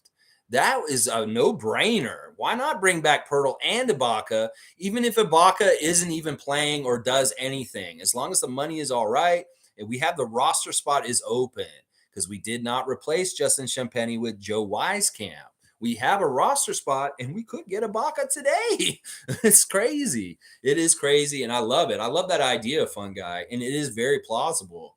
Cool Cat saying at Randolph Phillips, I was chuckling at those hating on Pascal and to find out KD was secretly trying to get Pascal to join him. Yep, that's the next star he wanted to pair up with. Yeah, isn't that crazy? In some ways, he wanted to stay in Brooklyn and have Pascal next to him more than going to Pheonix and playing with those guys there. Yeah, I could see that. I could see that. He probably did want to try and stay in Brooklyn, but he just needs a second banana that he feels comfortable and like trusts. And he gave that nod to Siakam. That's fantastic. Logical saying facts, Cool Cat. They were wrong. They've been saying Siakam isn't a great player. Well, KD thinks he's pretty good and plays winning basketball at championship level where he wanted to be. Yeah, Fun Guy saying Jakob is about to speak to the media in practice. He's going to play. All right, cool. And that was about an hour ago, so I'm sure that interview's already up. Alistair saying, who's coming off the bench? Gary and Precious. There you go, Alistair. Quick answer, Gary and Precious. Nameless is saying, it sounded to me that Warpurtle was brought in to be a real glue guy. I think they covet his passing ability and may have finally replaced Marc Gasol for the foreseeable future.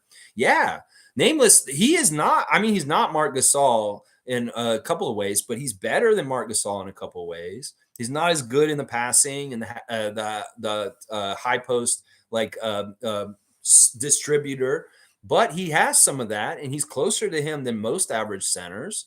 But he's way more mobile. He's way more quick. He's way more getting up and down and around, and he's a better shot blocker than Marc in some ways. So there's some differences between him and Gasol. But yes, he is finally replaced the center that left with Marc Gasol and Serge Ibaka. We could say Alex Len, Aaron Baines, Kem Birch, Freddie Gillespie, Christian Coloco. All these guys have been centers that have come to us, but this is not the same. This is an established, legit NBA center that is established. And these guys weren't established before that I just named. Mike's saying the flex action offense just got a turbo in the engine with another passer. The flex offense will be able to be run better and look like it's supposed to be with Yak. So running the bench mob plus SB and OG. I like this because in one way, Yak will just be another great screen setter, and there's so much we can play off of him just by making room, by being a big body out there.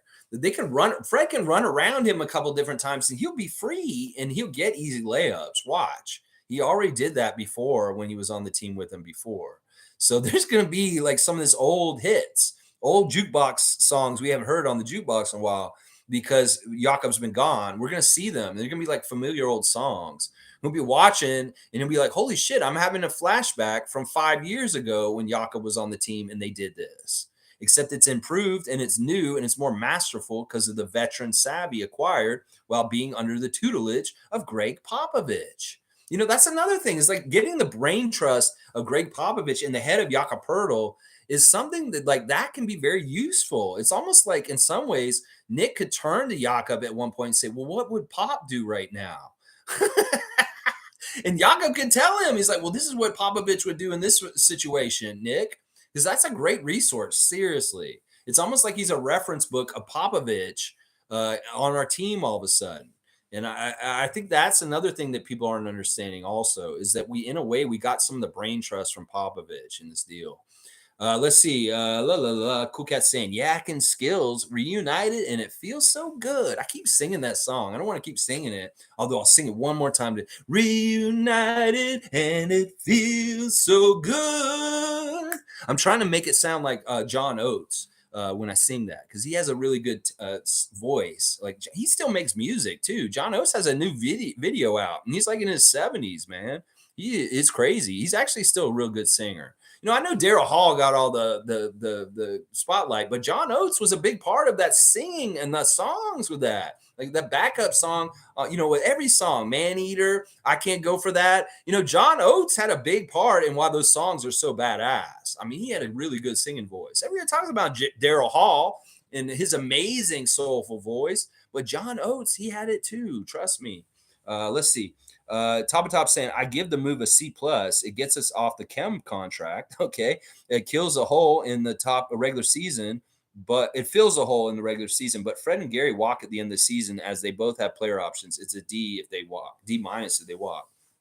Well, what if I could assure you, top, that Fred VanVleet will not be walking? I cannot say for sure with Gary Trent, but what if I could assure you that Fred VanVleet is not going to walk this summer? I could tell you almost 100%. I could tell you that Fred VanVleet will be a Raptor in a Raptor jersey next year. As much as that hurts so many people that hate Fred in the Raptors Nation, I'm going to tell you right now, he's going to be on this team still next year. That we may lose Gary. That may happen, and that may be out of our hands because of money. But I'm going to tell you right now, Fred's going to be back. That all signs have pointed this. Fred said he wants to be a Raptors for life. He's said it once again. He's under contract for next season already. So in some ways, he's implying that he may not opt out. That just because Gary opts out doesn't mean that Fred will also. That Fred may just go ahead and take the money that's on the books for him next year. And you may not even hear any noise about Fred this summer because he declined his player option. And he just said, you know what? I'm on the books for next summer for this amount. I'm going to take it. You may be like, well, that's crazy talk, Lex. Why would he do that? That means less money for him. Well, maybe he understands this team and what's going on, and he cares more about winning and getting championships than just a couple more $1 million. Because in some ways, that's what we're talking about. What does he value more? Does he value winning and being around his friends and being on a team that he likes and he knows is going the right direction?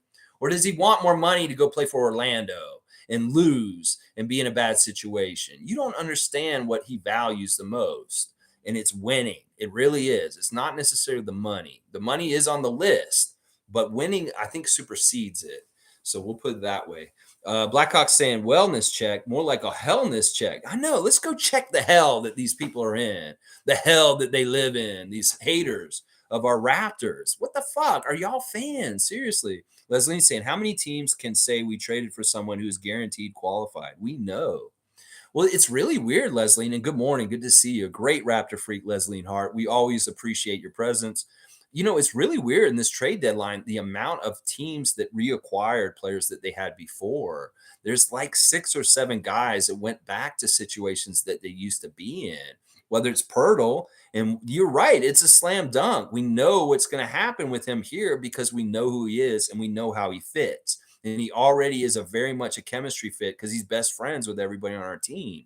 Well, on the other end of the spectrum, there's John Wall returning to Houston, which seems like to me is like we hate you from the Clippers and saying we're shipping your ass back to a place that you tried so hard to get out of there that you sat out. That whole move to send John Wall back to Houston is mystifying to me. It's like, why the fuck did they do this? I'm sure John Wall is pissed off. And you know what? He's about to get bought out, and he may not be in the league for very long after this. So very interesting. But yeah, that is part of like, there's so much uncertainty in the NBA. Well, if you're going to acquire someone, why don't you acquire someone you already know that you've had in your team before, like Spencer Dinwiddie for the Nets? That's another fit that fits real well. In fact, you could see Spencer smiling so big after the game last night after they won and being back in a Brooklyn Nets jersey. He was really, really smiling big. And you can tell he's very happy to be back in Brooklyn. So that's what I'm saying. You can make good feelings feel good because of reuniting and healing. There is so much healing in the move that the Raptors made yesterday. Instead of tearing people apart like a trade normally does, they reunited and healed wounds from tearing Jakob apart from Pascal before. And in some ways, that's very inspiring and very cleansing and healing to a team and how they feel and their spirit and vibes. So I think that we're underestimating that aspect of it all too. Nameless is saying people like Tom Duke and everybody else really make this place worth it. What a great point about Pascal having a bodyguard now and extra confidence he can exude. Great point. It's just true. Like, seriously, Jakob is a big dude. He can do what Oakley did for Jordan when he was a rookie. He can do these things for Pascal. He did them before. Once again, that's going to be another song on the jukebox. You're going to hear the tune, and you're like, whoa, this tune's familiar. Oh, shit, Pascal is getting protected by Jakob. It could be as easily as, like, they push Siakam around on one end of the court. Well, when they're coming into our lane, Poeltle's going to be giving them receipts. So, yeah. And just imagine Poeltle battling with Embiid last year in the playoffs. If we had him at that point, it would have been a whole different series with Poeltle out there battling Embiid. I'm telling you. Greg is here. The Ghubbstown Clink is in the house. Sup, freaks? I was hoping to find you all live today. Hope everyone is well. Has Lex been making fun of all the negativity in Fan Nation? Yes, I have, Greg. Yes, I have. And I'm so happy to see you reappear on the YouTube, queue. That we have not seen content from you in a while, Greg. And I know you've been really, really busy with your catering and your cooking business. And then that's why we haven't seen you. I'm so glad to see you put some stuff out in the last couple of days, returning to YouTube with a great YouTube channel, the Ghubbstown Clink. Y'all check it out. One of the best produced Raptor channels on YouTube, and always positive and fun. And yeah, keep that red sauce away from me, Greg. All the red sauce this week has been disgusting.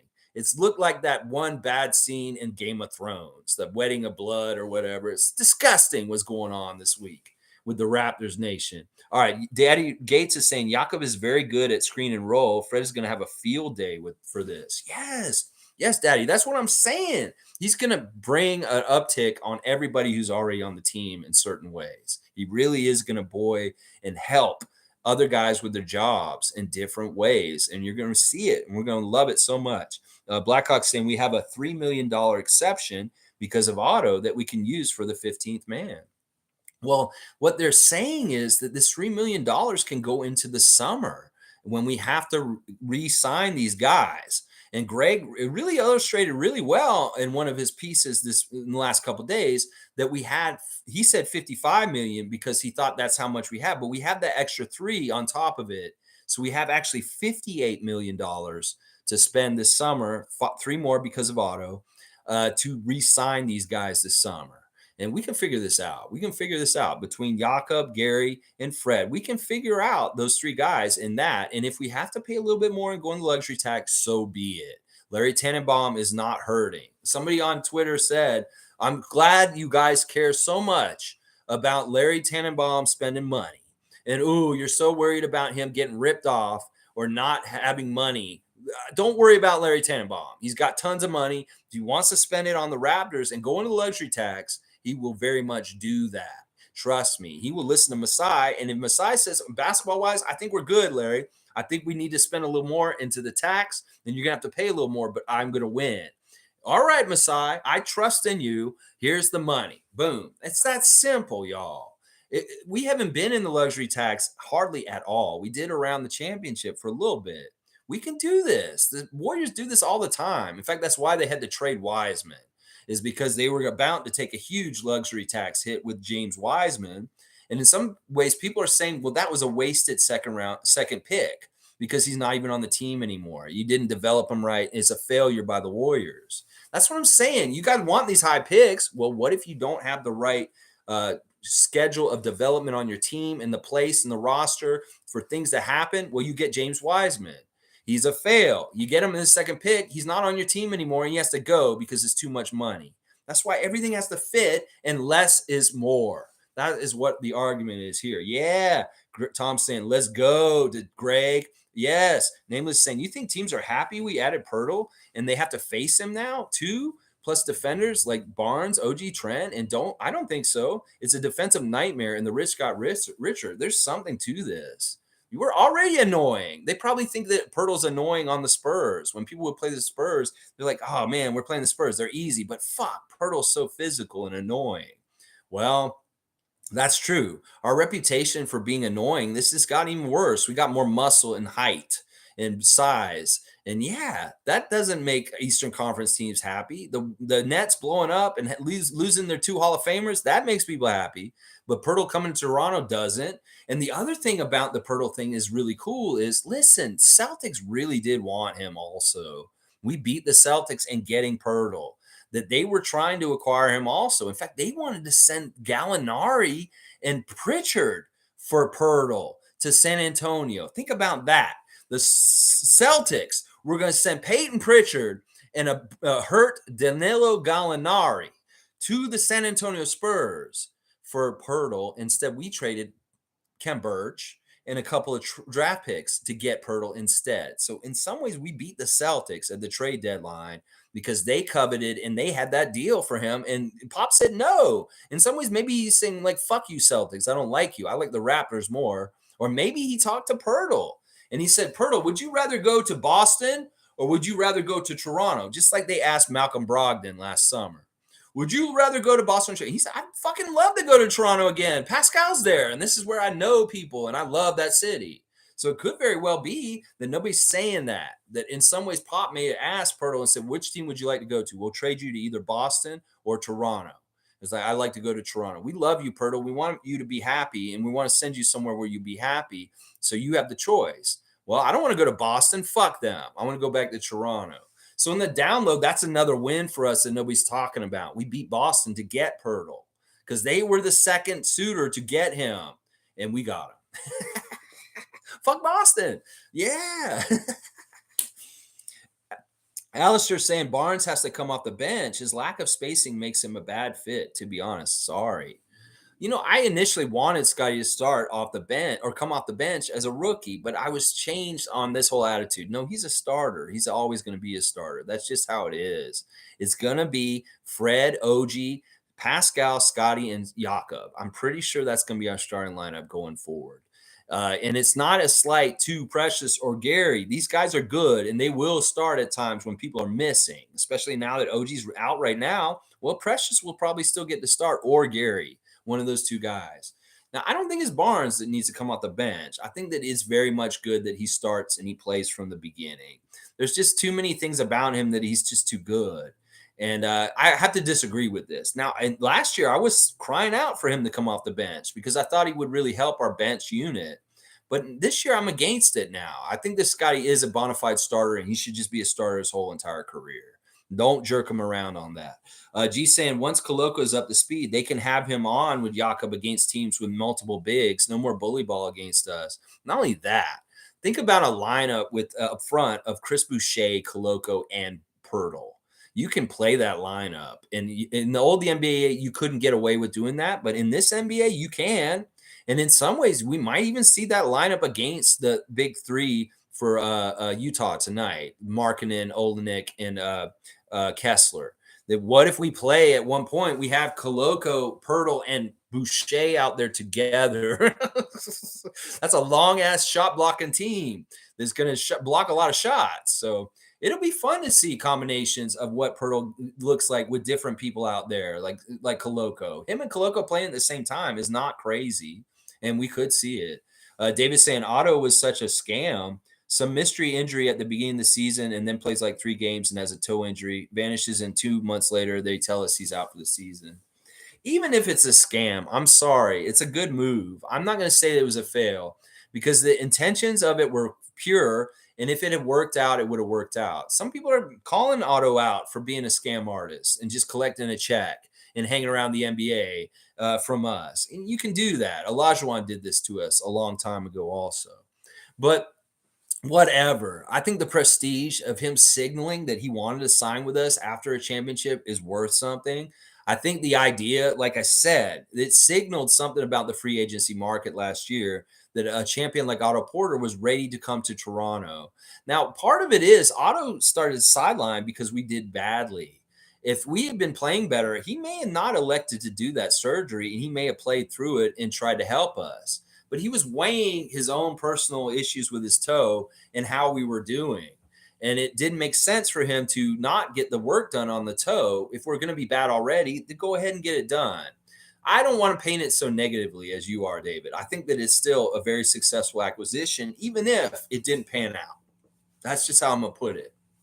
I spin it in the way for the Raptors, and that's my take on the Otto Porter signing last summer. It was a very good signing. It looked good at the time. It just didn't pan out, as things happen. They sometimes do not. Mike's saying, adapt and evolve, the essence of human evolution and becoming more. Salute to the real ones for being right about what we're doing here in Toronto and what we're about. That's right, Mike. Project Truth, more important than ever. Top of Top saying, I interpreted the Masai press conference differently. He seemed disappointed for not making a move. He wanted to do more, but couldn't, was the vibe I got. A floor spacing big makes more sense. Yeah, well, he is a floor spacing big in some ways. I know that you don't think that because he doesn't shoot from the outside, but we can hide things with Poetle in a certain way. Now, okay, you can interpret it that way, but maybe this is just where our mindsets are coming from in the beginning. In some ways, you see things that you want to see in an interview, and it may be true that I'm seeing the positive stuff from what he's saying, and then maybe you're coming from the other direction.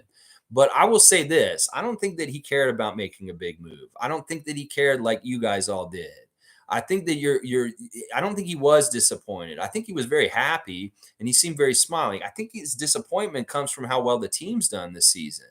That it doesn't have anything to do with the trade deadline or making moves or anything like that. He's very patient and smart. And I'm serious. I don't see that for being disappointed for not making a move. That's not why he's disappointed. He's disappointed because the team's not performing. It's the same reason why Nick's disappointed. It's the same reason why Pascal's disappointed. It's very specific. The Raptors aren't winning. So I don't think it has anything to do with that. And I don't think that he wanted necessarily to do more. He very much is the person that's being chased and not chasing other people. It's not that we're desperate to make a move like all y'all think we are. He did not call people to try and solicit deals. He heard what they had to say. Now, with Poetle, it may have been a little different because he's probably keeping tabs on maybe reacquiring Poetle for a couple of years now. And like he said, the window opened with the timing for this to happen now, and that it wasn't able to happen before. And that's a lot of what it has to do with is timing, and also has to do with what we want to do. And if we're, as he said, compelled to do it. And this is what I'm saying. There were no deals that compelled him to want to do it. There may have been very much many deals. And some of y'all may have took them just because y'all want something to happen. Well, he had more integrity and said, no, I'm not going to do this because this isn't a good enough deal for the Raptors. And I'm not doing a deal just for the sake of doing a deal like the fan nation thinks I should. And I think that's a difference. I don't think he was disappointed in not making a deal. He's disappointed in how the team's performed this year. Mo is saying, you guys hear Siakam talk about Poetle like X.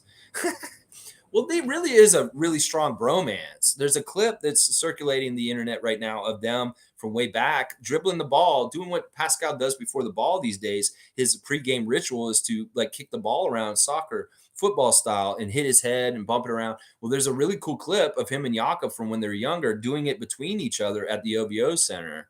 And it's so cool. It's like, he's family. He's come right in. As soon as Masai said it, he's like, look, we know who he is. He's our friend. And he knows what to expect here. So it's like a lot of the unknowns of this deal are not there. They're very known. Evelyn's here. Good to see Granny Evelyn. Good morning and happy Friday, Raptor-Free crew. So glad Gary is staying. I'm so happy he's staying too. And I know Gary's happy too.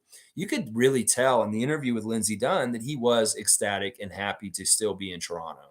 That, in a lot of ways, he didn't want to go anywhere. He really doesn't. He knows how good he has it here. I mean, hell, he's a KFC spokesperson here. And as Gary Trent Sr. said at that event, this is what all the hard work gets you. This is the reaping of the rewards of all the hard work that my son, Gary Trent Jr. has done. He gets to be a spokesperson for Kentucky Fried Chicken, and he's a certified bucket. Yeah, David saying, I agree, Top of Top. Certainly sounds like he is patiently awaiting the offseason and will certainly make moves, another sign and trade. See, you guys are, once again, coming from a negative mindset. He is giving them a chance to succeed. And what he's going to be analyzing for the rest of the season is how good they do. And then he will adjust and make decisions then. You're coming from the wrong side of this. You got to come from the positive side. He sees the opportunity and the chances for them to get it right and get it going in the right direction. He wants to give them a chance to do that still, a fair chance. And it's not what you guys think it is. It's not like he's waiting to chop their heads off like as quickly as possible. He really wants them to succeed, and he believes they will. He wouldn't have set this all up to fail if he thought it was going to fail. He really does believe this is going to work and that he's going to be fine. So I don't think you guys are right. I think that he's not patiently awaiting to chop heads. That's not what this is. He's waiting for them to overcome and be successful and kick ass so he can invest money in them. In fact, he made the nod to this when he said, we like to retain our players. We always have the intention of retaining our players. That's what he's saying. He's saying we invest in guys long term and we retain them and we put more money on them because we know the value in having people long term. And that's what he was saying. So I think y'all are getting the wrong signals from what he said yesterday. Maybe go back and watch him again. Because honestly, I'm going to tell you the damn truth. I watched that press conference 5 times yesterday. I watched every little bit of what he did with his face. Every little way he said something. The way he mispronounced linear to linear. It made it sound like Bob Lanier's name. Rest in peace, great NBA great Bob Lanier. He said linear like linear, like linear. I'm just saying I overanalyzed it, and that's not what I read from either one of what y'all are saying, Top or David. And I watched it 5 times. I'm going to tell you that right now. Leslie's saying Jakob and Pascal are besties. We don't have to cross our fingers, people. This was a solid trade. Yeah, we know. This is a known thing. The only way this can get screwed up is, God forbid, some sort of weird injury or some fucked up crazy shit happening. That is the only way this gets screwed up. It's not going to be a chemistry thing. It's not going to be any kind of this or that. Is a fit, then it's going to work really well. Fun guy saying, for some reason, it always takes the Raptors fan base forever to see the real picture. Think attachments and delusion blinding most of the fan base. Same thing with DeRozan and Lowry do until MASAI traded. Well, this is why when you're here with the Raptorsfreak channel, you're on the cutting edge. You're ahead. We are on the very cutting edge of knowing what's going on with this team and being in the know. If you want to be a Raptor fan that actually knows what's going on with this team in an authentic, real way, this is the channel to follow, because we have been at the crest of the wave this whole entire season with reacting and understanding what's going on the ground. And that's the big difference, is that some of these people are reacting later and getting to it. Like, they're seeing the shitty season and they're reacting to that still. They're not seeing the positive results that are starting to build right now, like we're reacting to. And that's the difference. You want to be cutting edge Raptor fan? Really know what's going on with them? You need to follow this channel, is what I'm going to say right now. Alistair saying, Lex, do you know we tried to trade Fred and OG, right? It's not that we tried to trade them. You want to hear what we did? We listened to offers. We listened to offers. We didn't actively go out and say, what do you want for trade for Fred? People came to us, like the Nets and the Suns and different teams, and said, what would you take to get Fred for us? We listened to offers. We did not actively solicit to move them. And I know this is true because MASAI gave the tell on this. It's like he loves these guys. He's not trying to trade Fred or OG. He's invested in them.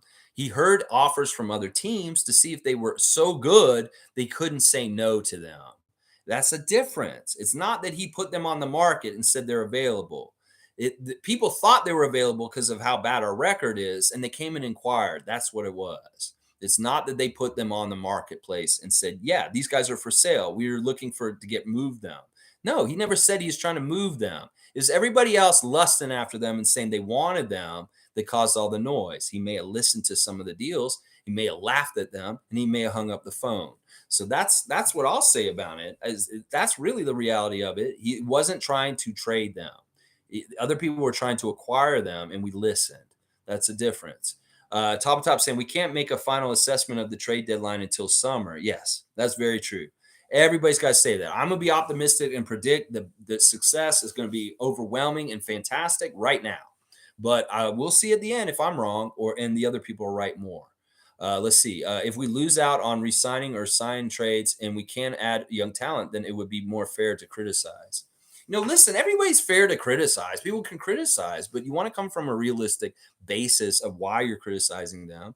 And if people are able to kind of debunk why you're criticizing them and tell them, well, maybe you should look at it this way, then maybe you should revise your criticism as far as what you're thinking. That's what I'm trying to say with people. I'm not saying specifically with you, top or anything you're saying here, but I think in general, if people have criticism about what's happening with the Raptors right now, it really is a wait and see.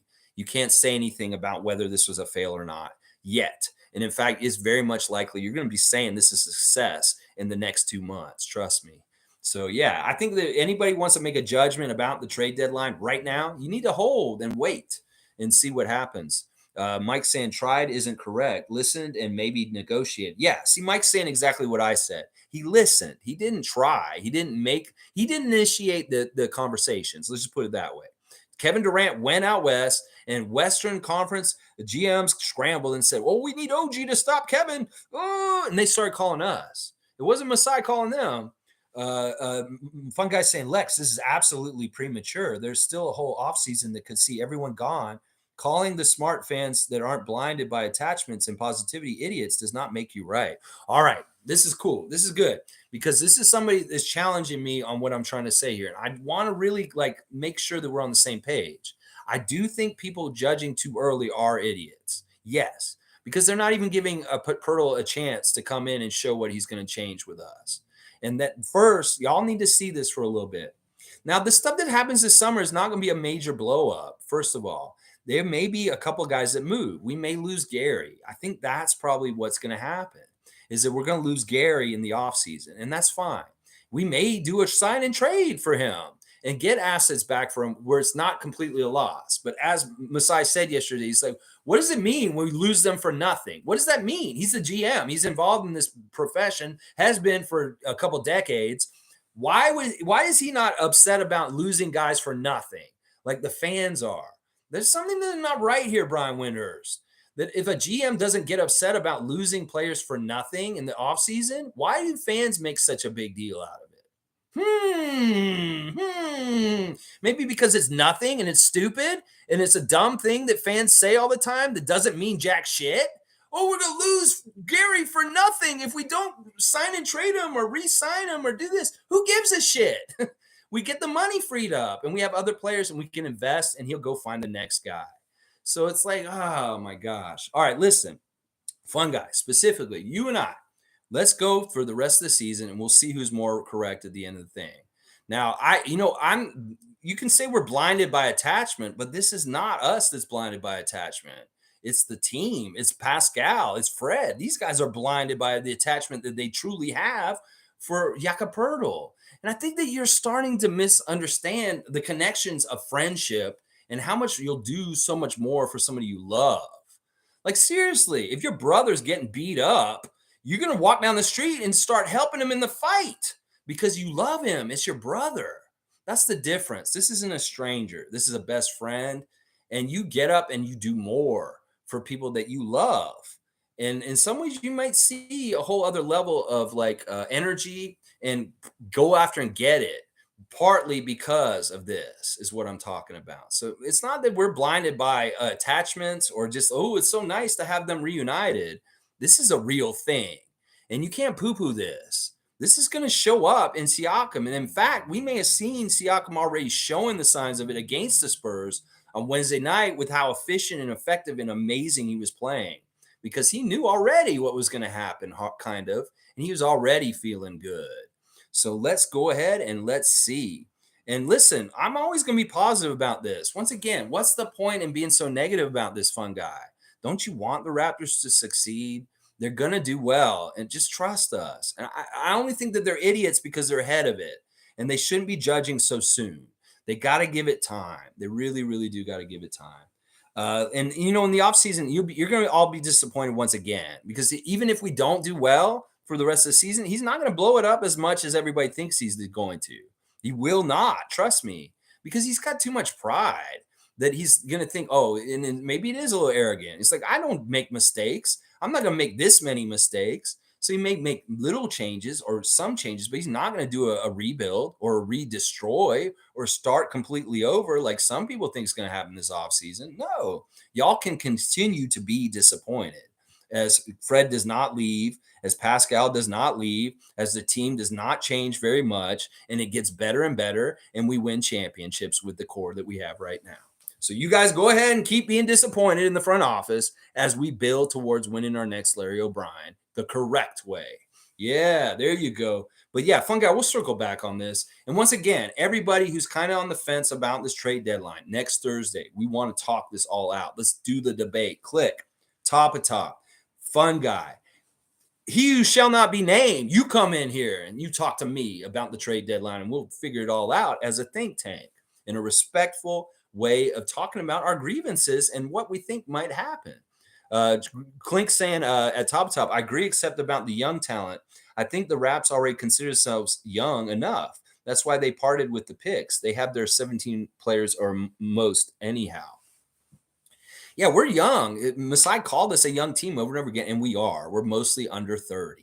There really is only Thaddeus and Chris that are 30-year-olds at this point. Everybody else is under 30. That's a young team, and we're on our way up. And that's why people don't understand the progress curve could be going on the upward trend still, because our guys are still very young. Top saying, I'm seeing comments about Pascal and Poetle being besties. Masai spoke of Poetle eating at the Raps facility, and Dan Tolzman got nostalgia. This isn't a best friends club. This is a pro ball team. Jeez.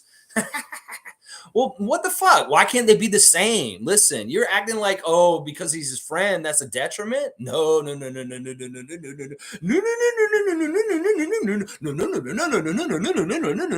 Why can't you have both?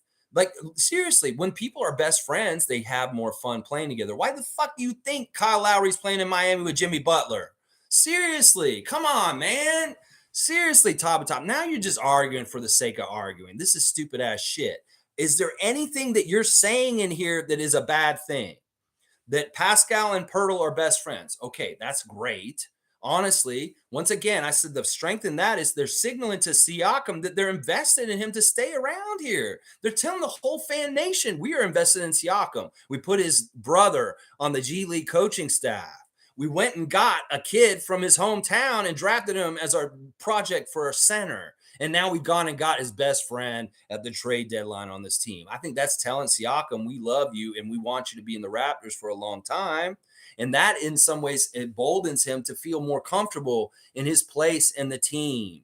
Not too worried about, oh, I'm going to get shipped out. Well, your brother's on the G League coaching staff, and your best friend's on the team, and there's a youngster from your hometown on the team. This is all good. How is this bad that they're best friends? Seriously. I mean, you're just talking, in some ways, top, I might give you a strike on this comment. Seriously, you're a long-standing person and been in here, and I don't mind you being, very critical, but this is stupid. This is one of the dumbest comments today. How is this bad in any kind of way?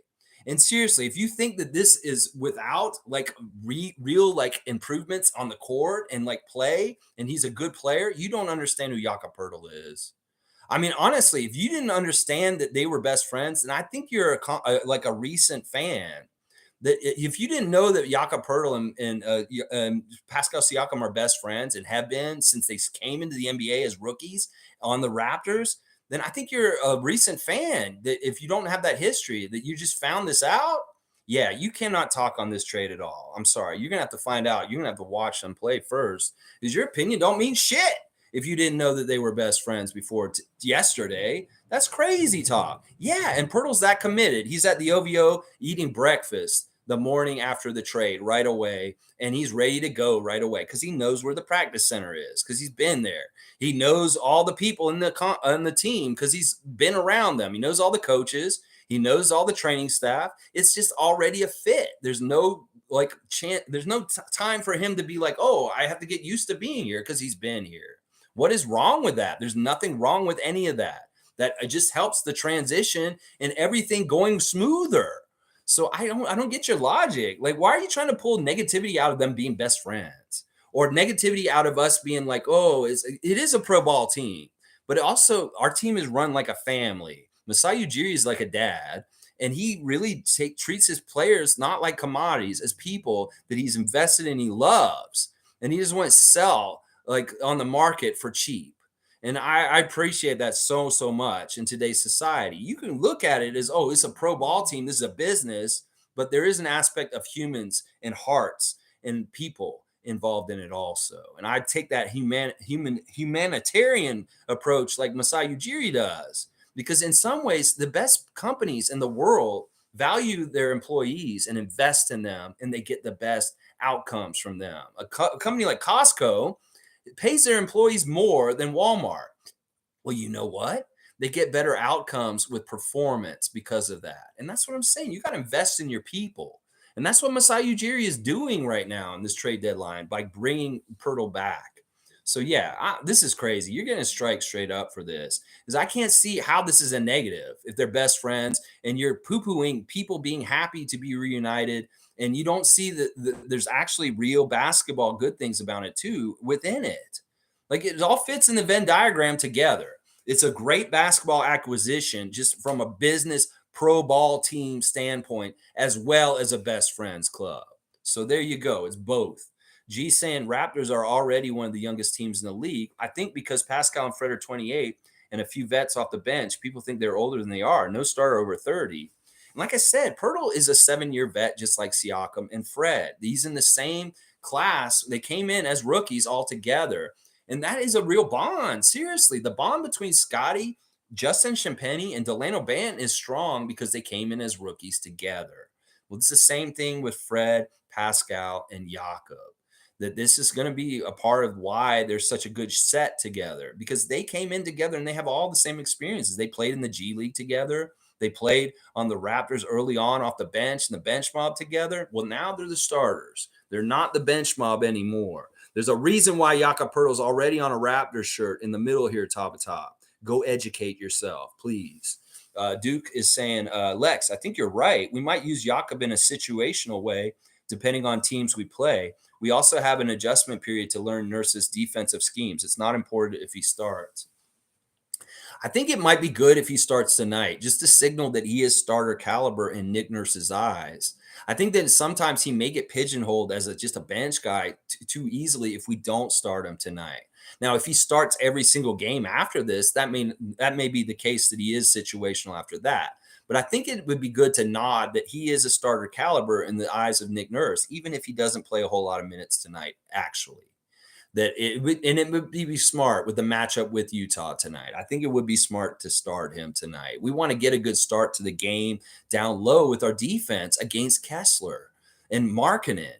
And that this is the best way to do this. Poetle will do this job for us. And a lot of people that don't understand who he is, they're going to get a real quick introduction when they see what he does on defense for us tonight. Yeah, I think that it's important tonight, but maybe not over the whole course of the rest of the season that he starts every single night. Because that's kind of how Popovich used him in San Antonio. He's not, some nights they wouldn't start Poetle and he'd bring him off the bench. So he's kind of used to this already. Fun guy saying, love vibes and love Jakob, but I don't agree with the guys wanting change being idiots or haters. They care about the team and success and can't see a high ceiling for a team that's shown no different. Well, fun guy, I'm going to disagree once again because you don't understand how good this is going to make us. You really, you guys just don't see it. Once again, I would like y'all to stop talking out of y'all's ass before we even see what happens. Y'all are idiots because you need to listen to, let us actually try this out and see how it goes. Seriously, I'm going to say y'all are idiots because y'all aren't even giving it a chance. So you may disagree with me on this at this point, but y'all are, because you haven't even given it a chance to try and work. Come talk to me about it in a month from now, maybe. And you may be not even saying anything close to what you're saying right now. You're like, holy shit, you were so right, Lex. Jakob is such a good addition to this team. I'm going to bet you're going to say that to me in about a month. Seriously, I'm serious about this. I don't dispute that they don't care. They're just misguided, misinformed, and not paying close enough attention. That's what I'll say right there, fun guy. They're not paying close enough attention. They may not be familiar. They're like Shaq. Oh, I have to apologize. I'm not familiar with your game, Jakob Poetle. And I think that's the difference. I will call them idiots because they've already decided and they don't even know. And they are haters because they're already predicting the bad stuff. And whoever's laughing at me, keep laughing at me. It is partly comedic entertainment. All right, let's keep going. Alistair saying, our team are talented individually, but as a team, they don't fit together. That's why a trade is needed. Now, this is something that somebody asked in the press conference yesterday about the fit. The fit. Oh, my gosh. Listen, these guys do fit. It's really weird, and it's hard for me to describe exactly why our team has been this way this year. They actually do fit. It's just that we have to find the right mix of what we're doing with our schemes to fit. We honestly have one of the most versatile teams in the whole entire league. So there's no reason why it shouldn't fit. The only thing that doesn't matter about fitting, the only thing that matters is personalities, and they fit. That's not the problem. Okay, so on the court, why is it not fitting exactly? Well, we're exploring things with Precious and Scotty to figure out who they are. There's a lot of room for error and problems and folly and losing. And that's part of the biggest thing. Mike and I have been trying to tell y'all this season, that in developing Scotty and Precious, we're going to lose to a degree. And that it's not just like magically we're just going to continue to win like we did last year. We're letting them do more and be more responsible in different ways. And that's just how it is. Now, like last year, there was a moment where everything clicked and we just went crazy after a certain point in December. I really do feel like Jakob coming here is going to have that click for us and everything's going to be better. So please, all y'all who are kind of, we're not lining up on the same page right now, just hold it for a sec. Just pause yourself and give us at least a week, if not tonight, just at least one game tonight before you come out with your jury verdict on how you felt like this trade deadline went. And yeah, I will call y'all idiots for preemptively deciding it already. And maybe I'm an idiot for preemptively saying it's going to be all good and positive already. We'll see who's more right. And I don't think there's a trade that needs to be needed still. Trust me. I think we're going to fix this all out, and we got the right crew. I'm serious. Top saying at Greg, we needed young elite talent. Scotty likely will be that. Okay. Precious and Coloco, we're unsure of. Precious will be. You get Poetle, which will take us out of the lottery contention, and Nick Nurse won't play Malachi. It's really funny. At one point, they asked MASAI straight up about Nick Nurse overplaying the starters. I'm like, seriously, the press conference, those guys were on it with the questions for MASAI yesterday. They really got a lot of questions asked that Fan Nation, Raptors Nation, has been wanting to ask for a long time. And we got what MASAI feels about Nick Nurse overplaying the starters. In fact, he mentioned Delano and Malachi specifically. He said, I'd like them to play more, and I don't totally agree with how Nick's not playing them enough. That's the vibe I got from what MASAI was saying. I think there's pressure from MASAI from the top on Nick Nurse to play the bench more and to stop overplaying the starters. So at least we know this. That was illuminated yesterday, that some of the concerns that the Fan Nation has about Nick Nurse overplaying the starters is being echoed from above and the front office from Masai Ujiri. That makes me feel good because that means that they are aware of this maybe being a problem with Nick and that he is being monitored for it. And hopefully he will play our guys more so we can really develop the guys underneath, because that was the whole point of that question. Listen, our guys on our team that are young, like Scotty and Precious and Coloco, are going to get better and better by leaps and bounds. And that those bounds are going to be a big part of why we're going to be so much better as a team going forward. It's not going to be through acquiring new big names or flashiness in trades. Like so many people think that's how you do it. It really is going to be from cultivating in the plants that we're growing in our garden already. They're going to grow to new heights, and they're going to have new skills, and they're going to be even better. Scotty specifically for sure. Precious for sure also. And Coloco is a slam dunk also, guys. I'm sorry. There's certain things about him that in 3 years, he's going to be a very different player. And you guys are going to be saying, wow, I'm so glad we didn't give up on this core in 2023, because this is the championship core getting championships in 2025. So that's what I'm saying, y'all. Don't get ahead of yourselves. We're on the right path. And Masai signaling that he believes that also by doing what he did yesterday. So, yeah. All right, let me keep going. Blackhawk saying too many people worry about roster salary, yet the league is putting the first NBA restaurant in Toronto. The league not worried about us because we will produce as an organization and a fan base. Yeah, why are y'all so worried about a rich man like Larry Tannenbaum's money? Seriously, it's not your money. It's not coming out of your Scotiabank account. So why can't you just let Larry Tannenbaum spend the money he wants to spend it? If he wants to buy a whole bunch of $100,000 eclairs, go ahead and let him spend that money on that. So don't be so worried about Larry Tannenbaum's money and how much he's going to spend this summer. It's so nice that you care about a very, very rich old white man like that. Well, maybe you shouldn't. Maybe you should just stop worrying about his money and let him spend it the way he likes to. Yeah, and this new restaurant, I don't understand this. They said this restaurant is courtside. Well, it's on the Queens Key. How the fuck is that a courtside? It's not inside the Scotiabank Arena. Is it some sort of weird virtual restaurant where you sit and you get like a thing, you have it, and all of a sudden you're sitting at courtside in the Scotiabank, even though it's a block away? I don't know what this restaurant is, but it's a big deal. And apparently it's the first one in the league and we're getting it. Well, hey, that does mean that we're a money maker in this city and that the NBA really loves the Toronto Raptors being a part of it. Yeah, Greg saying, I have a question. Can Otto make a miraculous recovery if we get past the play-in, or is he committed to miss the entire season and postseason now? Anyone know? This is funny, Greg. Who knows? I think he had the surgery already. Maybe he was already predicting. Maybe he'll be done with and fine for the surgery around the playoffs, but he didn't think the team would make the playoffs. So he said, I'll be done for the season. There could be some timeline that matches up where all of a sudden, miraculously, Otto Porter is able to play for us at the very end of the season. But I don't know how that interplays with taking the injury money that we just took, the $3 million, maybe against the rules, because we're taking the hardship exemption for him being out.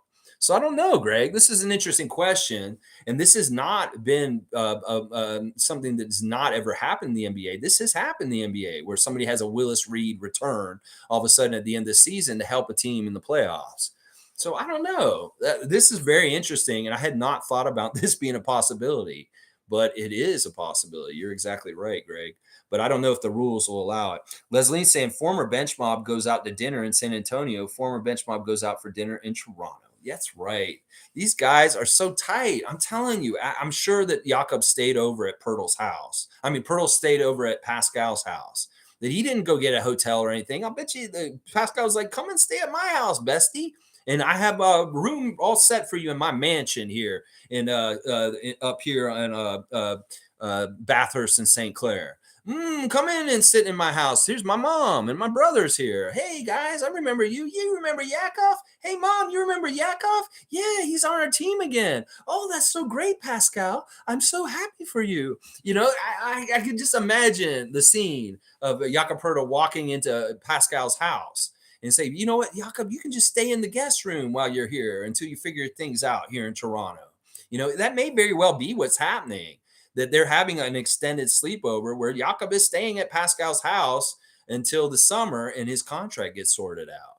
Why invest in getting a place? Why go and stay in a hotel? Your best friend is here and he's got a big house. I'm sure he has room for you.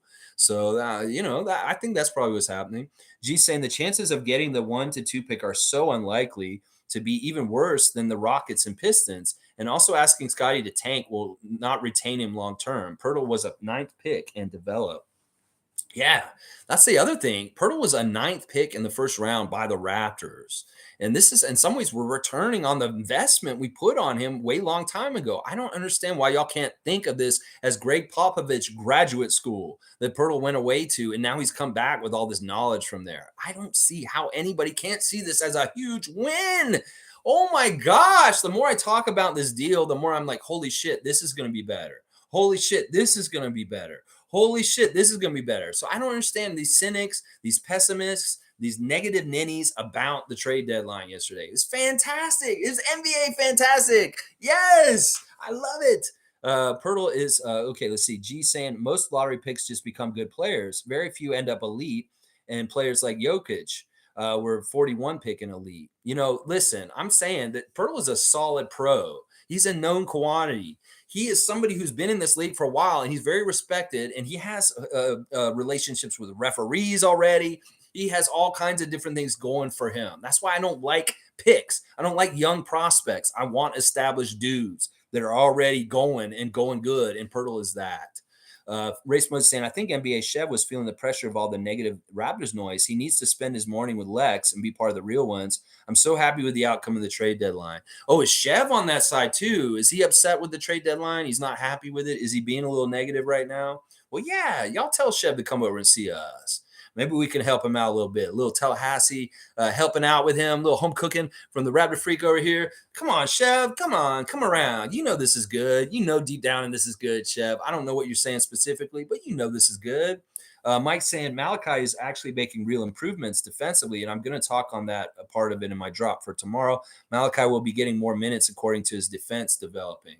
Yeah, I can see that the trends are there. I can see it for sure. And definitely MASAI Ujiri is a big fan of Malachi Flynn, and he's trying to get Nick to play him.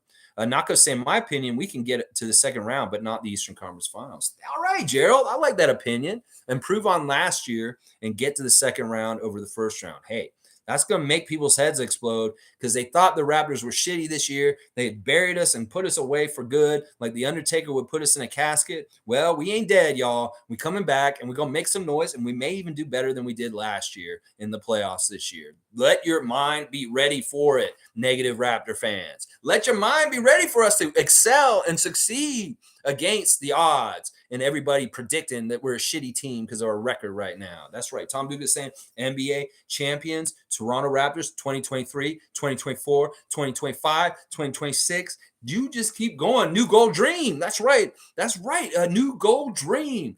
23, 24, 25. All right now. Woo, new gold dream. Yeah. Top of Top saying, Fun Guy's right. It's unfair to call fans that aren't about personal attachments to players dumb. The logic in trading OG was to build a deeper team around Scotty long term. Dumb logic. It is dumb. I'm sorry if I lose y'all today. I'm sorry. But I will part with y'all on this. It is dumb logic. I'm serious, y'all. It's not about personal attachment. It's just a lucky, nice synergy. Have y'all heard me describe this recently about video games? When you have all right, let's take Marvel Avengers Alliance, a very famous PlayStation game where you could play as the characters of the Marvel universe in teams. Well, if you put a team together with Spider-Man, the Hulk, Mr. Fantastic, and Daredevil, they don't have the same synergy as putting Mr. Fantastic, the Invisible Woman, the Thing, and the Human Torch together as the Fantastic Four, because they have a synergy together that is built into the video game that you can do more powerful big moves against your opponents. Now, what I'm trying to tell y'all is there's a synergy between Jakob Poeltle and Pascal Siakam because of their connection and their friendship that will add to a benefit and a bonus on the court, much like a video game would get that from pairing people together like that. And you guys are not hearing me on this. It's not a dumb thing. And you can say we're overly positive and stupid for thinking the best friends getting together is a big deal. This isn't AEW and the stupid ass best friends bullshit with their wrestling. This is basketball. And if you play on a team with your friends, you do better. That's just the damn truth. Anybody who's gone to the blacktop, and if you're not on the team with your friends, you're on the other side, you hate it because you're playing against your friends. So when you put your on your same team with your friends, that bonus does matter, and it is something. And y'all poo-pooing it and saying that we're stupid for thinking that best friends reuniting is stupid, is like what? No, not a good move. You're crazy, and you are wrong. You are idiots. I will double down on this over and over again. Y'all are sounding like Pensera right now, is what I'm gonna say on this. And I know some of y'all are kind of Pensera people, and it's fine. No, there's no logic in trading OG. It's stupid logic. And we can disagree on this. I'm going to agree to disagree with Top and Fun Guy on these subjects. Y'all need to let them have a chance to show what they did on the trade deadline is good. And just be quiet until then. Seriously. We can revisit this in the summer, and I will apologize if I was wrong for calling y'all idiots for preemptively saying that we've been failure at the trade deadline. I will apologize. I'll be bigger than that. But you guys are not hearing my point that's important. It's not about good feelings and friends. It's about they play better because they play for each other. And that's what I'm saying. I'm saying that. And listen, you guys can say what you want. I'm going to say what I want. And I know I'm right in a lot of ways because I know Jakob Poeltl's a sure bet. And I don't understand how, if you guys are fans and you've been around since you saw this shirt come out, this is a bench mob. If you were watching the Raptors when this was happening, you're going to understand why this is a good deal. Because I don't think some of y'all have been, because you don't understand this. I think you really need to go do some history lessons, some of y'all. I don't know when y'all showed up. Y'all may have showed up in 2019 when we won a championship. You may have never seen Jakob Poeltl play for the Raptors before. And if you didn't, you don't have a base for an opinion. I'm going to tell you that right now. Tom Duke is saying, haha, my dates are wrong. I know you put 2023 there twice. It's all good. Greg's saying Tom needs a tattoo. Tom saying, let's go. Race Mode saying, can we talk about the buyout market yet? It's too soon. Way too soon. But, Surge is an early talk on that. Fun Guy saying, Lex, you may be misreading the complaints, or maybe they're idiots that think Poeltl isn't a good player or make us better. I think the complaint is lack of make more to make us better. We better for sure. Okay, cool. See, this is where we circle back. If there's some misunderstanding in what y'all are saying and stuff, all right, you do think Poeltl's good. Okay, that's good. If you think that we didn't do enough, I will disagree with this. That was my whole point about saying less is more earlier.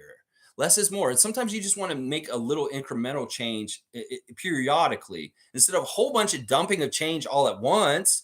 Because in some ways, you're going to ruin your team because you have too much to sort out in the middle of the season. You can go ask the Brooklyn Nets. after this trade deadline, how they're trying to sort things out. That's what I'm saying. More is not good. Trading OG to get like 4 players is not smart. You guys think it's smart, but it isn't. It really, really isn't. You want that quality in one individual and not 3 or 4 guys that add up to the quality of that one individual. You want to keep your premium best players, especially when you've acquired like 8 of them.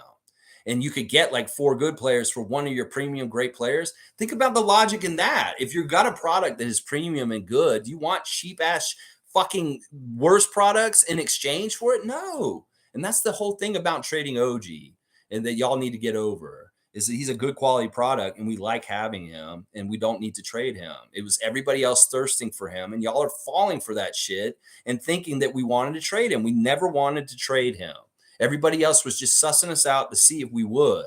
And that's all it was. It was never that we were trying to trade him. And Evelyn's right. Welcome back, Jakob. I love it. Listen, I love you, fun guy. I love you, top of top. I'm serious. I don't want you guys to think that I'm mad at you guys or anything. And I don't want you guys to be mad at me either, even though we're disagreeing. We've been able to disagree respectfully in the past. And I'm sorry if I'm name calling. It's more that I'm calling people idiots outside of this channel. I'm not calling you guys idiots, because I do really respect y'all's opinions. I'm just trying to reconcile where we're coming from different places, to kind of make more understanding within the Raptors Nation, because there's a lot of people that are feeling the way you guys are feeling. And I understand that. It's more people that are just like the idiots that are talking out of their pocket. And the media people are the big idiots, because they're the ones who should really know. There's no reason for writing that there's no clear like path or what they're doing right now with the Raptors. There very much is. You're ignoring it. They're going forward with who they have. Let's see. Jimmy's saying OG is worth far more than the scraps people were offering us. Apparently, those 3 firsts were trash. So 3 overrated picks for a defender that's hard to find is only 24. Yeah. There's no value in that. The value is in keeping OG. And I agree with Mike and Jimmy, the Pope of Positivity. Daddy Gates is saying, who makes the team better? Please give names. Who gives names? Who makes us better? Like, who would? I know Poetle will, because he's a known quantity. And that's part of why MASAI wanted to do it. He doesn't want to make a deal where it could fail. He wants to do a sure thing. And the Poetle trade is a sure thing. He could make a big splash deal, a very risky one like the Kawhi deal, but he didn't need to. He doesn't want to take too much risk. He wants to go forward with what he knows. All right, let's see. G saying, fun guy, I have literally seen fans say Celtics should have gotten Jakob because they have better shooters. Shaking my head. There are people complaining about Jakob. It's weird. Well, I think fun guy was trying to discern that no, they're happy with Jakob. They think he's good. They just are unhappy because the Raptors didn't do more on the trade deadline. I don't think they have a problem with the Jakob deal specifically. I think that they're more upset that there wasn't more movement, is really that. But yeah, we definitely won getting Jakob from the Celtics, and that's a big win, seriously. Duke Rock's saying, easy schedule, 1 game at a time, get to 500, and hopefully get the 5th, 6th spot. I said the 5th spot. That was a Freudian slip, but I mean it. Nako's saying, question for the room, who was the better acquisition, Gary at the trade deadline or Precious at the offseason? Ooh, that's a good question, Nako. I'm going to say Precious just because he has got so much potential, and MASAI kept saying his name with the other guys. So I think he's in that club of the MASAI club where I'm not moving these guys anywhere. MASAI likes OG, Fred, Pascal, Precious, and Scotty. Those are the 5 names he said for sure. He brought Gary's name into it afterwards as an afterthought. But it's the other 5 guys he's mentioning. And that really is a signal to who he values in keeping around long term. So I think Precious was the bigger move, because in some ways that was really risky with Kyle. You're trading like the greatest Raptor of all time. And boy, did he hit it out of the park getting a prospect like Precious in the way he's growing so far. So I like that one. Plus, Gary in some ways has been a rental. I hate to say it or put it that way, but his spot is kind of a rental. And even kind of like Norman's was the whole time anyway. Norman was here for a long time, but in a way he was the rental. And Gary was the upgrade after he left. And Gary may have an upgrade after him this summer. And that's what I'm trying to tell everybody who's so fearful about Gary walking is, we still got him for the rest of the season. Even if he walks, we may turn around and get another shooter that can replace him like that. So there you go. Fiercely saying, I watched a snippet of Lethal Shooter talking on IG for that KFC bucket event, and he mentioned coming to Canada quite often. Very interesting. Yes, you come here more and more often. I don't even know what your real name is. We'll just call you Lethal. Lethal, if you like Canada and you like Toronto, maybe we can get a little, agreement with you to come in to the OVO Center and meet our friend Noah. And maybe you can reprogram it to be helpful for our team to shoot. And maybe you could help in the shooting also, just by being a guru and hanging around these guys a bit. I'm pretty sure Scotty knows Lethal Shooter because he talked about him a bit last summer on his Twitch, and he has already maybe worked with them at sometimes in the off season.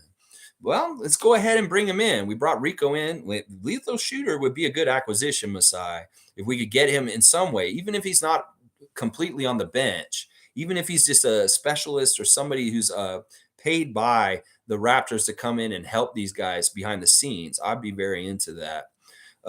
Fun guy saying, I think there's validity to that. Like any center that doesn't space, but that doesn't nullify what Jakob is, he's still a good player and he's still going to make us much better, to be honest, shooting or not. Yeah. I mean, everybody can say the knocks, and those were good knocks, the free throw shooting, the 3-point shooting, but those are really the only knocks. That's what I'm going to say right now. Those may be the only knocks. Once again, you guys want to find out the value of Jakob Poetle, go to San Antonio fan spaces right now and see what they're saying about him. Seriously, you'll find out real quick how much they valued him. And this is a fan base that has had Duncan, Ginobili, Parker, a lot of winning, know a lot about basketball. They know about good players. So you go listen to what they say about Jakob Poetle, and you may get a ringing endorsement for just how crazy good and a great person he is and a hard worker, and he never gave up. Like I said, he was making the last stand of the Alamo the last couple years in San Antonio, in some ways by himself. And they really, really thanked him for his blue collar standing up and being physical and doing what he can to help them no matter what. And that is a really important part of his character. Let's see. Daddy Gates is saying, as NBA chefs would say, there ain't nobody coming. Yeah. Well, Poetle is. G saying this also helps the 3-point defense because they're no longer playing center by committee in a way. And yes, he will make us better.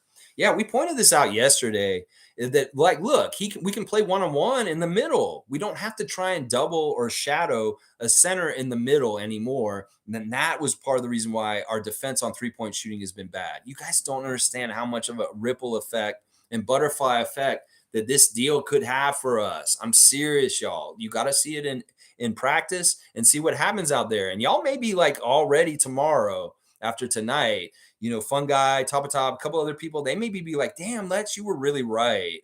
And now I can actually honestly see how we may have a legit shot to win a championship this year.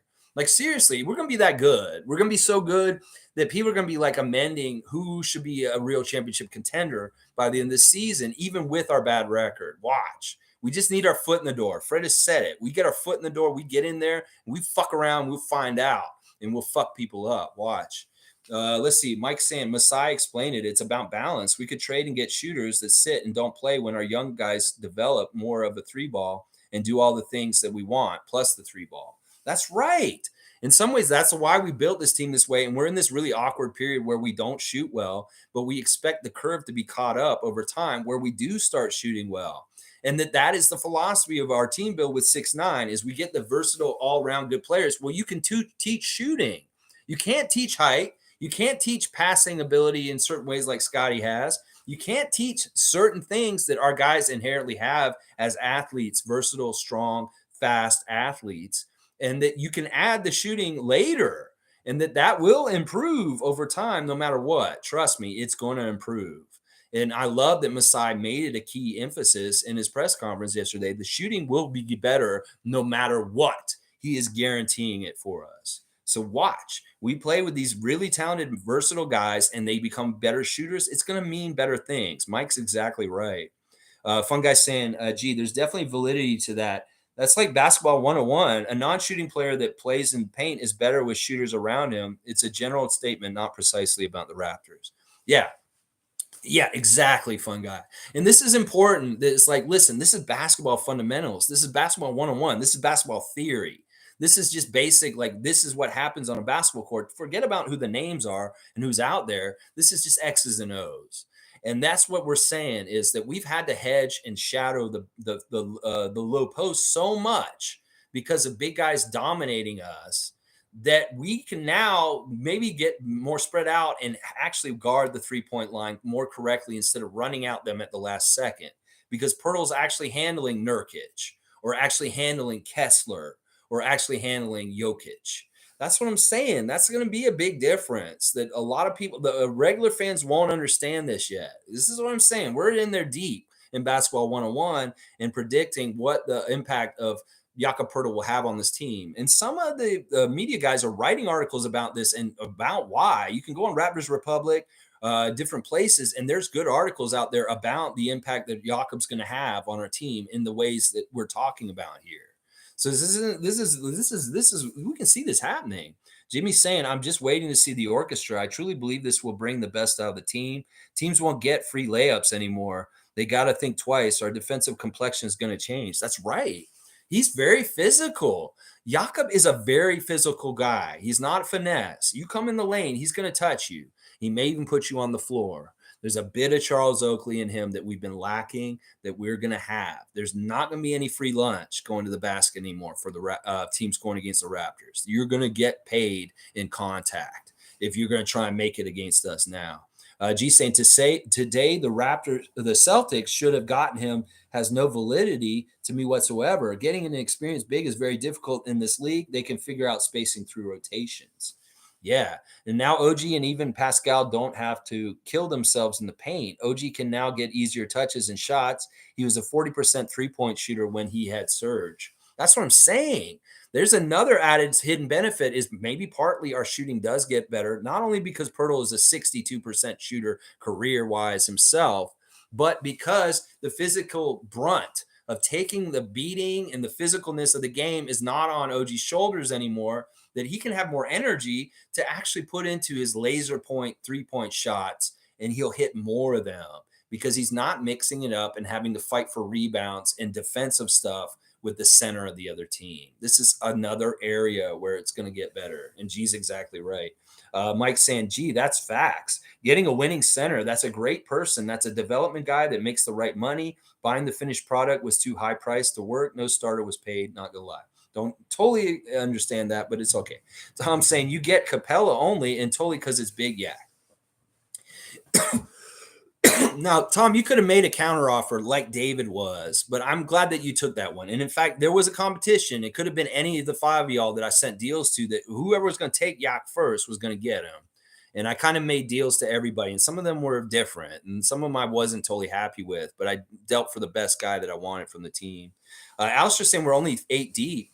Well, I would argue with that. We're definitely 8 deep, premium starter-wise. But then you get into kind of like role players that can add different things. Like Thaddeus, you know, he is almost a starter also. I wouldn't say Koloko is not useless. He's very useful. He has a huge impact in the game when he's put out there. You know, then you got role players like Delano and Malachi, Jeff Doughton. You know, these are people that can step in and do solid things in certain ways. So I think our bench is going to be way, way better for the rest of the year, and that we're going to be noticing that and talking about that more.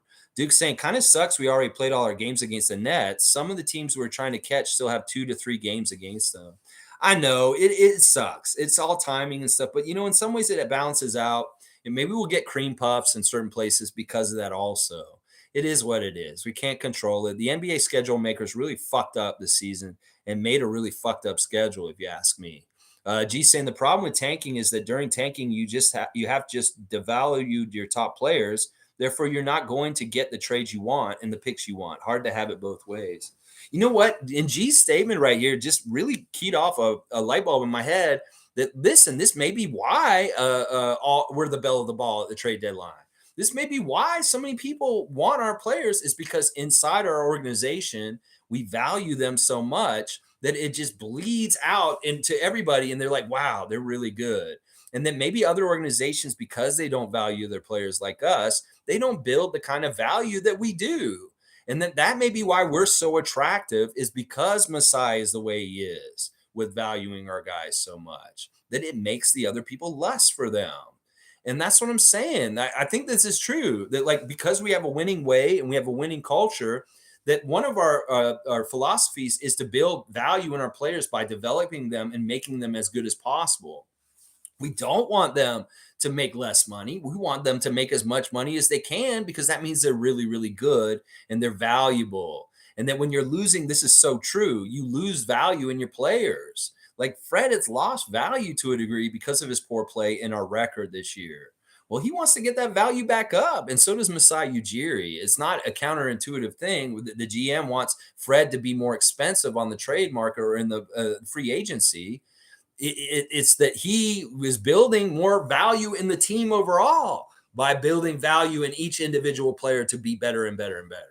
So it's really smart. And I think a byproduct of it is the bell of the ball status of the Raptors in the trade deadline.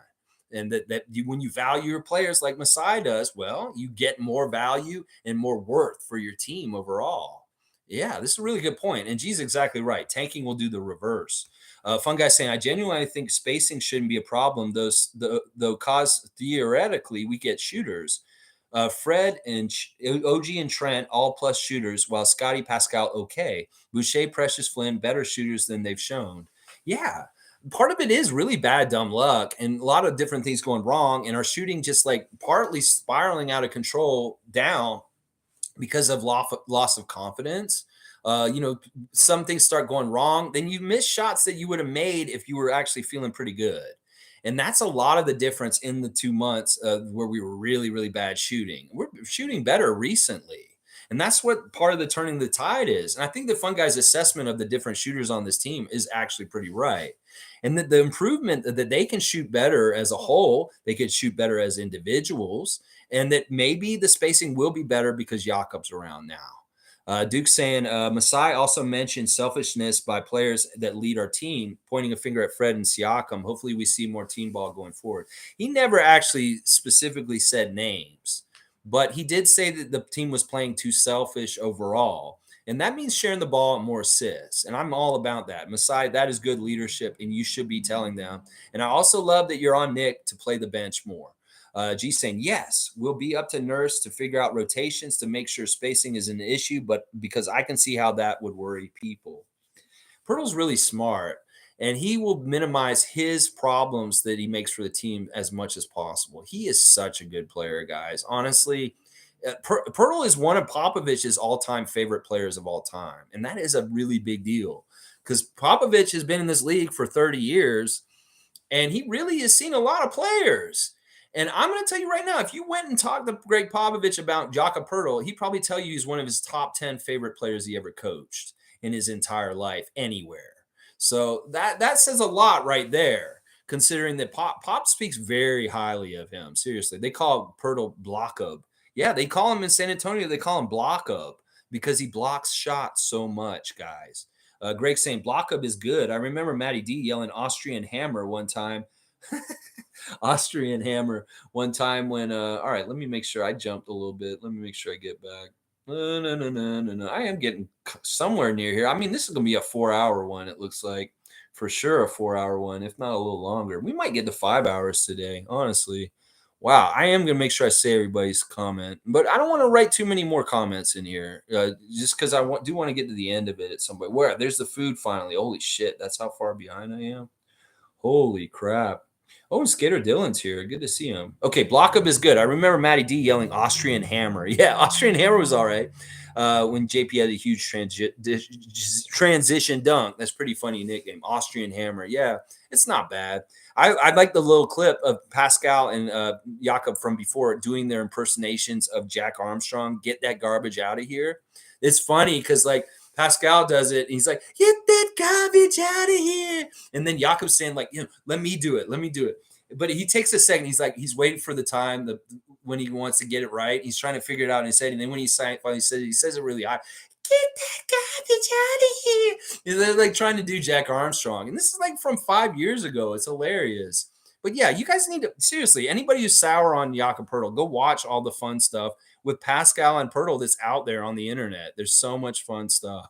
There's so much fun stuff. The more I think on this trade, the more I like it. MSJ saying, I'm serious. The more I do too. And I already liked it. I'm finding it's really like I'm discovering more and more little things that I'm like, holy shit, this will change this. And this will get better. And this will change this. And this will get better. And this has nothing to do with the best friends club. This has to do with real basketball 101, things on the court that are going to get better because he's around. And yeah, tonight we're going to see it on the court. In fact, there's going to be moments where we're going to be like, holy shit, look at what he just did. And we have needed this so bad. And holy crap, this is going to be so good. And a lot of people are going to get enthusiastic about the Raptors again real soon, real quick. Watch. I'm going to predict it right now. They're going to get back into it. The bandwagon is going to start filling up again. KG saying, you are a positive and real Raptor fan. Thank you. That other guy is way too negative to be a real fan of this team. I appreciate you, KG. You may not be Garnett, but you are an uncut gem in this stream as your rookie. First, you know what? Kissing up to me is always a great way to start here. But KG, thank you for being here. 9:30 every morning, we're talking Raptors. So if you have that fix that you like to talk Raptors regularly, this is your channel. And I appreciate you being here. Yeah, I mean, seriously, there's so much negativity this year in Raptors Nation. We need counterbalance. We need a contingency like us to fight the dark with the light. And that's what we're trying to do here, KG. You're a real one. I can tell. You're a Raptor freak too. Mike's saying facts. The team is way better built than it was in the Lowry DeRozan era, for sure. It's way deeper and much more talented. It's way, way much more talented. I mean, seriously, Patrick Patterson was like our fourth best player or fifth best player on those teams. That's what I'm saying. Skater Dylan is here on behalf of the Celtics organization. Thank you, Raptors, for staying out of the KD sweepstakes. Skater Dylan, you go. We missed you, Boston fan, and we're glad to see you here chiming in. A friendly Boston fan, Skater Dylan. And yeah, I mean, seriously, I mean, the whole thing with KD is weird this past year. Well, who knows? He may circle back. He may end up back in Toronto at some point because he did show once again that he wants to play with our guys, is what he's saying this week. So it's Dylan, you know, maybe the Suns, I don't know how things happen, but who knows? But for now, yes, your team and our team can both be very happy that Kevin and Kyrie have left the Eastern Conference and that the Nets, I don't think they're a very serious contender at this point, and they shouldn't be. In fact, I want to get their spot, and I want to be above them by the end of the year. The Raptors should be above them in the standings by the end of the season. I'm predicting that right now. Fun guys saying, I have no doubt in my mind we could sneak in play-ins and take on a bad matchup like Cavs or even Celtics now with Jakob matching against Horford and Williams, who are undersized. See, this is the direction we need you on, fun guy. This is exactly right. Line of thinking for the Raptor Freak channel is seriously, we can sneak in the playoffs. Listen, we get Cleveland in the first round. We've seen how we play them already this season.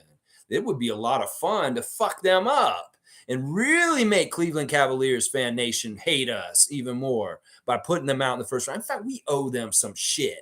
You know, Scotty Barnes winning the Rookie of the Year over Evan Mobley is a start.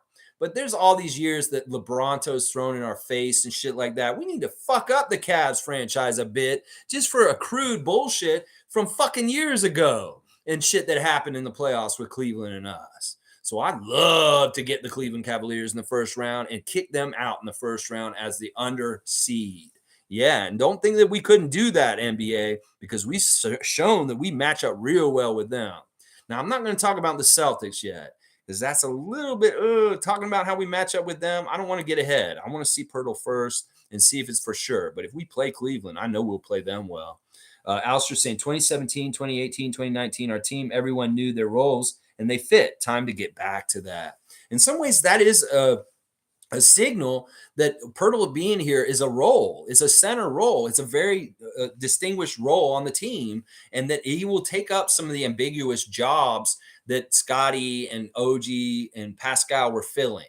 And that in some ways, that is very true, that we're more defining our roles because Jakob showed up.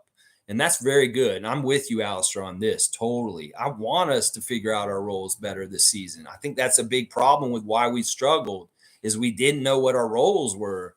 MSJ saying the Pearl trade will allow Scotty to come off the need to rebound for the team. He can play guard more and grow into becoming Magic Johnson now. I love that aspect of it, and I hope it happens. That's true. In some ways, Scotty's been the guy who's had to clean up the glass and be there for rebounds. Well, what if he's in the midcourt instead? Poetle gets the pass, or he gets the rebound, he passes Scotty, and he's a little ahead already.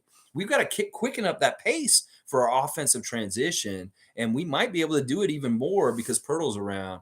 Seymour saying, I love you guys. No homo. Seymour, That's fine. And even if it was homo, it's whatever. It's the world. Everybody's fine. You want to be homosexual, that's fine. You want to be heterosexual, you want to be asexual, you want to be somebody who was born with nothing, that's fine. Whatever you are, it's all good. Hermaphrodite, I don't care. It's all good. We love everybody here. And yeah, it's not the best statement to make. And thank you, Cam Thomas. Tom Duke has got the plates out. He's got this is how long we are behind. He's got the lasagna, and he's got some fish, and he's got the rice, and then he's got, it looks like a shark that he's got for Jonathan Sterling, since he didn't pick anything. Hilarious. Sue's saying, hi, I love all you guys too, but yes, homo. Sue, I don't want to insult anybody on this channel, anybody's watching or anything. We are very LGBTQ friendly. Everybody is welcome here in the Raptorsfreak family, and we're just making light of a misstep by Cam Thomas. It's not the best statement to say that statement, but I know Seymour Pape is just trying to be funny. Monique is saying Danny Green got traded to the Rockets. Yeah, this is an interesting one and a weird one. Some people are even joking, like, you know what? Danny's going to get bought out by the Rockets, probably, guys. And, maybe he should come back to Toronto as our last roster spot. We were talking about Serge earlier as possibly this. Well, Danny Green's another option. Really bring back some 2019 championship vibes by bringing Danny Green back as a sharpshooter off the bench for us. This is also possible right now if the Rockets do, in fact, buy him out like is rumored. So...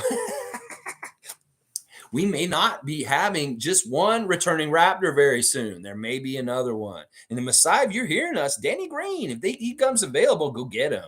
Go get him. Go get Danny Green, because that's a three-point shooter. We need that. We need that. Scott B saying, or do they understand, Lex, and hate it? I think part of it is that they do understand what's happening and they hate it. I think that's right, Scott B. That they want to be right and they wanted Fred gone so bad and they hate it so much. MSJ saying big danger is being too nice in life. Real people call it out once in a while, but now got to roll with the new deal and cheer it on. Love the trade. 3 years with no center and tough on me. Yeah, tough on all of us, MSJ. It's like I said, we put our center away for a while to learn, go away. He traveled abroad to learn, and now he's come back with his studies and his learnedness from Professor Popovich. And now we get to see what he has learned in his studies abroad and what's going to happen. Being too nice in life, you know what? This in some ways makes people jaded and unwilling to be friendly to people because they get burned. Well, the nicest person in the world gets burned every single time by awful people, and they still keep doing it. Those are the blessed hearts and the angels of the world. And I will always be that kind of person, regardless of it being dangerous to be too nice in life. I'd much rather do the right thing and be the nice person than become jaded and change myself because people took advantage of me for that. So it is what it is. It is what it is. It's sad that people will do that to nice people, but it is the world, and that's just how it is. Duke saying, hopefully we'll see a ton more pick and rolls with Jakob, Scotty, and Jakob. Hopefully we'll see glimpses of it tonight. Well, I think we're going to see a little starter package right away of things that we're going to love about Jakob being on here. Mike saying, represent 2019. Bring the 2019 type of energy, not the past. Yak with number 19. I really do think it is an allusion to our championship year and the fact that he wants one too. Tom saying, saw a video asking why he chose 25 for Spurs. He said it was simply an available number. See, that might be the same case with this, but 42 is available right now. Jakob, you could have your own old number from when you're a rookie, but he doesn't want it. Straightforward, no nonsense. Big yak. Yep, your fantasy stud. I'm so happy you're happy about this, Tom. I really didn't want to trade him, but I had to not break my own rules. So you get the spoils. Fun guy saying, yeah, but if you throw enough money or such at a beautiful person, she will most likely go home with you rather than tease. I watched this thing on Vice this week about this Lambo guy. It was a really weird, special about this Lambo dude. He has a bunch of Lambos. In fact, he won a Lambo off of 50 Cent over a bet. But he sings this song about being a playboy, a Lambo playboy, and he has all this money in the world. He can get any woman he wants, but he's sick of it because he cannot find real love. They're all gold diggers, and they're not very like fun or worthwhile to be around because all they want him for is his money, and he just wants real love. That's all the Lambo guy wants is real love, and he can't buy it. So I don't know, fun guy. I mean, listen, if you're talking about money, Kevin Durant, LeBron James, Russell Westbrook, whatever. But yeah, I guess you're right. Maybe these guys just didn't have enough money for Masai, the pimp, to get OG, the hoe. And that's what I'm saying. These guys came with the packages. It's like, oh, you don't have enough money. I'm sorry. It's like your dowry is not big enough for my daughter. I need 8 more cows. I'm sorry, Pheonix. Stuff like that. Sue's saying Serge could be helpful to Coloco as well. I think it's a good win if we got Serge back or Danny. I'd love to get these old retreads come back. They don't have to play a lot. They just have to be around for culture and for vibes. And I think Serge or Danny showing up in a Raptor jersey in the next week would be awesome. It'd be so cool. Nameless saying you don't want to trade and after your roster so drastically because you lose the ability to assess what you had, and an incremental change allows you to rule out. Exactly. Like if you have a diet and you're trying to figure out if you have a food allergy, you don't cut a whole bunch of things out at once to figure it out. You got to cut out one little piece and say, okay, is it the dairy that's causing me to have the shits? Oh, fuck, it's not the dairy. Okay, let me try and see. Is it fried foods? Is this why I have IBS? You're not trying to cut everything out all at once to figure out what isn't working inside your digestive system. You try each little part in little increments, like Nameless is saying. And that's why a big sweeping change around the trade deadline would have been stupid. And that's why, yeah, we got to try it with this change. Sue's saying, Greg, right, because Serge loves to mentor and tell the guys how to play. He also loves to tell them how to dress and the sassing between OG and Serge. Like in some ways, you pair Pascal with Jakob, you want to get more best friends club, who some people don't like, apparently. Let's get Serge and OG back together, Scarves Club. And they can have all the fashion arguments on the plane when they're going from city to city. And the vibes will feel strong again because it'll just feel right. The Serge Ibaka's around.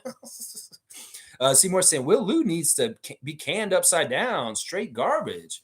Is he one of these negative ninnies right now? Oh, put me on the Raptors show and let me talk to Will Lou real quick. I could set him real straight, real quick, and real fast with some positive sunshine.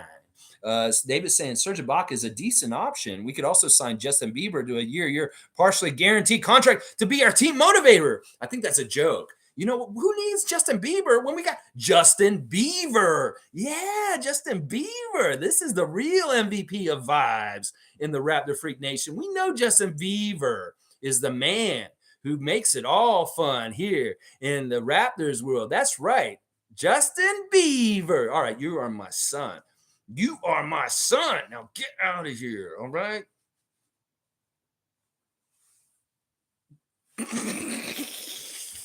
We don't need Justin Bieber. We got Justin Beaver. Yeah. Scott B saying, don't even watch. Will Lou, Sid, TV tries to force their show on us. They are a joke. It's just some of the takes are just not helpful. It's like, come on. You can be pessimistic. You can be critical. That's fine. But help us see the light and how we get to the next part instead of just tearing it down and saying it was stupid that you did this. I want that. That's what I want. Yeah. Let's see. All right. Yeah. Sue's saying Justin Bieber. Why not? Duke's saying Reunited. The song, I believe, is Peaches as an Herb. It was my grade 8 graduation dance song. All right. Once again, Duke rocks, letting us know how old he is. He told us about remembering when before there was a 3-point line and other stuff recently. We're seeing was his grade 8 graduation song. Peaches and Herb, and I believe that's in the 70s sometime. But yeah, that's a great song. And I'll sing it again just because you got brought it up. Reunited, and it feels so good. I don't know if my tone's any good. If there's any vocal coaches out there, tell me if I'm any good. I don't know. I'm just an amateur. All right, let's keep going. Mike's saying, Greg and Nameless facts. This time period is a data collection on the fixed hole and see how things are before making the big move needed for the summer. The OG and Siakam money come on the books. And this is the thing. It's like they're going to be looking at each individual guy. And like I said, they're not going to tear it down a lot. There may be like 1 or 2 guys that get moved this summer, according to what Masai wants to do. We may be so close that he doesn't do any moves. And you guys may be like, what the fuck? He's still not doing anything. That's what I'm saying. But he's going to assess it. And then in the offseason, he may make one move. He may ship one guy out, or he may not re-sign someone for some reason. And we need to be ready for that. And it could be any of those three. Like, I don't think it'll be Fred. First of all, he's already ensconced and he looks like a made man in the Raptors organization. But it could be either Gary or Jakob. If Jakob doesn't work exactly right with us, well, why would we invest with him in this offseason? And that's part of the great thing about the deal also is he's a free agent this summer, and we're not on the hook with him any longer than this half season. So what is there to hate, Raptor fans? Oh my gosh, what is there to hate? Let's see. Monique saying, Lewinberg, this is not the move that you make before blowing up the team or hitting the reset button. Go check out this article if you haven't. Yeah, this is Masai and Bobby signaling to the Raptorsfreak fans, the Raptors Nation, that they are buying in and doubling down on the team that they have right now. And that's why a lot of people are pissed off, because they don't like the team that we have right now. David saying, P.S., considering we cannot add to or change, make another comment for 5 minutes, maybe you can turn on the edit option for personal comments. And Sue, could he ever? I do like that baby, baby, baby, baby, baby. Ah! You got me singing Beaver this morning. I don't know. I thought you guys could edit your comments. I don't know, David. Maybe I'll shorten the period, but we are at 4 hours now. And the 5 minutes is absolutely necessary right now. Scott B saying, love the idea of Ibaka back for nothing. Stay away from Grange and Lewinberg, two tools. It really does show the true colors of the media when they try and paint it in this way. And this is why our fan nation or our Raptors nation is so misinformed, because the mainstream media people are telling them to be upset about what happened. And that's so stupid. Why are you guys doing this? Why are you making this a dumpster fire and making this worse? Why can't you just say the jury is out? We don't know what's going to happen yet, instead of just fucking tearing it down and getting Raptors fans to believe they're right because they hear Michael Grange and William Liu and all these different people saying this. Do I think I'm crazy? Am I the one who's absolutely batshit crazy because I'm the opposite of what they're saying? I will take my bet and stand beside the Raptors and MASAI Ujiri against them. Yes, I will, because I believe them and believe in this team more than I believe in the media. So, yeah, I will go against them and put my credibility on the line about how the Raptors is all going to pan out for them from this trade deadline. This is a very big, successful trade deadline, and we're going to be saying this in the months and years to come. And that all these media people are overreacting right now. They're going to look silly, and I'm going to look smart. Watch.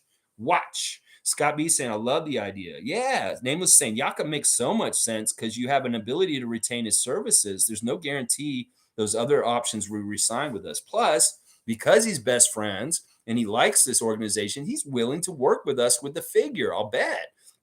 And I'll bet you money he is going to resign with us and stick around and be our starting center. Seriously, this makes so much sense. Greg saying, yep, thanks for the auto 3 million. I missed it. In regards, auto gone for players by rule, or can we potentially bring him onto the roster for postseason? Franchises are billionaires' toys. Don't fear luxury tax. Yeah, I'm all with Greg on all this stuff. I don't know the rules. Can Otto Porter suddenly be available at the end of the season? All of a sudden, maybe. Mike's saying, having a relationship with a team that is on the same page about development and team basketball in the West is really good. So paying a little extra for Thad soften things more for good deals. Yeah.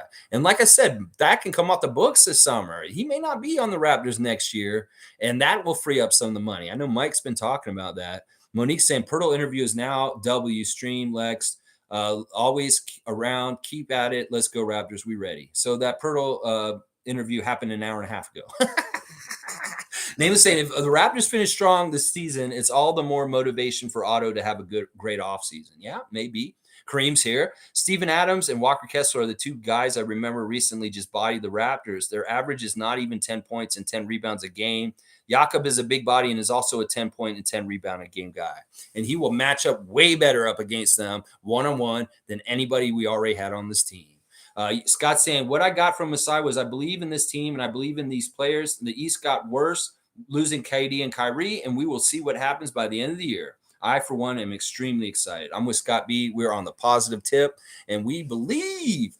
Greg saying, great job, Lex. Cheers, folks. Got to run. Good to see there are still plenty of sane fans out there today. Laugh out loud. You go, Greg, and you have a great weekend. I'm so happy to see you reappear in the channel. Click saying, if we trade OG, I don't want 3 picks. I want 2 good players and a pick, or 1 really good player and 2 picks. Seems like everyone was only giving us draft picks. I agree with Masai on that one. All right, cool. This is a place where we can reconvene and be on the same page. Click. Yeah. Okay. So you're discerning that you would rather, instead of getting picks, get established players. I can get behind that. Listen, I'm sure that the Phoenix Suns had no intention of trading Mikael Bridges this trade deadline. The Phoenix Suns fan base is really upset about it. In fact, he was a favorite. And this was the kind of like would have been like if we had traded OG, what happened with Mikael Bridges is kind of equal. And that may very well be, let's watch the Suns organization for the next couple of years and see if they really regret letting Mikael Bridges go to the Nets. This would be what would have happened with OG, is what I'm saying. It's like in some ways we can see what happens in that situation with Phoenix, and that can be kind of applied to how we might have felt, because they're very similar players, and it's a very similar kind of situation. They highly coveted him, and it took a Kevin Durant coming to Phoenix to get Bridges out of Phoenix. So in some ways, that's a deal that's similar to what could have happened with OG.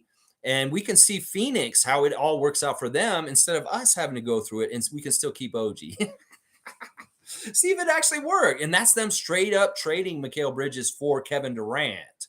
And that is kind of what the deal was last summer for Kevin Durant from us with OG and Gary. Yeah. I'm glad we're on the same page on this. Fuck the picks. Like Kareem Thomas says, get established good players that are going to help us win now. Jimmy saying Jakob interview is up. All right, I'll go watch it after this. Mike saying that's a signal I got from Champagne being let go. It said that MASAI believes the core has enough support to really start looking in on things. Picks and young things will be trimmed a bit. Yeah, very focused. Less is more. Invest in very concrete, specific people that are parts of the whole thing, and not shoot a buckshot and try and hit a whole bunch of little targets and get one of them to work out. You very much are consciously picking these people because you're investing in them. You know they're good, instead of shooting a fly shot all over the place and hit a bunch of targets and just hoping one of them pans out. You go with that sure bet that you've already invested in, and you have just that one. And then there's not ambiguity and uncertainty about which one of the buckshot you have to choose between and which one may be the right one or not the right one, which is what Oklahoma City has to deal with.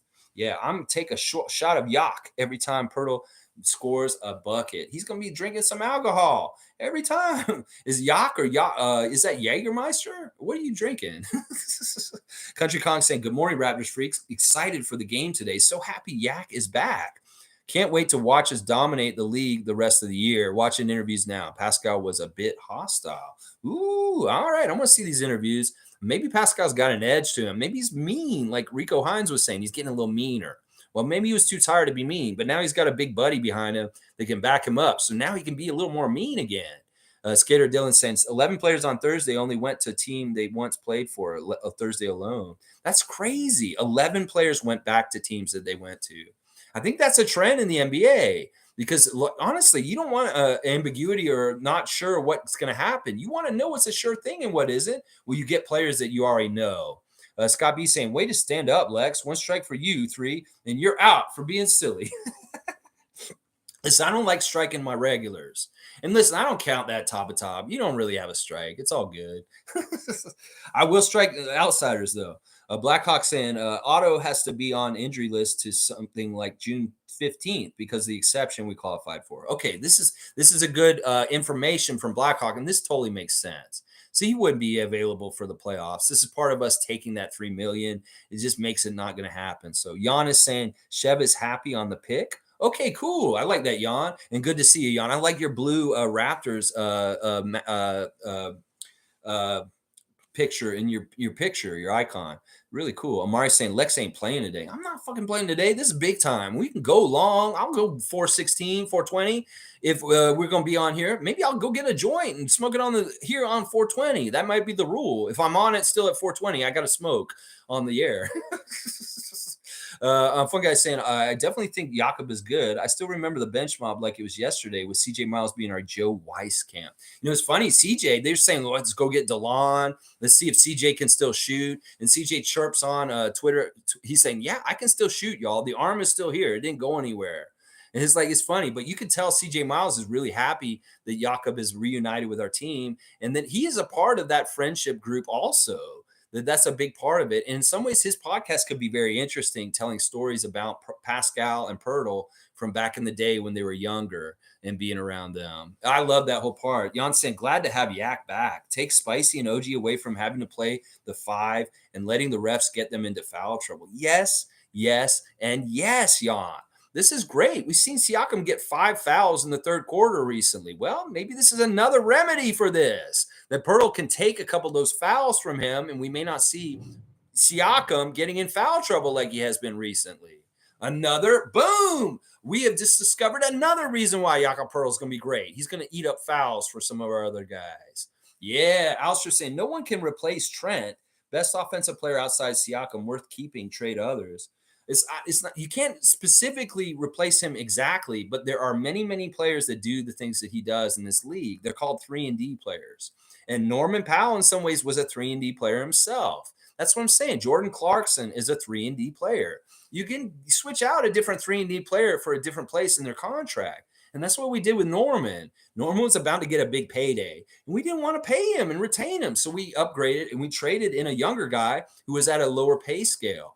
Well, why can't we continue to do this? Then in some ways you let Gary walk and you use the money on a younger guy who's a similar type of player, another 3-and-D player. That's what I'm saying, Alistair. This is the difference in this. It's not that you replace him exactly. And in fact, maybe we value him specifically that we do throw money at him and give him a bag this summer and get in the luxury tax. But if we don't, we let him walk and we get a guy who's similar that maybe for less. That's what I'm saying.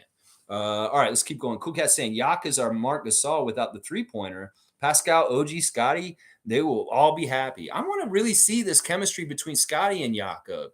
Their personalities are very playful. And Jakob, that's part of the thing about him. He's fun. He's a fun dude. He's got a really good sense of humor. And in some ways, even though he's older now, he still has a very childlike way about him and just being fun. But he is very mature, and he very much is a very full-grown man at this point since he left us. He may have been a youngster in development when he left and went to San Antonio, but he's developed now. And that's one of the great things about it. I really want to see the palling around and the stuff that happens between Poetle and Scotty. I think Scotty's going to really like playing with Jakob because he's, like I said, he's going to be another big guy to help him in the fight, the physical fight. Monique saying lethal shooter, aka Chris Matthews. That's his real name, Chris Matthews, like the news guy. No wonder he calls himself lethal shooter. Logical saying Omari, no doubt. There's clear logic in his points on liking and respecting your teammates. Makes difference in results. We rode Lowry and DeMar's friendship to build a lot. Saying there's no effect is crazy. It's really true. Like friend connections on the team have been very good. You know, YUTA going to the Nets is that kind of thing. He brings good vibes because he has that friendly kind of friend vibe. And seriously, we value the DeMar and Kyle friendship. There's been so many different friendships we've had over the years, and they do matter. And they do really do matter. I mean, I don't want people to poo-poo that and being like, oh, you just made a nice, a good, warm feeling move to reunite friends. Ooh, so nice. No, there's basketball reasons for this. It's not just reuniting friends. Let's see. Jan saying when Yak was playing with Spicy in the bench mob days, the synergy that they had together didn't stop him from finding the proper spacing. He needed to give Spicy to play on the court. Yeah, he's very conscious of this. And the other thing about Jakob that we're not talking about is he has a high basketball IQ. He's very intelligent, just like Freddie and Pascal and Scotty. They're all going to be able to work together because they'll understand and communicate together. And they're all nice guys. They talk together. He's another thing. He's a very good communicator on the court. He's going to help our defense by being vocal, and he's going to cover up a lot of shit. Our defense is going to be way better tonight. Everybody's going to see this is going to be a difference with our defense is maybe the biggest thing that everybody's going to notice is that all of a sudden the Raptors can stop other teams again. We haven't been able to do that this season. We will be able to do it again. And the synergy between them from before is really immaculate. People do not understand how much fun, and they really are on the same page. I'm telling you, these synergies matter in the NBA. They really do. If you have your friends on the team, it's much better than having LeBron and Russell on the same team. Trust me, that's not good. That's the opposite of having friends on the team, Russell and LeBron together. You have friends together is way better. Logical saying no starter was paid in value. We kept the best assets and filled the hole. All right. And Cool Cat saying, with Yak on our team, I would like to keep Otto Porter. We just load manage him for next season's playoff. He won't even have to play hard on defense much. Just shoot those threes and cut. Well, I don't think he's ingratiated us or even taken to the Raptors franchise enough for this to possibly happen for sure. I don't know if I want Otto at this point. I mean, we got what he got out of him, and maybe we should just let him walk. It may be not smart to keep him around. I understand what you're saying. This is for playoffs and him to be a weapon in the playoff time come around. And maybe that is a really sound strategy. But in some ways, I don't really see him having any future with our Raptors, unfortunately. Duke's saying, not trying to rock the boat, but you don't need to be Einstein to figure out who Masai was talking about. I'm glad he said it because there were many occasions I felt Fred and Siakam were being ball stoppers. Well, it's not just them. Gary, you can blame for this too. I mean, I wouldn't blame Scotty for this just because he's so passing every which way. But all these guys to have a proclivity to maybe not pass when they should. And it's not, I don't want to point anybody out. Because first of all, Masai didn't actually point anybody out specifically. And when he said it, I thought two names, Gary and Pascal. I didn't think Fred. I did not think Fred at all when he said people were being selfish. I thought Gary and Pascal. That's who I thought. Jan saying, forget bringing back all these old heads. Sign Wieskamp to a young sharpshooter. Well, who knows? I mean, we did circle back on DJ Wilson last year with a couple of 10-day contracts during our COVID. And at the end of the season, he did get reacquired and brought back in. The opportunity to come back for Joe Wieskamp is there, that he may come back and be a part of our team near the end of the season. We'll just have to see how it all shakes out. Sue saying, looks like another former Raptor is going to probably get bought out. Looks like Magic want to buy out Terrence Ross. Holy crap. There's going to be all these old Raptors available. We can just pick and choose. Terrence Ross is another very interesting addition. He may be actually still very helpful compared to Serge or Danny Green. This guy's actually still a rotation player, and he can actually play at a very high level still. I don't know if I want Ross back, though. That price may be a little high because he is still a very valuable player. He's doing so much cool stuff on Twitch these days, Terrence Ross. Wow, I get the 415, and I'm seeing those. The real ones are sticking with me into this marathon. Duke saying, in padding stats, Fred playing for a contract and Siakam playing for the All-NBA. They're the leaders of this team. That's not the motivation of what they're doing that stuff for. That's maybe a byproduct of making things happen. It's like Pascal didn't care about making the all-star team. He's only playing to win. He's only playing to play better and be himself. I think that you're not putting it in the right way for them. I don't think that they're even thinking about that stuff. Sure, it's important and it's probably a part of it, but it's not what motivates them. Let's just put it that way. I don't think it's what motivates them. And I think it's wrong to like paint them with that picture that they're selfish in that way, that they care about that over winning with the team and the team concept. Isaac saying Pascal All-Star, reunited by Peaches and Herb, 1978. Thank you. Play it again, Sue. He graduated in 1980. Okay, cool, Duke Rocks. Wow. G saying Pascal was named an All-Star reserve. All right. So Pascal did get it. They announced that Pascal Siakam is an All-Star reserve in replacement of probably Kevin Durant. So fantastic. This is just and right. And Pascal, you go and you get your just recognition, even though you're getting it secondhand, even though you should have been on the team in the first place. This is great news. I'm really happy to hear that Pascal got named a reserve G. And I trust that you're telling the truth because you're a reliable source. Duke saying Yakabari stated publicly what he's looking for salary-wise, I believe about $20 million. See, it's all transparent. It's all talked about and it's all figured out ahead of time. There's not going to be any like weird sucker punch where Gary comes up and he says, yeah, I want $40 million a year, Masai. No, they probably know exactly what he's talking about. Blackhawk saying we need to win tonight for 4 in a row. Yes. And yes, Isaac Campbell, Pascal NBA. He's next stop, Pascal NBA. Jan saying, yes, G, that's awesome. And Race Mode saying, let's tank for Wimba. Who? That's 416. The bench mob have other plans. Yak will make the good defenders we have reflect more in the league based on the whole and need and fit in the system we have. Yeah, we're going to have better defenders all around because they won't have to be worrying about the void in the center anymore. Nameless saying that's a great, great point. Protecting the hot hand from foul trouble. That's brilliant. Comment of the day material. There you go. We're deriving. We're going into that river with the prospecting thing. We're looking for that gold. And we found another little nugget of gold there, Nameless. Another reason this is going to be good. Paul is saying Yak will clean up and help clean up those games with 20 extra shot attempts and guaranteed wins.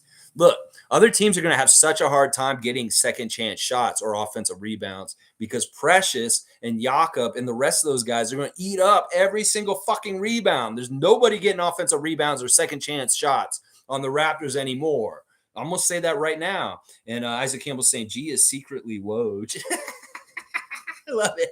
I love y'all. Y'all are fun. And the ones that are still here right now, y'all are really the real ones. Like, holy crap, we're bound to come to 420. Let me see if I can finish this in like 3 minutes before we get to 420. Thank you, Monique. I'm going to get to 5 hours so I'm not careful. All right, y'all. The last time we saw the mascot, he was in the rocket car and he just ran over a cocaine grizzly on the side of the road, sent it flying. It was real nice. It spurred him on to new, nice, and better things. In fact, that rocket car is kind of fun. He's going to kind of open it up on the highway and see if he can really get it going fast down the road. So he's turning on the radio. And look what he sang. It heard on the radio is a jazz radio station. He's going to groove to some jazz music in his rocket car as he shoots down the road towards the future, a bright future for good things for the Raptor. What's going to happen next down this fantastic road that's looking sunny and bright ahead for the Raptor in his rocket car? Is he going to rocket up in the standings higher and higher to take a better seating for the playoffs? Yeah, or is he going to crash and burn like some of these negative ninnies want? We'll have to find out next time on the Real Mascot Matchup. He's listening to the jazz radio station. Let's see if he enjoys it. Yeah. W Stream, thank you. Mike, thank you. Monique. Let me just look at my tabs real quick. Once again, injuries for tonight. The Lakers that are coming to the Jazz will not make it in time to play the game tonight. No Russell Westbrook, no Juan Toscano Anderson, and no Damian Jones. So do not expect to see them coming up. And apparently Jordan Clarkson has been added to the injury list also since I've been talking. He is day-to-day tonight and may not be playing for them. That's going to be making it even worse for the Jazz. Meanwhile, we got OG Anunoby and Otto Porter out. Jakob Poetle is expected to play tonight for the Raptors. He will be ready and cleared by all the stuff that's going on. I appreciate everybody being here with me on this marathon stream. I'm going to get done with this because I'm going to go smoke at a 420. I appreciate you, Pope of Positivity, Jimmy Pope. Y'all, please like, comment, subscribe, and share. You will get so much content here. Obviously 4.5 hours of content real quick. The Raptorsfreak channel. Y'all put me on blast in other places. Share, put me everywhere. Talk it all about. Go tell Sheb to come in here and listen to me. Maybe he'll feel a little brighter. Thank you, Sue. Have a great day, freaks. Let's go. So excited to see Jakob on the court tonight. I am too, Sue. Y'all have a great Friday. Raptor your day and do it right. And let's go, Jakob. Let's go, Pascal. Let's go, Raptor.